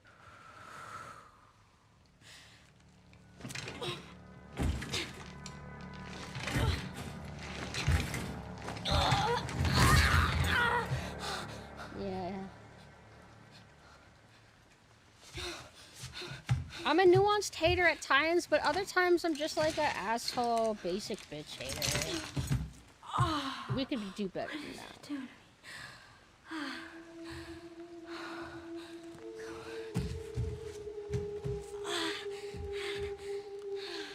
Why has she even done her not annoy lots of people on the internet, especially men, training, like, yet? Like, Jesus.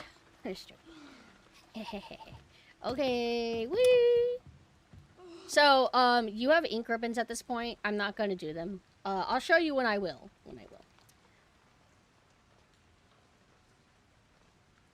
Gameplay sections, I have mixed feelings about them. My only issue, though, is they can do whatever gameplay they want. They want to have a little bit of stealth. They want to do that. Just don't have her breathe in and... What if I started doing that?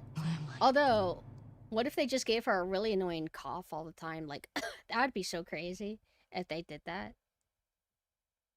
What do you think of that? Would that be annoying? Alright. Began blood extraction, checked pulse, no abnormalities. Administered Dexafil, condition stable, ready for further examination.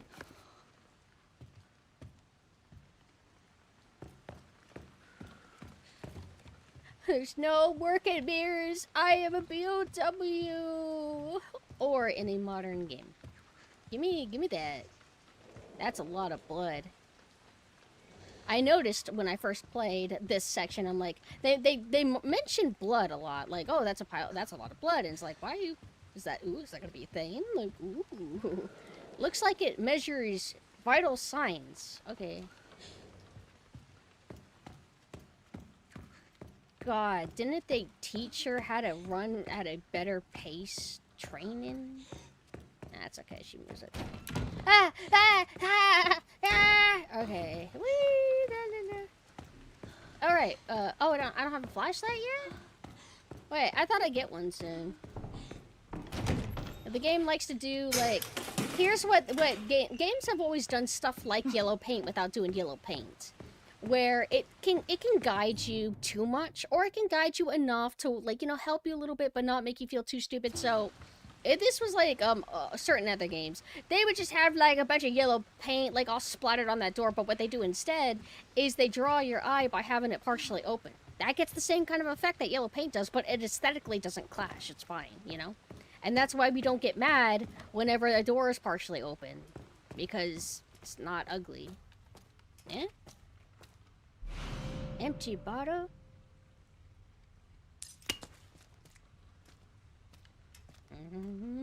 Oh, right. We're not able to go in there yet because it's too dark. If you try to interact with something, it just says it's too dark to see. I'm also a sucker for, like, red lights for a room like this. I think that's cool.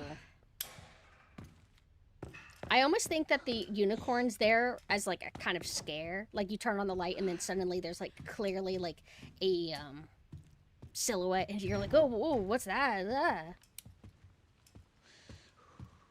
I don't think it's guaranteed to get a reaction out of everybody, but for me at least, I'm like, oh, like I went on like sort of alert whenever like I first saw that.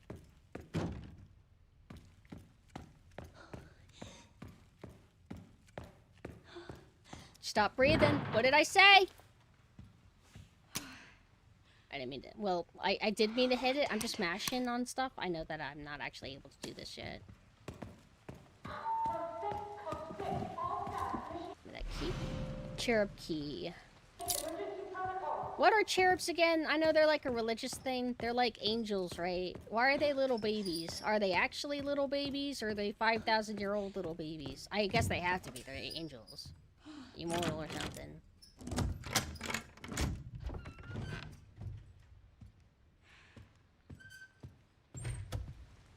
I love modern game of you just walk into doors now. You don't like open them.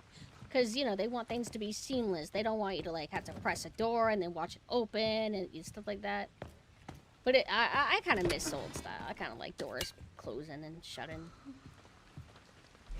So now we got our ink ribbon. We're not going to use it because a lot of these early section, or this early section's easy. It's whenever the game opens up more that you want to actually start using them. I learned the hard way by testing the limits of it and finding out that auto saves are not generous on this difficulty. They said that whenever you select the difficulty, but I didn't trust them. I'm like, nah, it probably won't be that hardcore. Oh, whoa, that was not scary. La la la la la.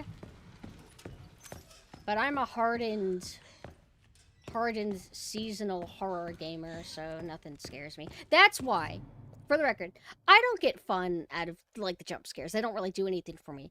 That's why, partially, that's one of the reasons why I want it to at least feel like a spooky funhouse. Can't I have spooky music to where I feel like I'm having fun being here? Like, ooh, it kind of feels tense being here because the music's all spooky. I don't really get that. I just get, like, quiet. I get, like, her breathing, footsteps, and rain outside. At least there's rain, that's something, but to me it's just dull, and Resident Evil did not used to be this way, and I don't know why they think they have to be that way now. Dead Space Remake... Names of a friend. Thank you for the follow. Dead Space Remake handled, music balancing better. It didn't always have music, but when it did, it was, you know, noticeable in the mix, and it was there enough. It was more ambient. It wasn't musical music that much. But that's just my objective opinion. Now, do I want to nitpick her, the way the light is affecting her hair? Does that look silly, or is that just how it would look? That's just OCD. That literally does not matter. It does not matter if the lighter affecting her hair is realistic. That's like what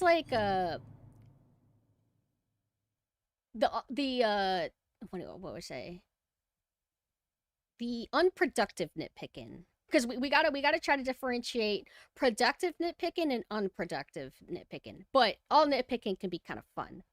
But not everybody enjoys it. Some people actually think it's all annoying.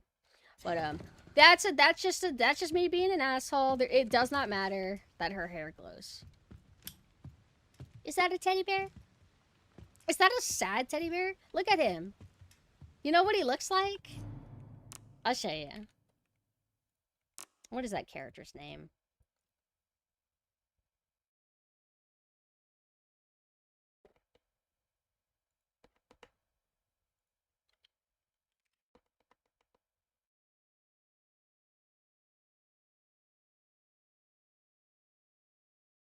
This is only going to please, like, 1% of the people here.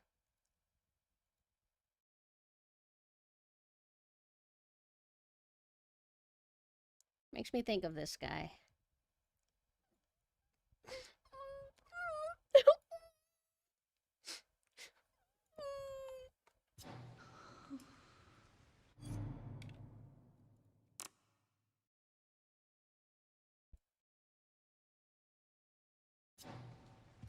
Alright!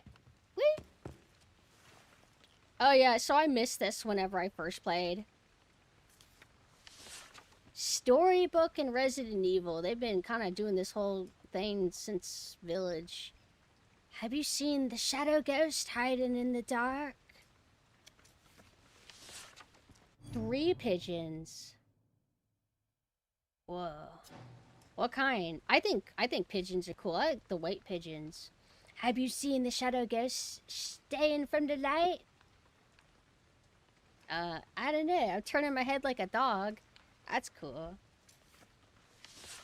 Have you seen the shadow ghost? Have you seen the modern digital painting? Yes. Modern digital painting. Because she's been watching you. Stay in the light. Stay. Okay. Cool. Ooh, is that a dinosaur? That's a dinosaur. It's got sores on it. It really puts the sore in dinosaur. It's just cotton.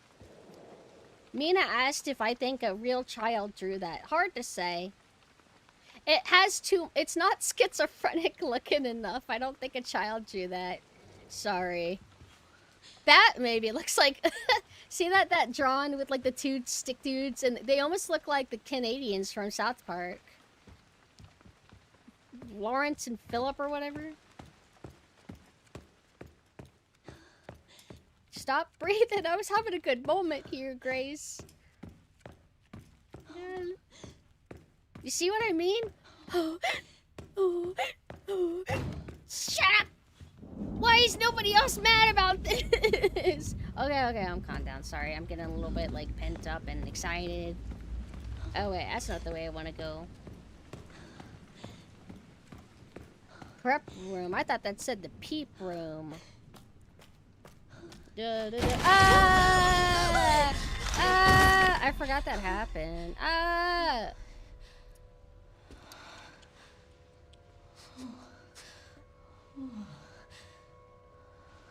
You know, there's this anime that's been going around and it's been annoying me. Have you seen it? It's like, it's a clip of a girl sensually putting chapstick on her, and it's like really weird. And then she has this uncanny moment where she looks like a weird blob creature, but with the most realistic lips ever.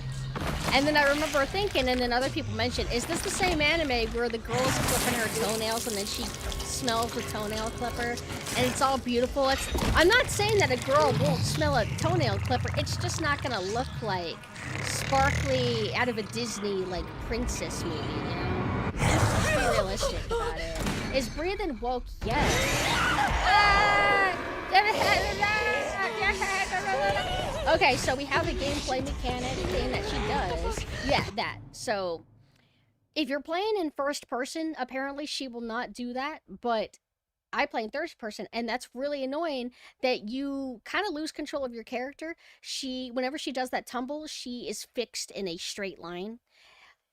I don't like that. I think that's annoying. They do it because, oh, look, it's cinematic. It's, you know, it's not like a video game where she just statically moves in a, you know, animation consistently all the time. She stumbles like a real person who's nervous, and it's just like, it's just distracting and annoying. Haunted Ground does that. But Haunted Ground has it as a mechanic and punishment. So in Haunted Ground, if you allow an enemy to be close to you too long, I mean, you can only control it so much, but essentially, your meter goes all the way up and you lose control of your character temporarily. It's a punishment. You are able to control your character to an extent, but she will always be sprinting forward, and you have to try to steer her from running into walls. And it's really annoying to deal with, but it's actually kind of like an interesting mechanic. I like it. But that was a mechanic. This is just fluff. This is just fluff that's a little annoying. And it can cause problems for you. Like, I guess you could view it as like, oh, that it introduces like a unpredictable element, like, you know, tripping in Smash Bros. Or something, but do you like tripping in Smash Bros? You know what I mean? Okay, so also whenever she is crawling up, you are literally able to just like run out while she's like in the middle of that. What the hell was that thing? The monster kind of looks like the hides in the Wednesday show. I think their design's kind of okay. Oh my god. Med injector. You know, if I die, I might actually have to do quite a bit over. I got lucky and I didn't die here, but Maybe. I remember I did this section like wrong before. Oh, I see. I think Mina said that something's gonna topple over no matter what you do.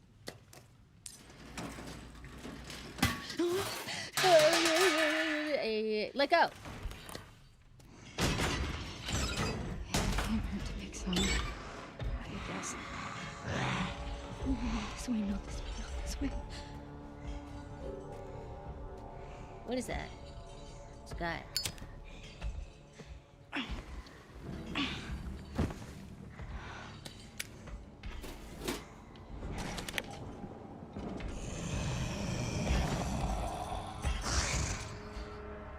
I think she's gonna mess with me no matter what, but I didn't finish doing what I need to do.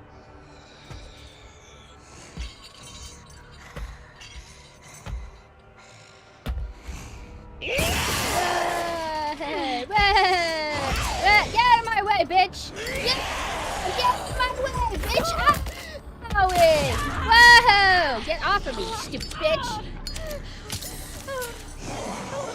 Damn it. Yeah, that's really fun! That's fun! Being punished for doing nothing wrong.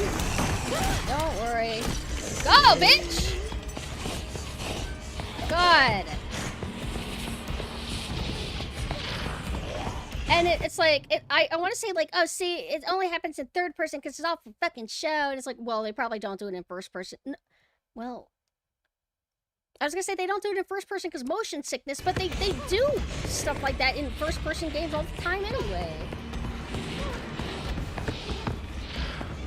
Get away from me, you bitch!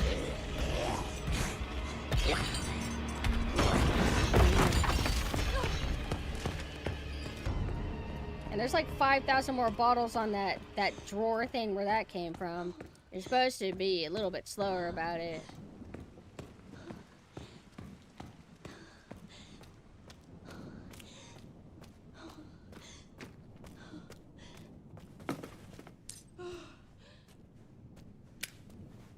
Exquisite lighter. I'm just joking. It said extinguish. Ooh, let's get this.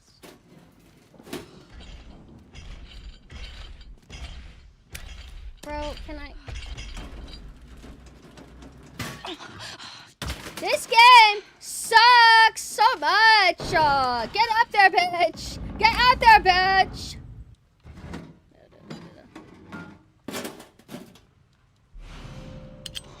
Yes. I have bottles that I'm supposed to throw to distract her, but it's okay.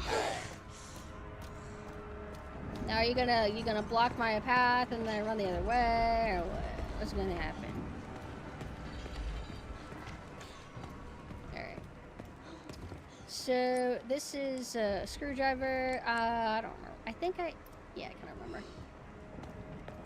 So I want her to despawn. I want her to become controllable, because if I'm able to like activate her and then run away at the light and then she goes in the ceiling, then I know guarantee where she is. Hello? Hello? Hello? Hello? Do something, be Hello? Oh, she's not reacting. Oh, go, bitch!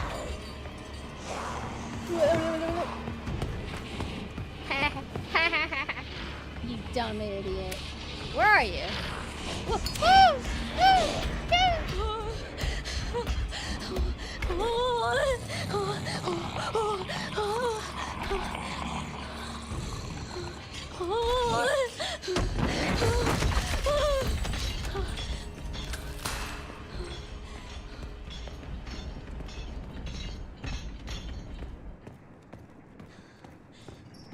Like normally she kind of like patrols around this area, but you can kind of pull her away.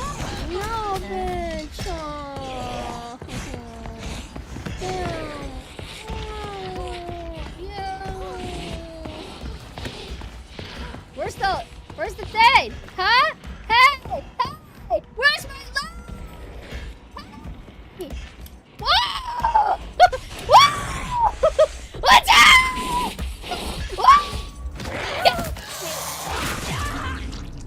Get off of me, bitch! What the? I went the wrong way. Well, that didn't happen that last time. Hey, that didn't happen last time, yo. The light turned off. Because normally you can kind of like juke her and like, oh, she's interrupting this path. Oh, I'll just go the other path. Oh, you stupid bitch.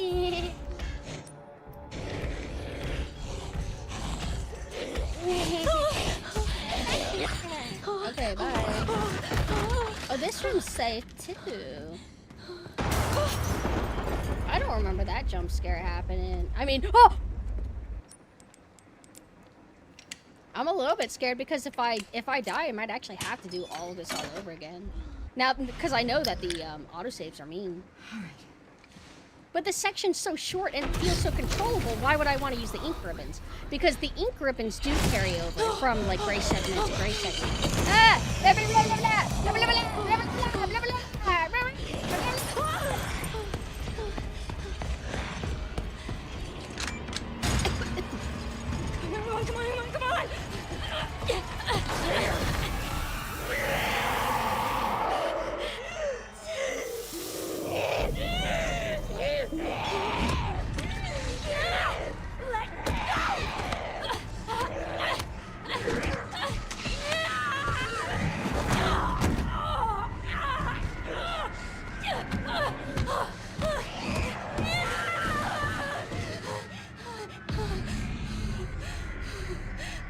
She's in peril.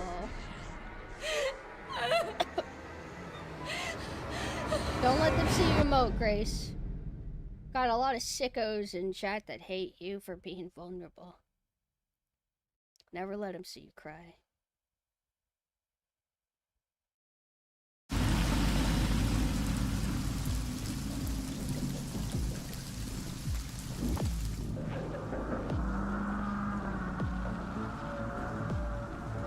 Sounds like John Wick or something. Like a John Wick 4 or whatever.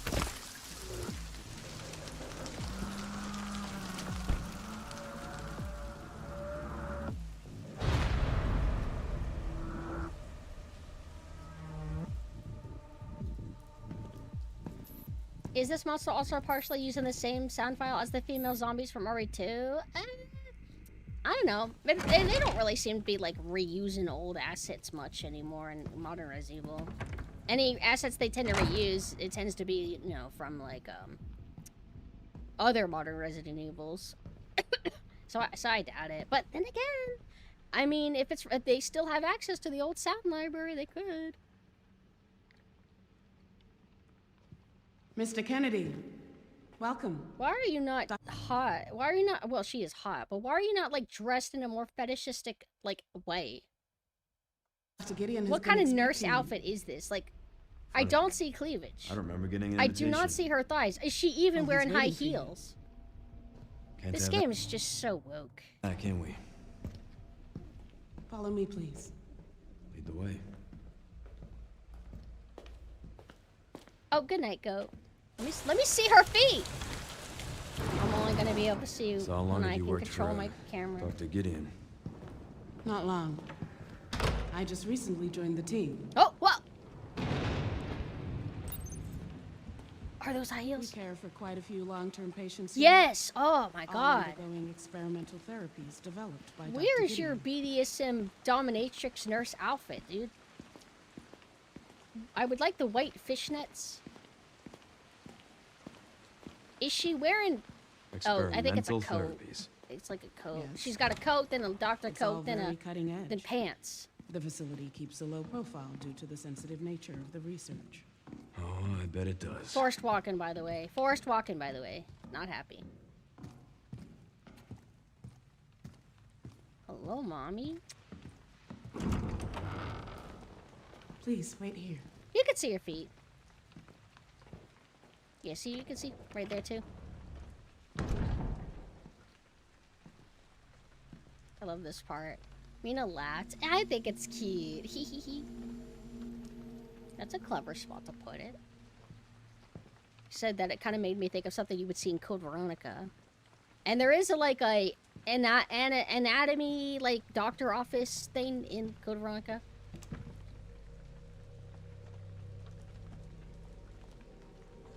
Which doctor do you think's evil? Is it perhaps the 6'4" one that looks like a zombie? It's so comical. Code 6, all staff initiate emergency protocols. Look at how Leon's like sweeps his hair a certain way. Like, Mr. it's not Kennedy, we actually need to leave immediately. traditional Leon. I It's a don't know little what's bit happening. different. Some kind of mass hysteria. The hospital is on lockdown. No spatial awareness with this one. You were like, is this a hospital or a mental hospital? If this is a mental hospital, you need spatial awareness, okay?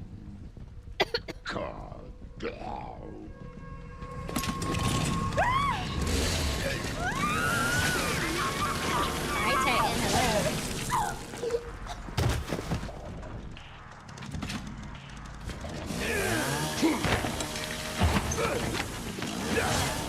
I think I want a second opinion. Oh, so my lack of ammo. It does carry over. It does.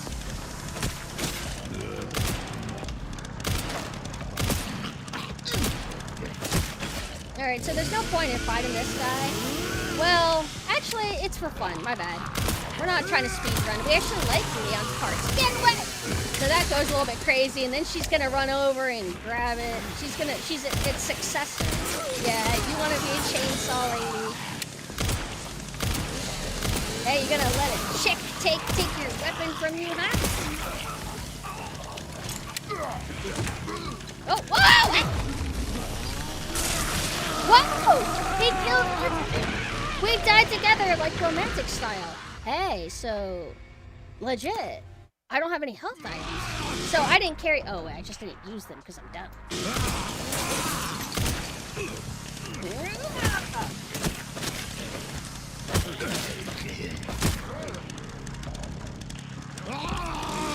Yeah. What do I do? Just do this. Yep. Yeah. We don't do durability knife anymore. This ain't no Resident 4. He's even more action-packed now. I also did better off-stream than I am now, but I'm mostly fucking around. Alright, so, get out of my way, bitch! Damn it, she's going for the chainsaw. I was trying to get out of here before she could. Whoa, ah, whoa, whoa, get away from me! Okay, he got distracted. He's like going after that bomb.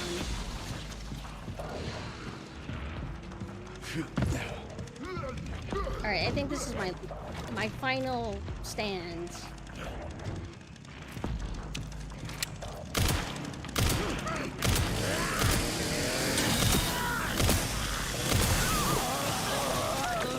Oh, I gotta be careful, because she's gonna go for the grab! Now, imagine a whole game being this. Imagine a game like RE4 Remake, but it's all original content. It's not a remake of anything. It's just a new-ass game. That would be sick, but you're gonna settle for little snippets of this. That sucks! Make 2 games! Get him! Whoa! He's surfing! He's surfing! I forgot that they do that. It would have been funny if I could look at it while he did it.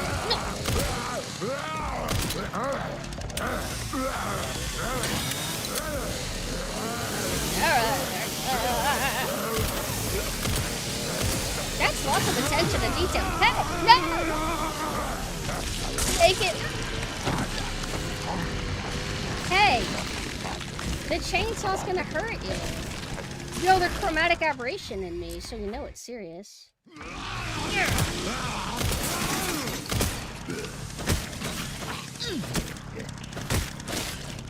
Come on, go for it, man. Alright. Whoever wants to grab that can go ahead. You dipshits. You bastards. Damn, I like your hair. Very cute.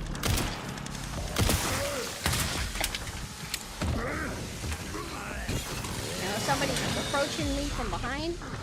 I don't want them to be flanking me. It's kind of easier if I can funnel them all.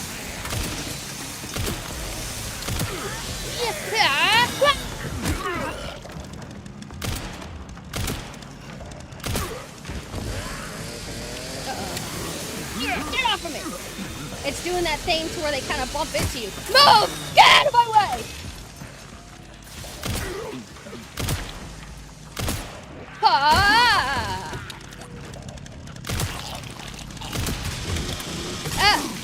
He's surfing! He's surfing! Can I have it now? I mean, oh, what's this? Nice.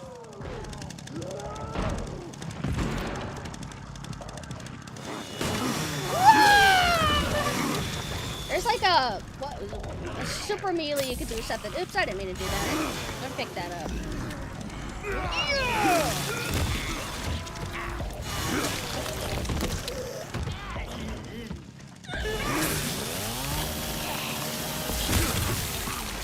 Hey, that's mine!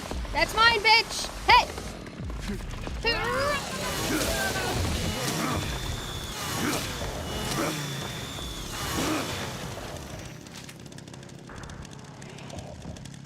I have to finish them all off. Look at all the blood they're accumulating. That looks fantastic.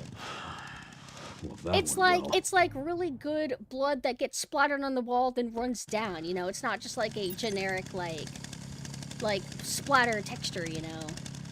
It's like, this looks great, man. This is awesome. Can Leon go serpent mode with the chain? I cannot snake around with it, sadly. wants a piece of me?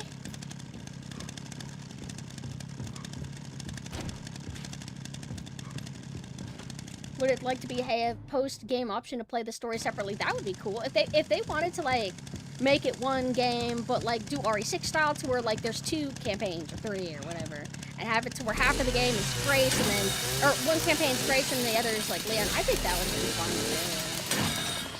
I wouldn't prefer it. I would still prefer them to just pick one or the other and just do separate games. But hi, Persona. Get out of the room. All right, thank you. I wouldn't have been able to guess that.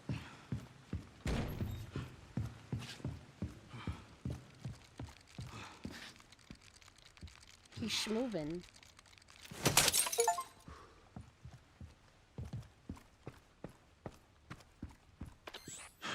That bastard Forced did it again. walking. Woke forced walking. I just hacked into the center's network. Good. Good. Can you find me the floor? I like how I never even thought that I never thought that would be an evolution, but it makes sense. It's like, you fight chainsaw men's, but what if you were the chainsaw men's? I'll see what I can do. Well, in the Too bad meantime, it's not going to be a reoccurring try to track mechanic, him just down. that one guy. Keep me posted. Yeah, Resident Evil 9 is the worst game I've ever played in my life. Definitely 0 out of 10. Resident Evil 6 runs circles around it.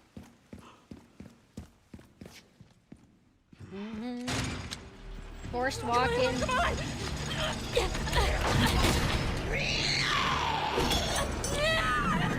Give that creature an alternate outfit they can unlock.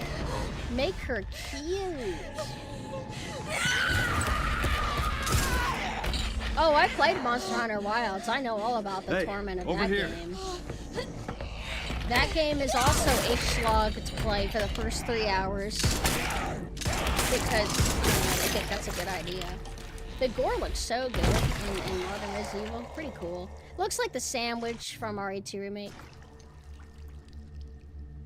So you know that shit good. You okay? Yeah. Thanks. Leon Kennedy. I say so Yes, much sir. bullshit and there's so much delay. I don't even know Yes, what sir. my rage rate is. I'm Grace. Ashcroft. You know the haunted mask when you put on a mask and then it slowly becomes you? It's like I can't tell what's my fake rage bait and what's my real rage bait. FBI. What are you doing here? Someone kidnapped me. Victor Gideon. I don't know. Oh, we should RE9 being leave. the worst game ever of all time. For real. Why isn't... Oh my god, she's just not... I just noticed she's wearing pants again and I'm just upset. Like, let me see your skin. Let me see that early infected skin.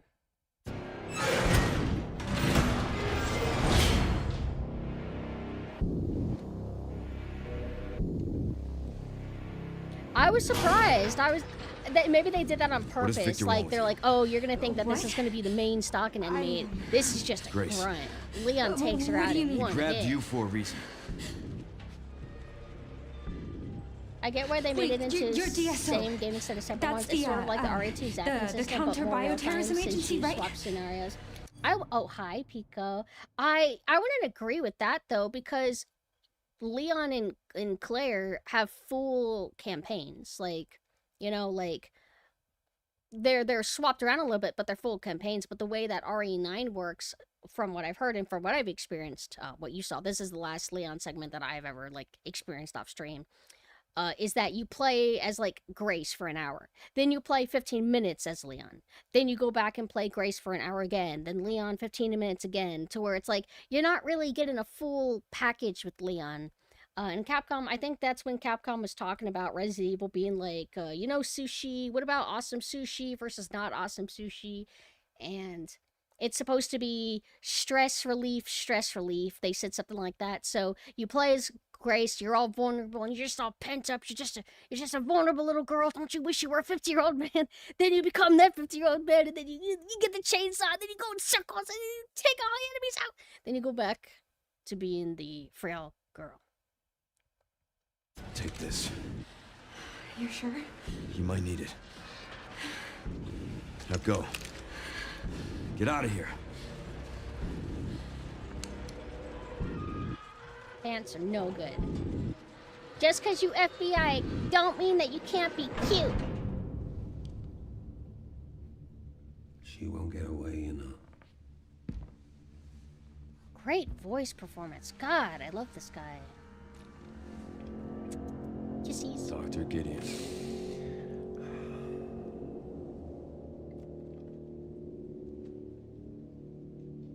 So nice to finally meet you. Y'all need to make a virus that makes y'all, like, not scary monsters. Why don't we have a little talk?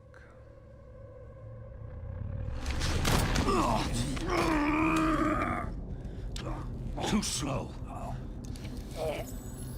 Short guys always get the short end of the stick. I see you're exhibiting symptoms too.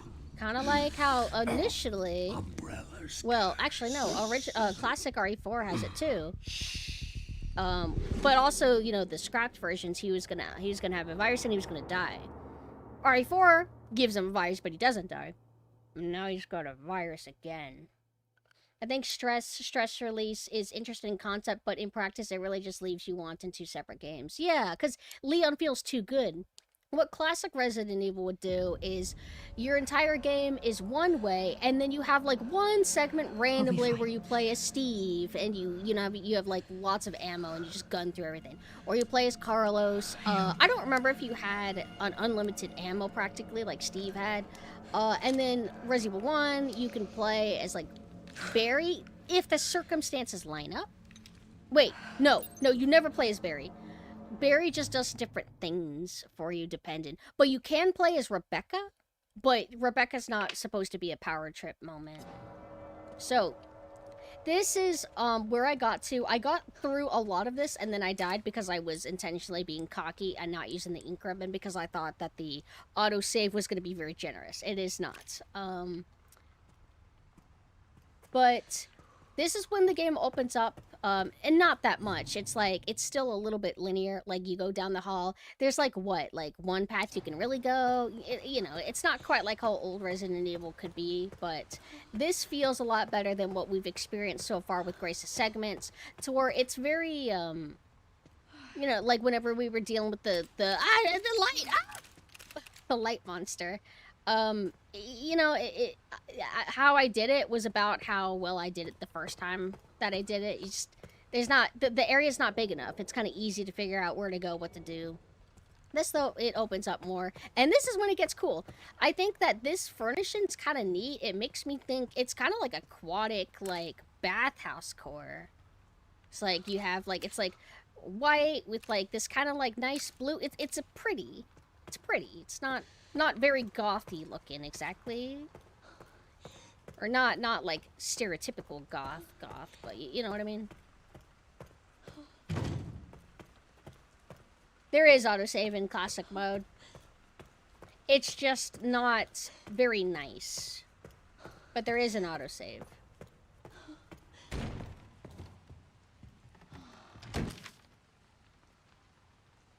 Oh, now I see moon, sun, star.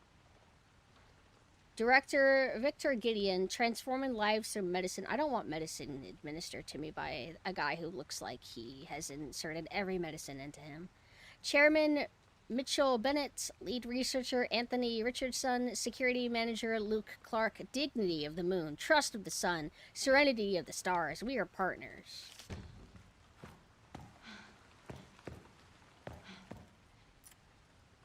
Whiteboard scrawl. Medication room. Unauthorized personnel are not permitted past this point. In the case of irregularities, contact the lead researcher immediately. In emergencies, it cuts off. Here's my herb. Oh, right. Oh, I never examined Leon's gun. I'm so foolish. Next time.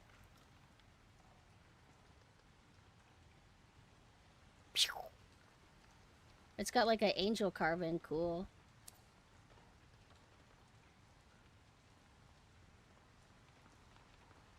think this is closest Arya has got into RE1 in a while. Like, it's not all the way there, but it's the first time I thought about optimal path and enemy placement and really thinking about my items and ammo in a good first while. Do you feel like Resident Evil 7 does that as well? Or, like, how would you compare Resident Evil 7 and this section of the game in terms of how, like, RE1 philosophy they feel? Oh, I did get to see what those coins do. This always fucks with me. This must be something that we do later. Otherwise, I don't know why it lets you, like, see. Yeah, look at that. There's a gap. That's why. I never actually found out what those are supposed to do. Crafting. And the item box.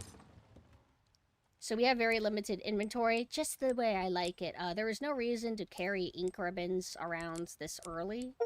Or at all. You're kind of typically, you leave them in the box and you come get them later. I never use this. I never use that. I like to keep an herb with me. I'm at caution right now.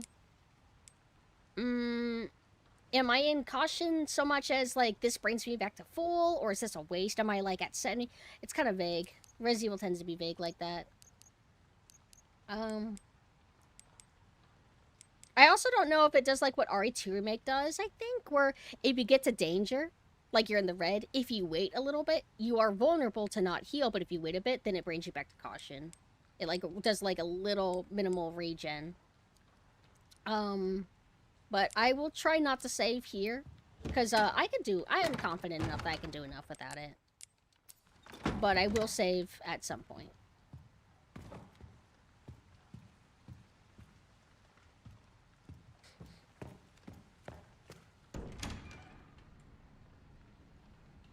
The, RSH-12 Requiem is one of the closest things we got into an anti-material revolver. I was trying to figure out, what the hell is RSH-12? Like, what does that stand for?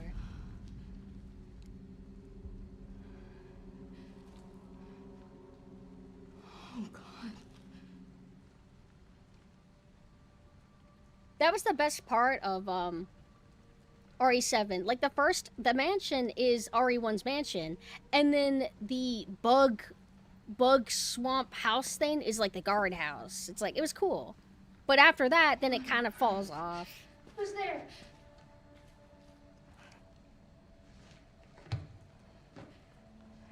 Is someone there? Oh, I'm sorry if I surprised you.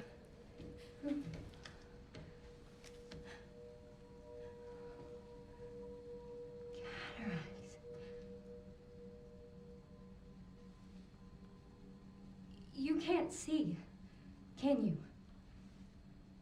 Who are you? Hi, Kay. Was there someone in the other cell?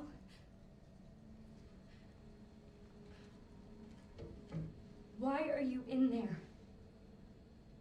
Everyone's gone. Stay away from me! Are you all right? Get away! No, hold on. No.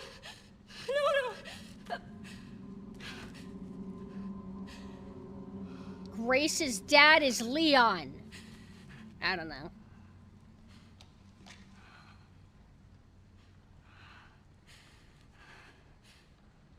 I'm sorry. Hard to say, I haven't played through RE7 in a while. The first chunk of RE7 had you thinking about where family members were wandering around a bit, but I don't remember it activated my RE1 brain wiring like this did. Fair enough. It's like, it's similar to where it's like, it's close, but not quite. It's like a streamlined version. I was like, where's this music coming from? I don't remember this. That's my phone. It's like kind of weird moment to start like having dancey music. His skin was gouged by something sharp. There's blood everywhere. Yeah, we're gonna be coming back here. So we got these, I was about to say, that better not be the same doll from 7. Not the boss doll, but one of the doll assets. Okay, so that's our file. We have West Wing keycard. The game's gonna get pretty cool. I think that is the one we go to later. List of patients, it doesn't let you see them for some reason. I don't know why. Also, how bad is the delay? I'll just have to pay attention to chat and see the answer to that.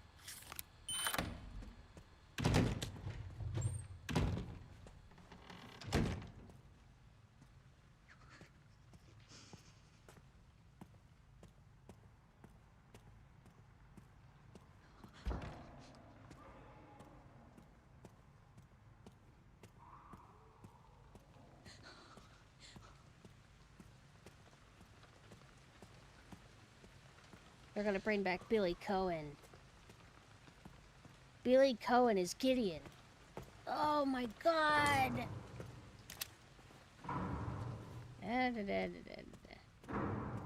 So we're gonna go here later. Oh, yeah, the delay's pretty bad then. Oh, this part's cool. I actually didn't fuck up here.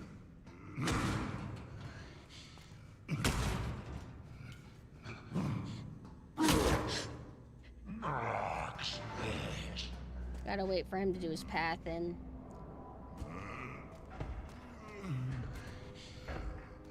Makes me think of the psychopaths or whatever in Dead Rising. It's like kind of cool.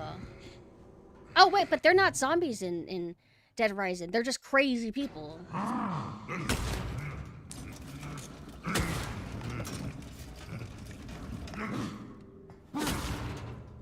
It's like awkward, like you let go and it's like, crouch, bitch. I like try to make her crouch, but she doesn't respond fast enough.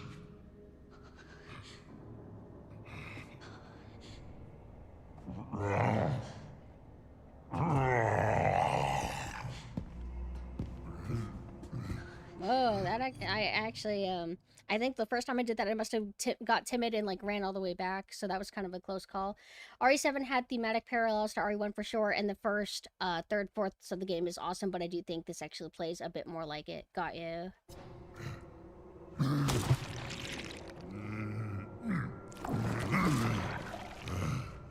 And one thing that I like is, I'm assuming, if he catches me, I don't think I just, oh, I instantly die, like the RE2 Sherry section, right? I didn't like that.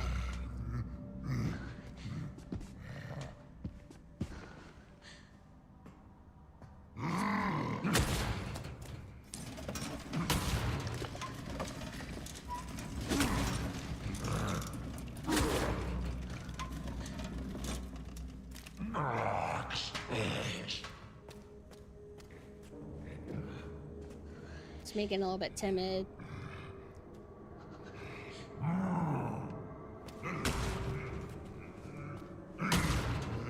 Hold on, I'm gonna assume that maybe I've missed my opportunity. I don't trust this really. I'm gonna see if he's gonna try to go to the right, and if he is... Yeah, see?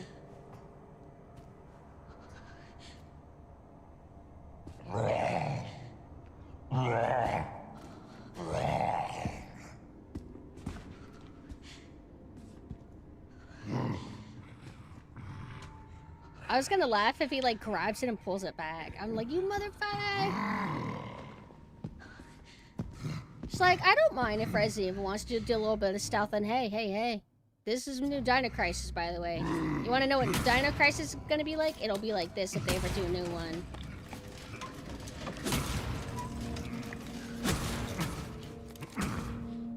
Damn it.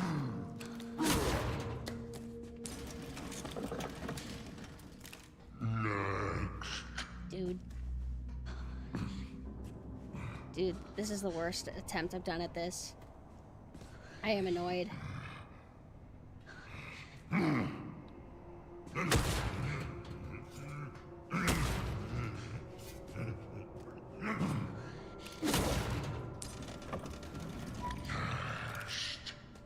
Oh my god, I was gonna get so mad.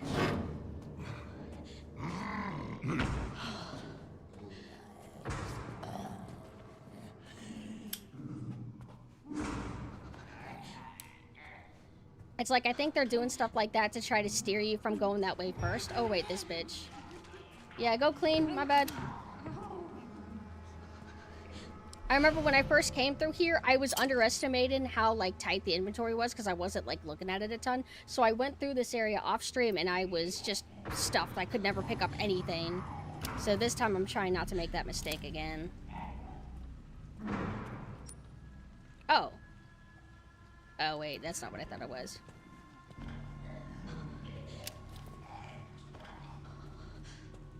So how much ammo do I have? I have, like, none. Okay.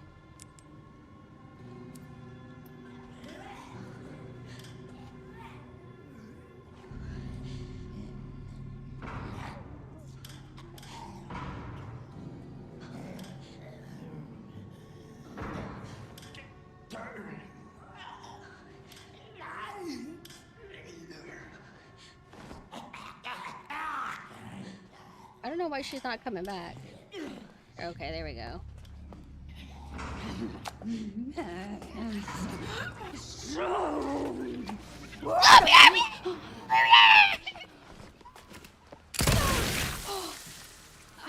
Jesus. The blood looks great in here.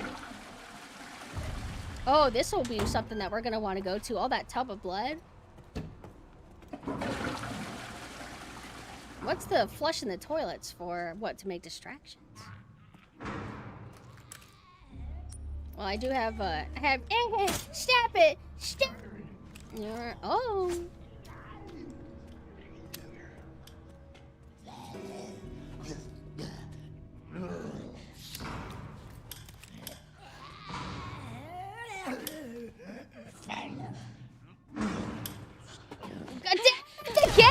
Ridiculous! It's like, oh, I noticed you because you walked near my radius.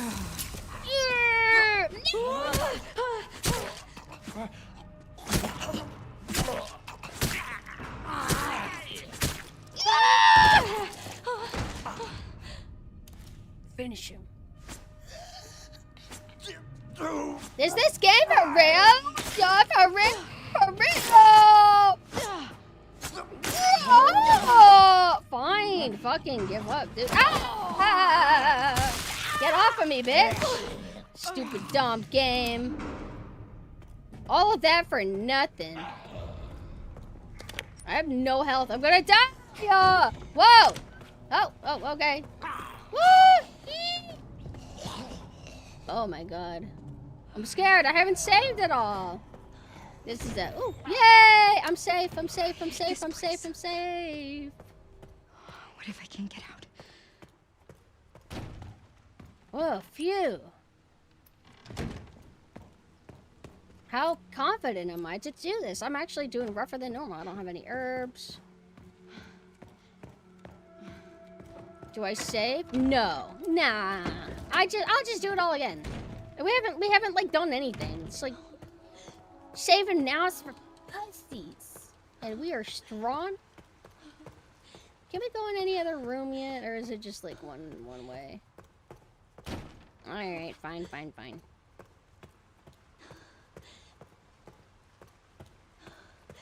I don't think you can throw bottles to hurt enemies. I think all it is that it's, you know, sound direction.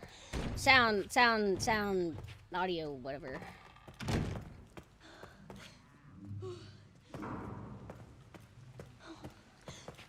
If I die here, it just starts me at the beginning of this section.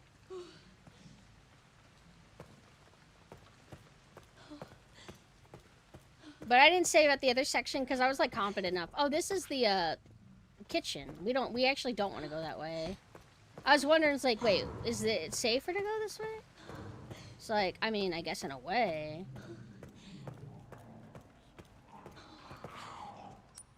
We're not too far, and we're like, what, 3 hours in? I don't know.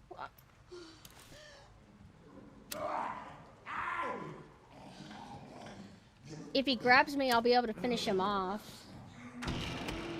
Okay, so this is really fun. Wait, no, not yet. That's just a blood pickup. That's my gun. Like, look at how cool this is. This makes me think of the dining room in Resident Evil 0.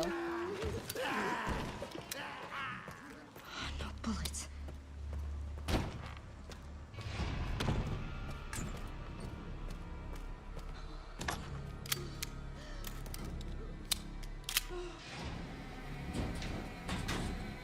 believe only one enemy spawns through here. And keep in mind, we're not too far off from catching up to where I last left off stream.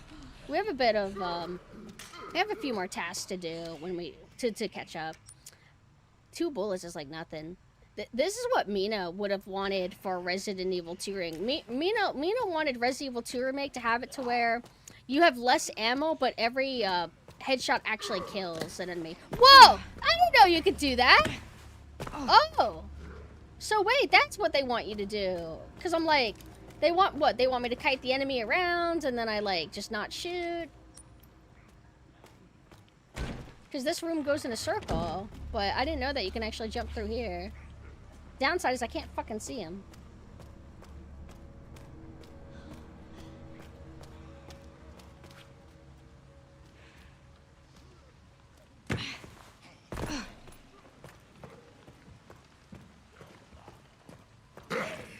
Get away from me.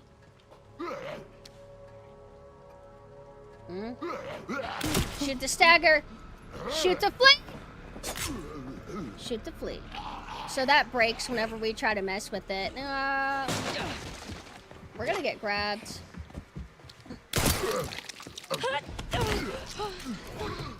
Is there anybody up here? Oh, yes, there is. No! No! No!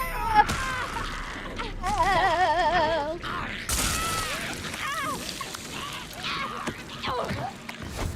They have gnarly deaths now, which is kind of cool.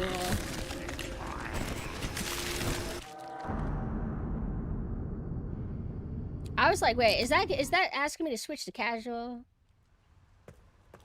But I think no matter how much we had done this section, if we die and hadn't saved, it brings us right back here. But as you can see, we didn't really do much, and that's why I don't want to save yet. I want to be like really, really stingy with them. Because early game stuff's not hard, typically, in modern Resident Evil. Or any Resident Evil, like, not the early stuff.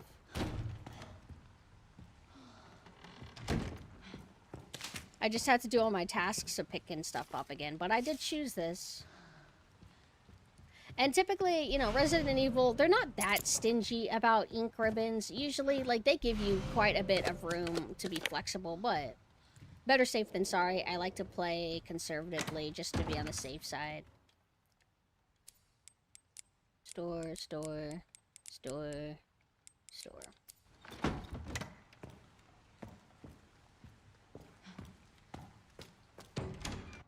And luckily we can skip these at least. So we have our card. I don't think there's anything else we can pick up. It just it has the blood thing that we can examine.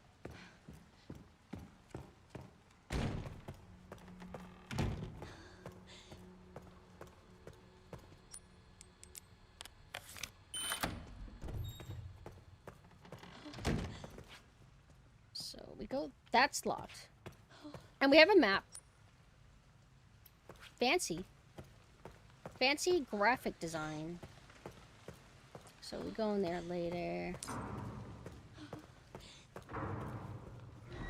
Hopefully we can do this section like better than last time.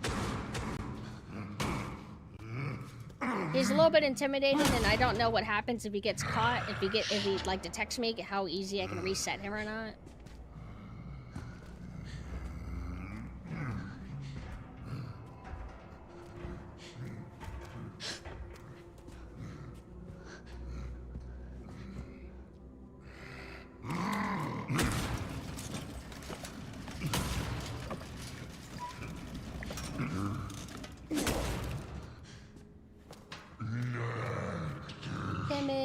Timid.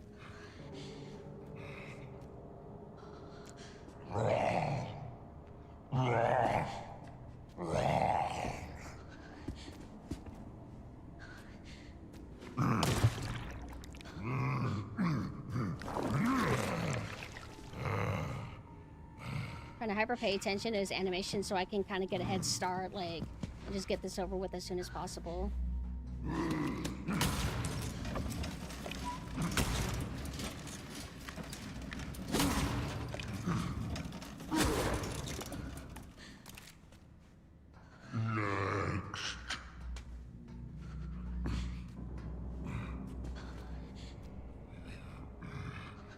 It'd be kind of cool if there was more variables to like what he'll do.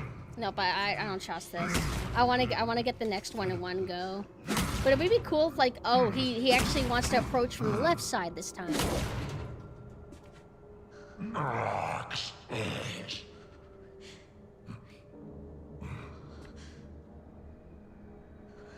like how they're doing that to fuck with you.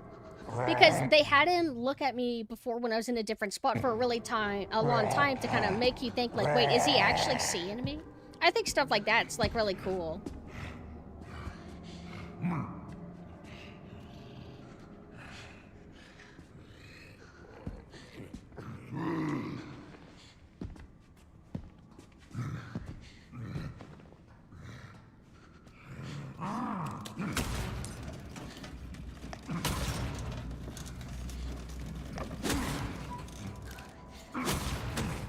I was about to say, like, no way!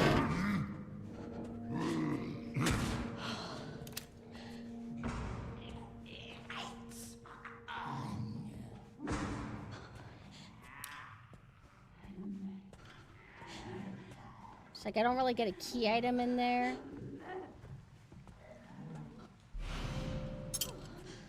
And it's better to not swipe. It's better to, like, let the enemy grab me and then I use it as a self-defense weapon. I think the downside is you lose it. But it's like, I mean, look at how effective it is when you actually try to stab something, you know? But I want the herb in there. I don't know. Oh, I'm actually already hurt. It's just that. It's like, what was this? Yeah, there was like a herb here. Let's just do it.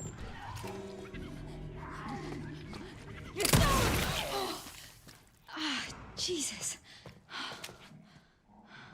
Like, this gore looks so cool. Well, actually, it looks a little bit weird. Looks a little bit too, like, 3D. So we did that just to get a herb. Should we have done that? I don't know.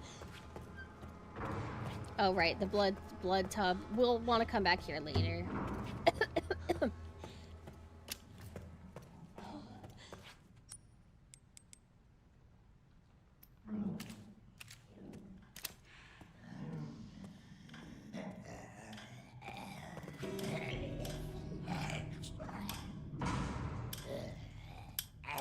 Come on. It's like I don't want to like try to get past him too easily because the magnetization just makes it hard.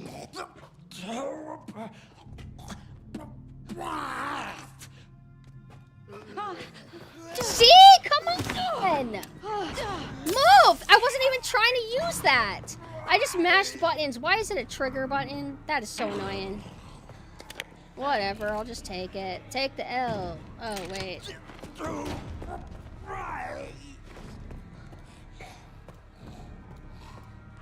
It's like I unlocked a shortcut. I almost want to start over because I fucked that up so much.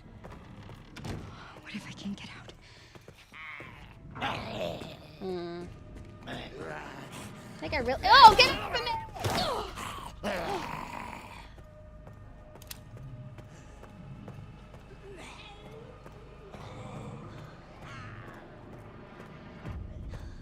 Wait, that's not the way I want to go. I want to go this way?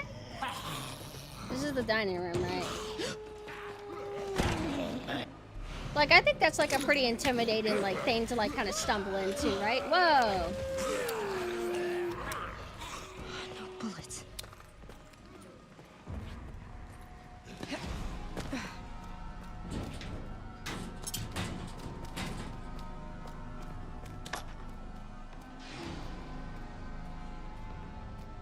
Is there anything else in here?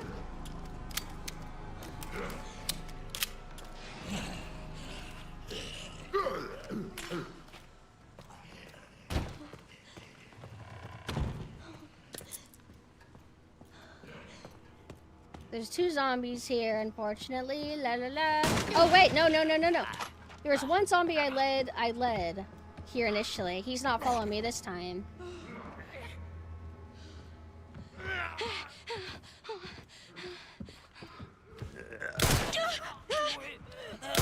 Damn it!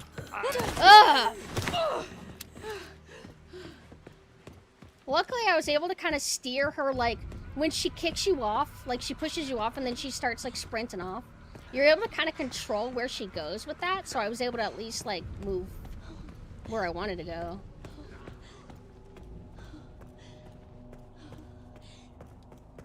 Is this gonna be the...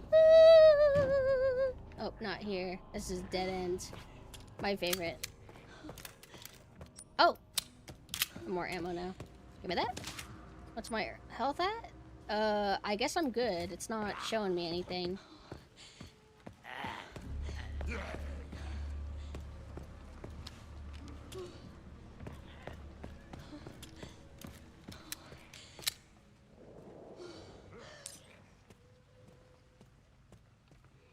Optional door. Yeah, this is so fun. I love this. Hold on. It's so spooky fun house. Like if like I usually like musical ambience, but if they want to have like a section where the music goes quiet and then you just hear her, I think that's cool. Her voice is very pretty.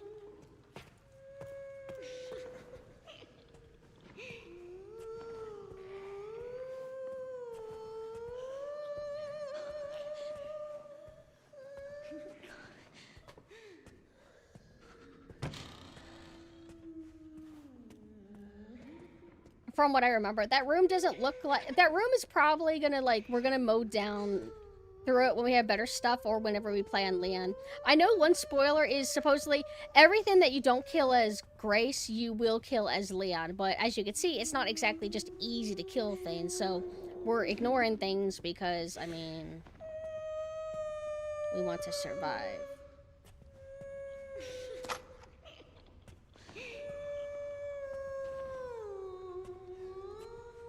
I like how they do, like, a ghostly, haunting, like, it's, like, really creepy. I think that's one of the most fun things modern Resident Evil has done, is, like, that. Bitch! Bitch! You kinda cute. Get out of here! Do I finish her off? I will not have you take my shortcut!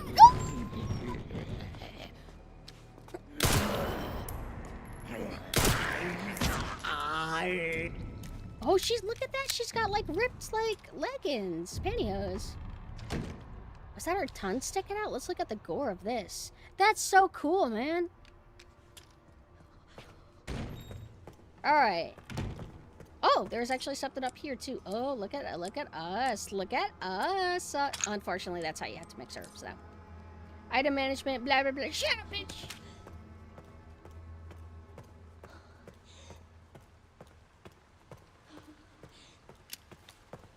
Now is a good time to save, yeah?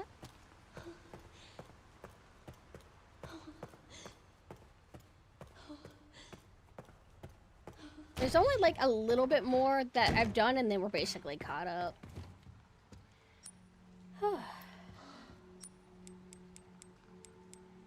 Unfortunately, I'm gonna have to do this all over again anyway, so. Look at that. Oh my god, is that us using the ink ribbon? Look at that, like, the graphic for everything. Look at this. Graphic art. I think the reverby save music is a little bit kind of whatever, but I think we're gonna call it here. Especially, mainly because I feel like I'm going to be playing this again. Have to go through this whole section again on PS5, catching up. So it's like, I don't really want to push myself to play through more. Hold on, let me switch to my other model. Let's see, out of curiosity, will you guys be caught back up with me? Like, is the delay gonna still be going on?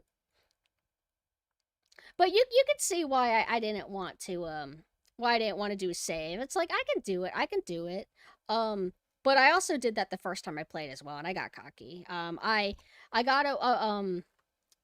did like maybe 4 things after what you guys had just seen, and then I increased my inventory space. That's like a thing, and then I died, and then it loaded me right to the very beginning. I didn't even realize like how to the beginning I was until like I played it again today. But yeah, so Resident Evil 9.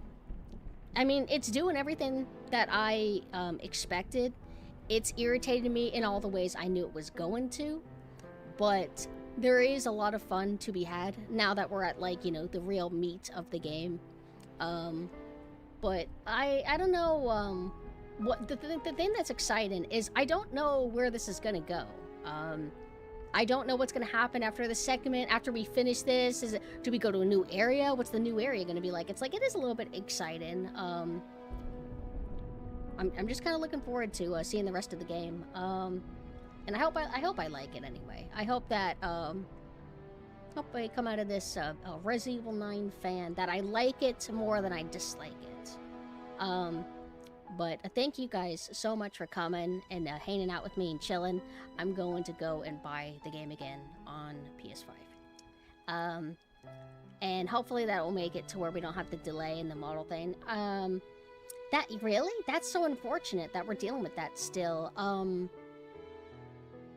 Because the game's turned off, so I don't know what to make of that. Have to research that or something, but or maybe ask my friends, they're more tech savvy. But I would like to be able to be on page with you guys a bit more, because it makes communicating a little bit harder, especially, you know, like, I'm already like half paying attention to the game, half paying attention to you. The delays is kind of like annoying.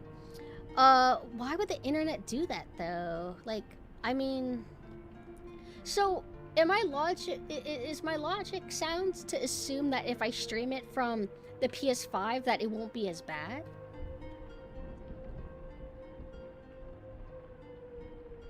I hope that my logic sound about that. I mean, worst case scenario, if it messes up, I'll just return it or something. I'm not sure. But I'll probably try to stream tomorrow or something. I'm not really sure. I will probably not play this game, of course. I'll go back to Sailor Synth and Captain Anessa. Maybe I'll play a nautical themed game. I don't really know what I've been in the progress of. We played a little bit of Maltese's Fluffy Onsen. It was alright, but it's an idler game. I'm not going to be able to keep my interest in that for very long. Maybe we can I don't know, play Power Wash Simulator or something. Pools again. We'll figure something out. One thing that's gonna suck is that I'm gonna be like, alright guys, bye! And then I raid somebody, and then it won't let you guys know. You'll be like, oh, wow, she just left. I'll wait until you hear that part, and then I'll go ahead and pick somebody raid. Oh, but first, let me go ahead and plug... Oh, I don't buy games on console digitally. I would just buy it physical. That's why it's gonna take a while. That I have to wait for it to mail to me. Otherwise, I'd be able to just play it tomorrow. But here is my Discord. If you feel like joining my Discord community, you could be notified whenever I go live. And you can also be notified whenever we do game and movie nights. Recently, we've been going through Spawn, HBO Spawn. We are in Season 2. We watched the first 2 episodes of Season 2. We just haven't continued.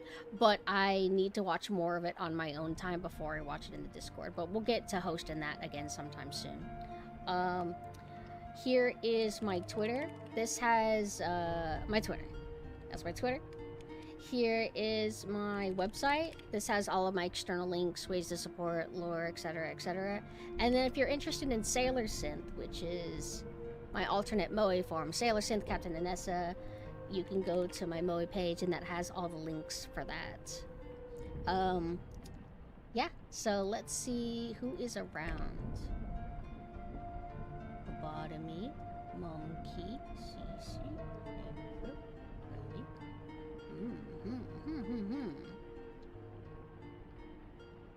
Oh, one thing that's nice is my favorite streamer is playing through Resident 9 as well, and I really need to see him play it. So, because I've played enough of the game, I'll be able to watch him play a little bit of it, and then I'll put it on hold, and then I'll like play more, then I'll watch him play more. That'll be really fun. I don't know where I'm gonna raid. Like, there's lots of good people on. Wait, Trick is playing, I think, Devil May Cry. Oh, she's playing Devil May Cry 3. Let's raid her. Raid.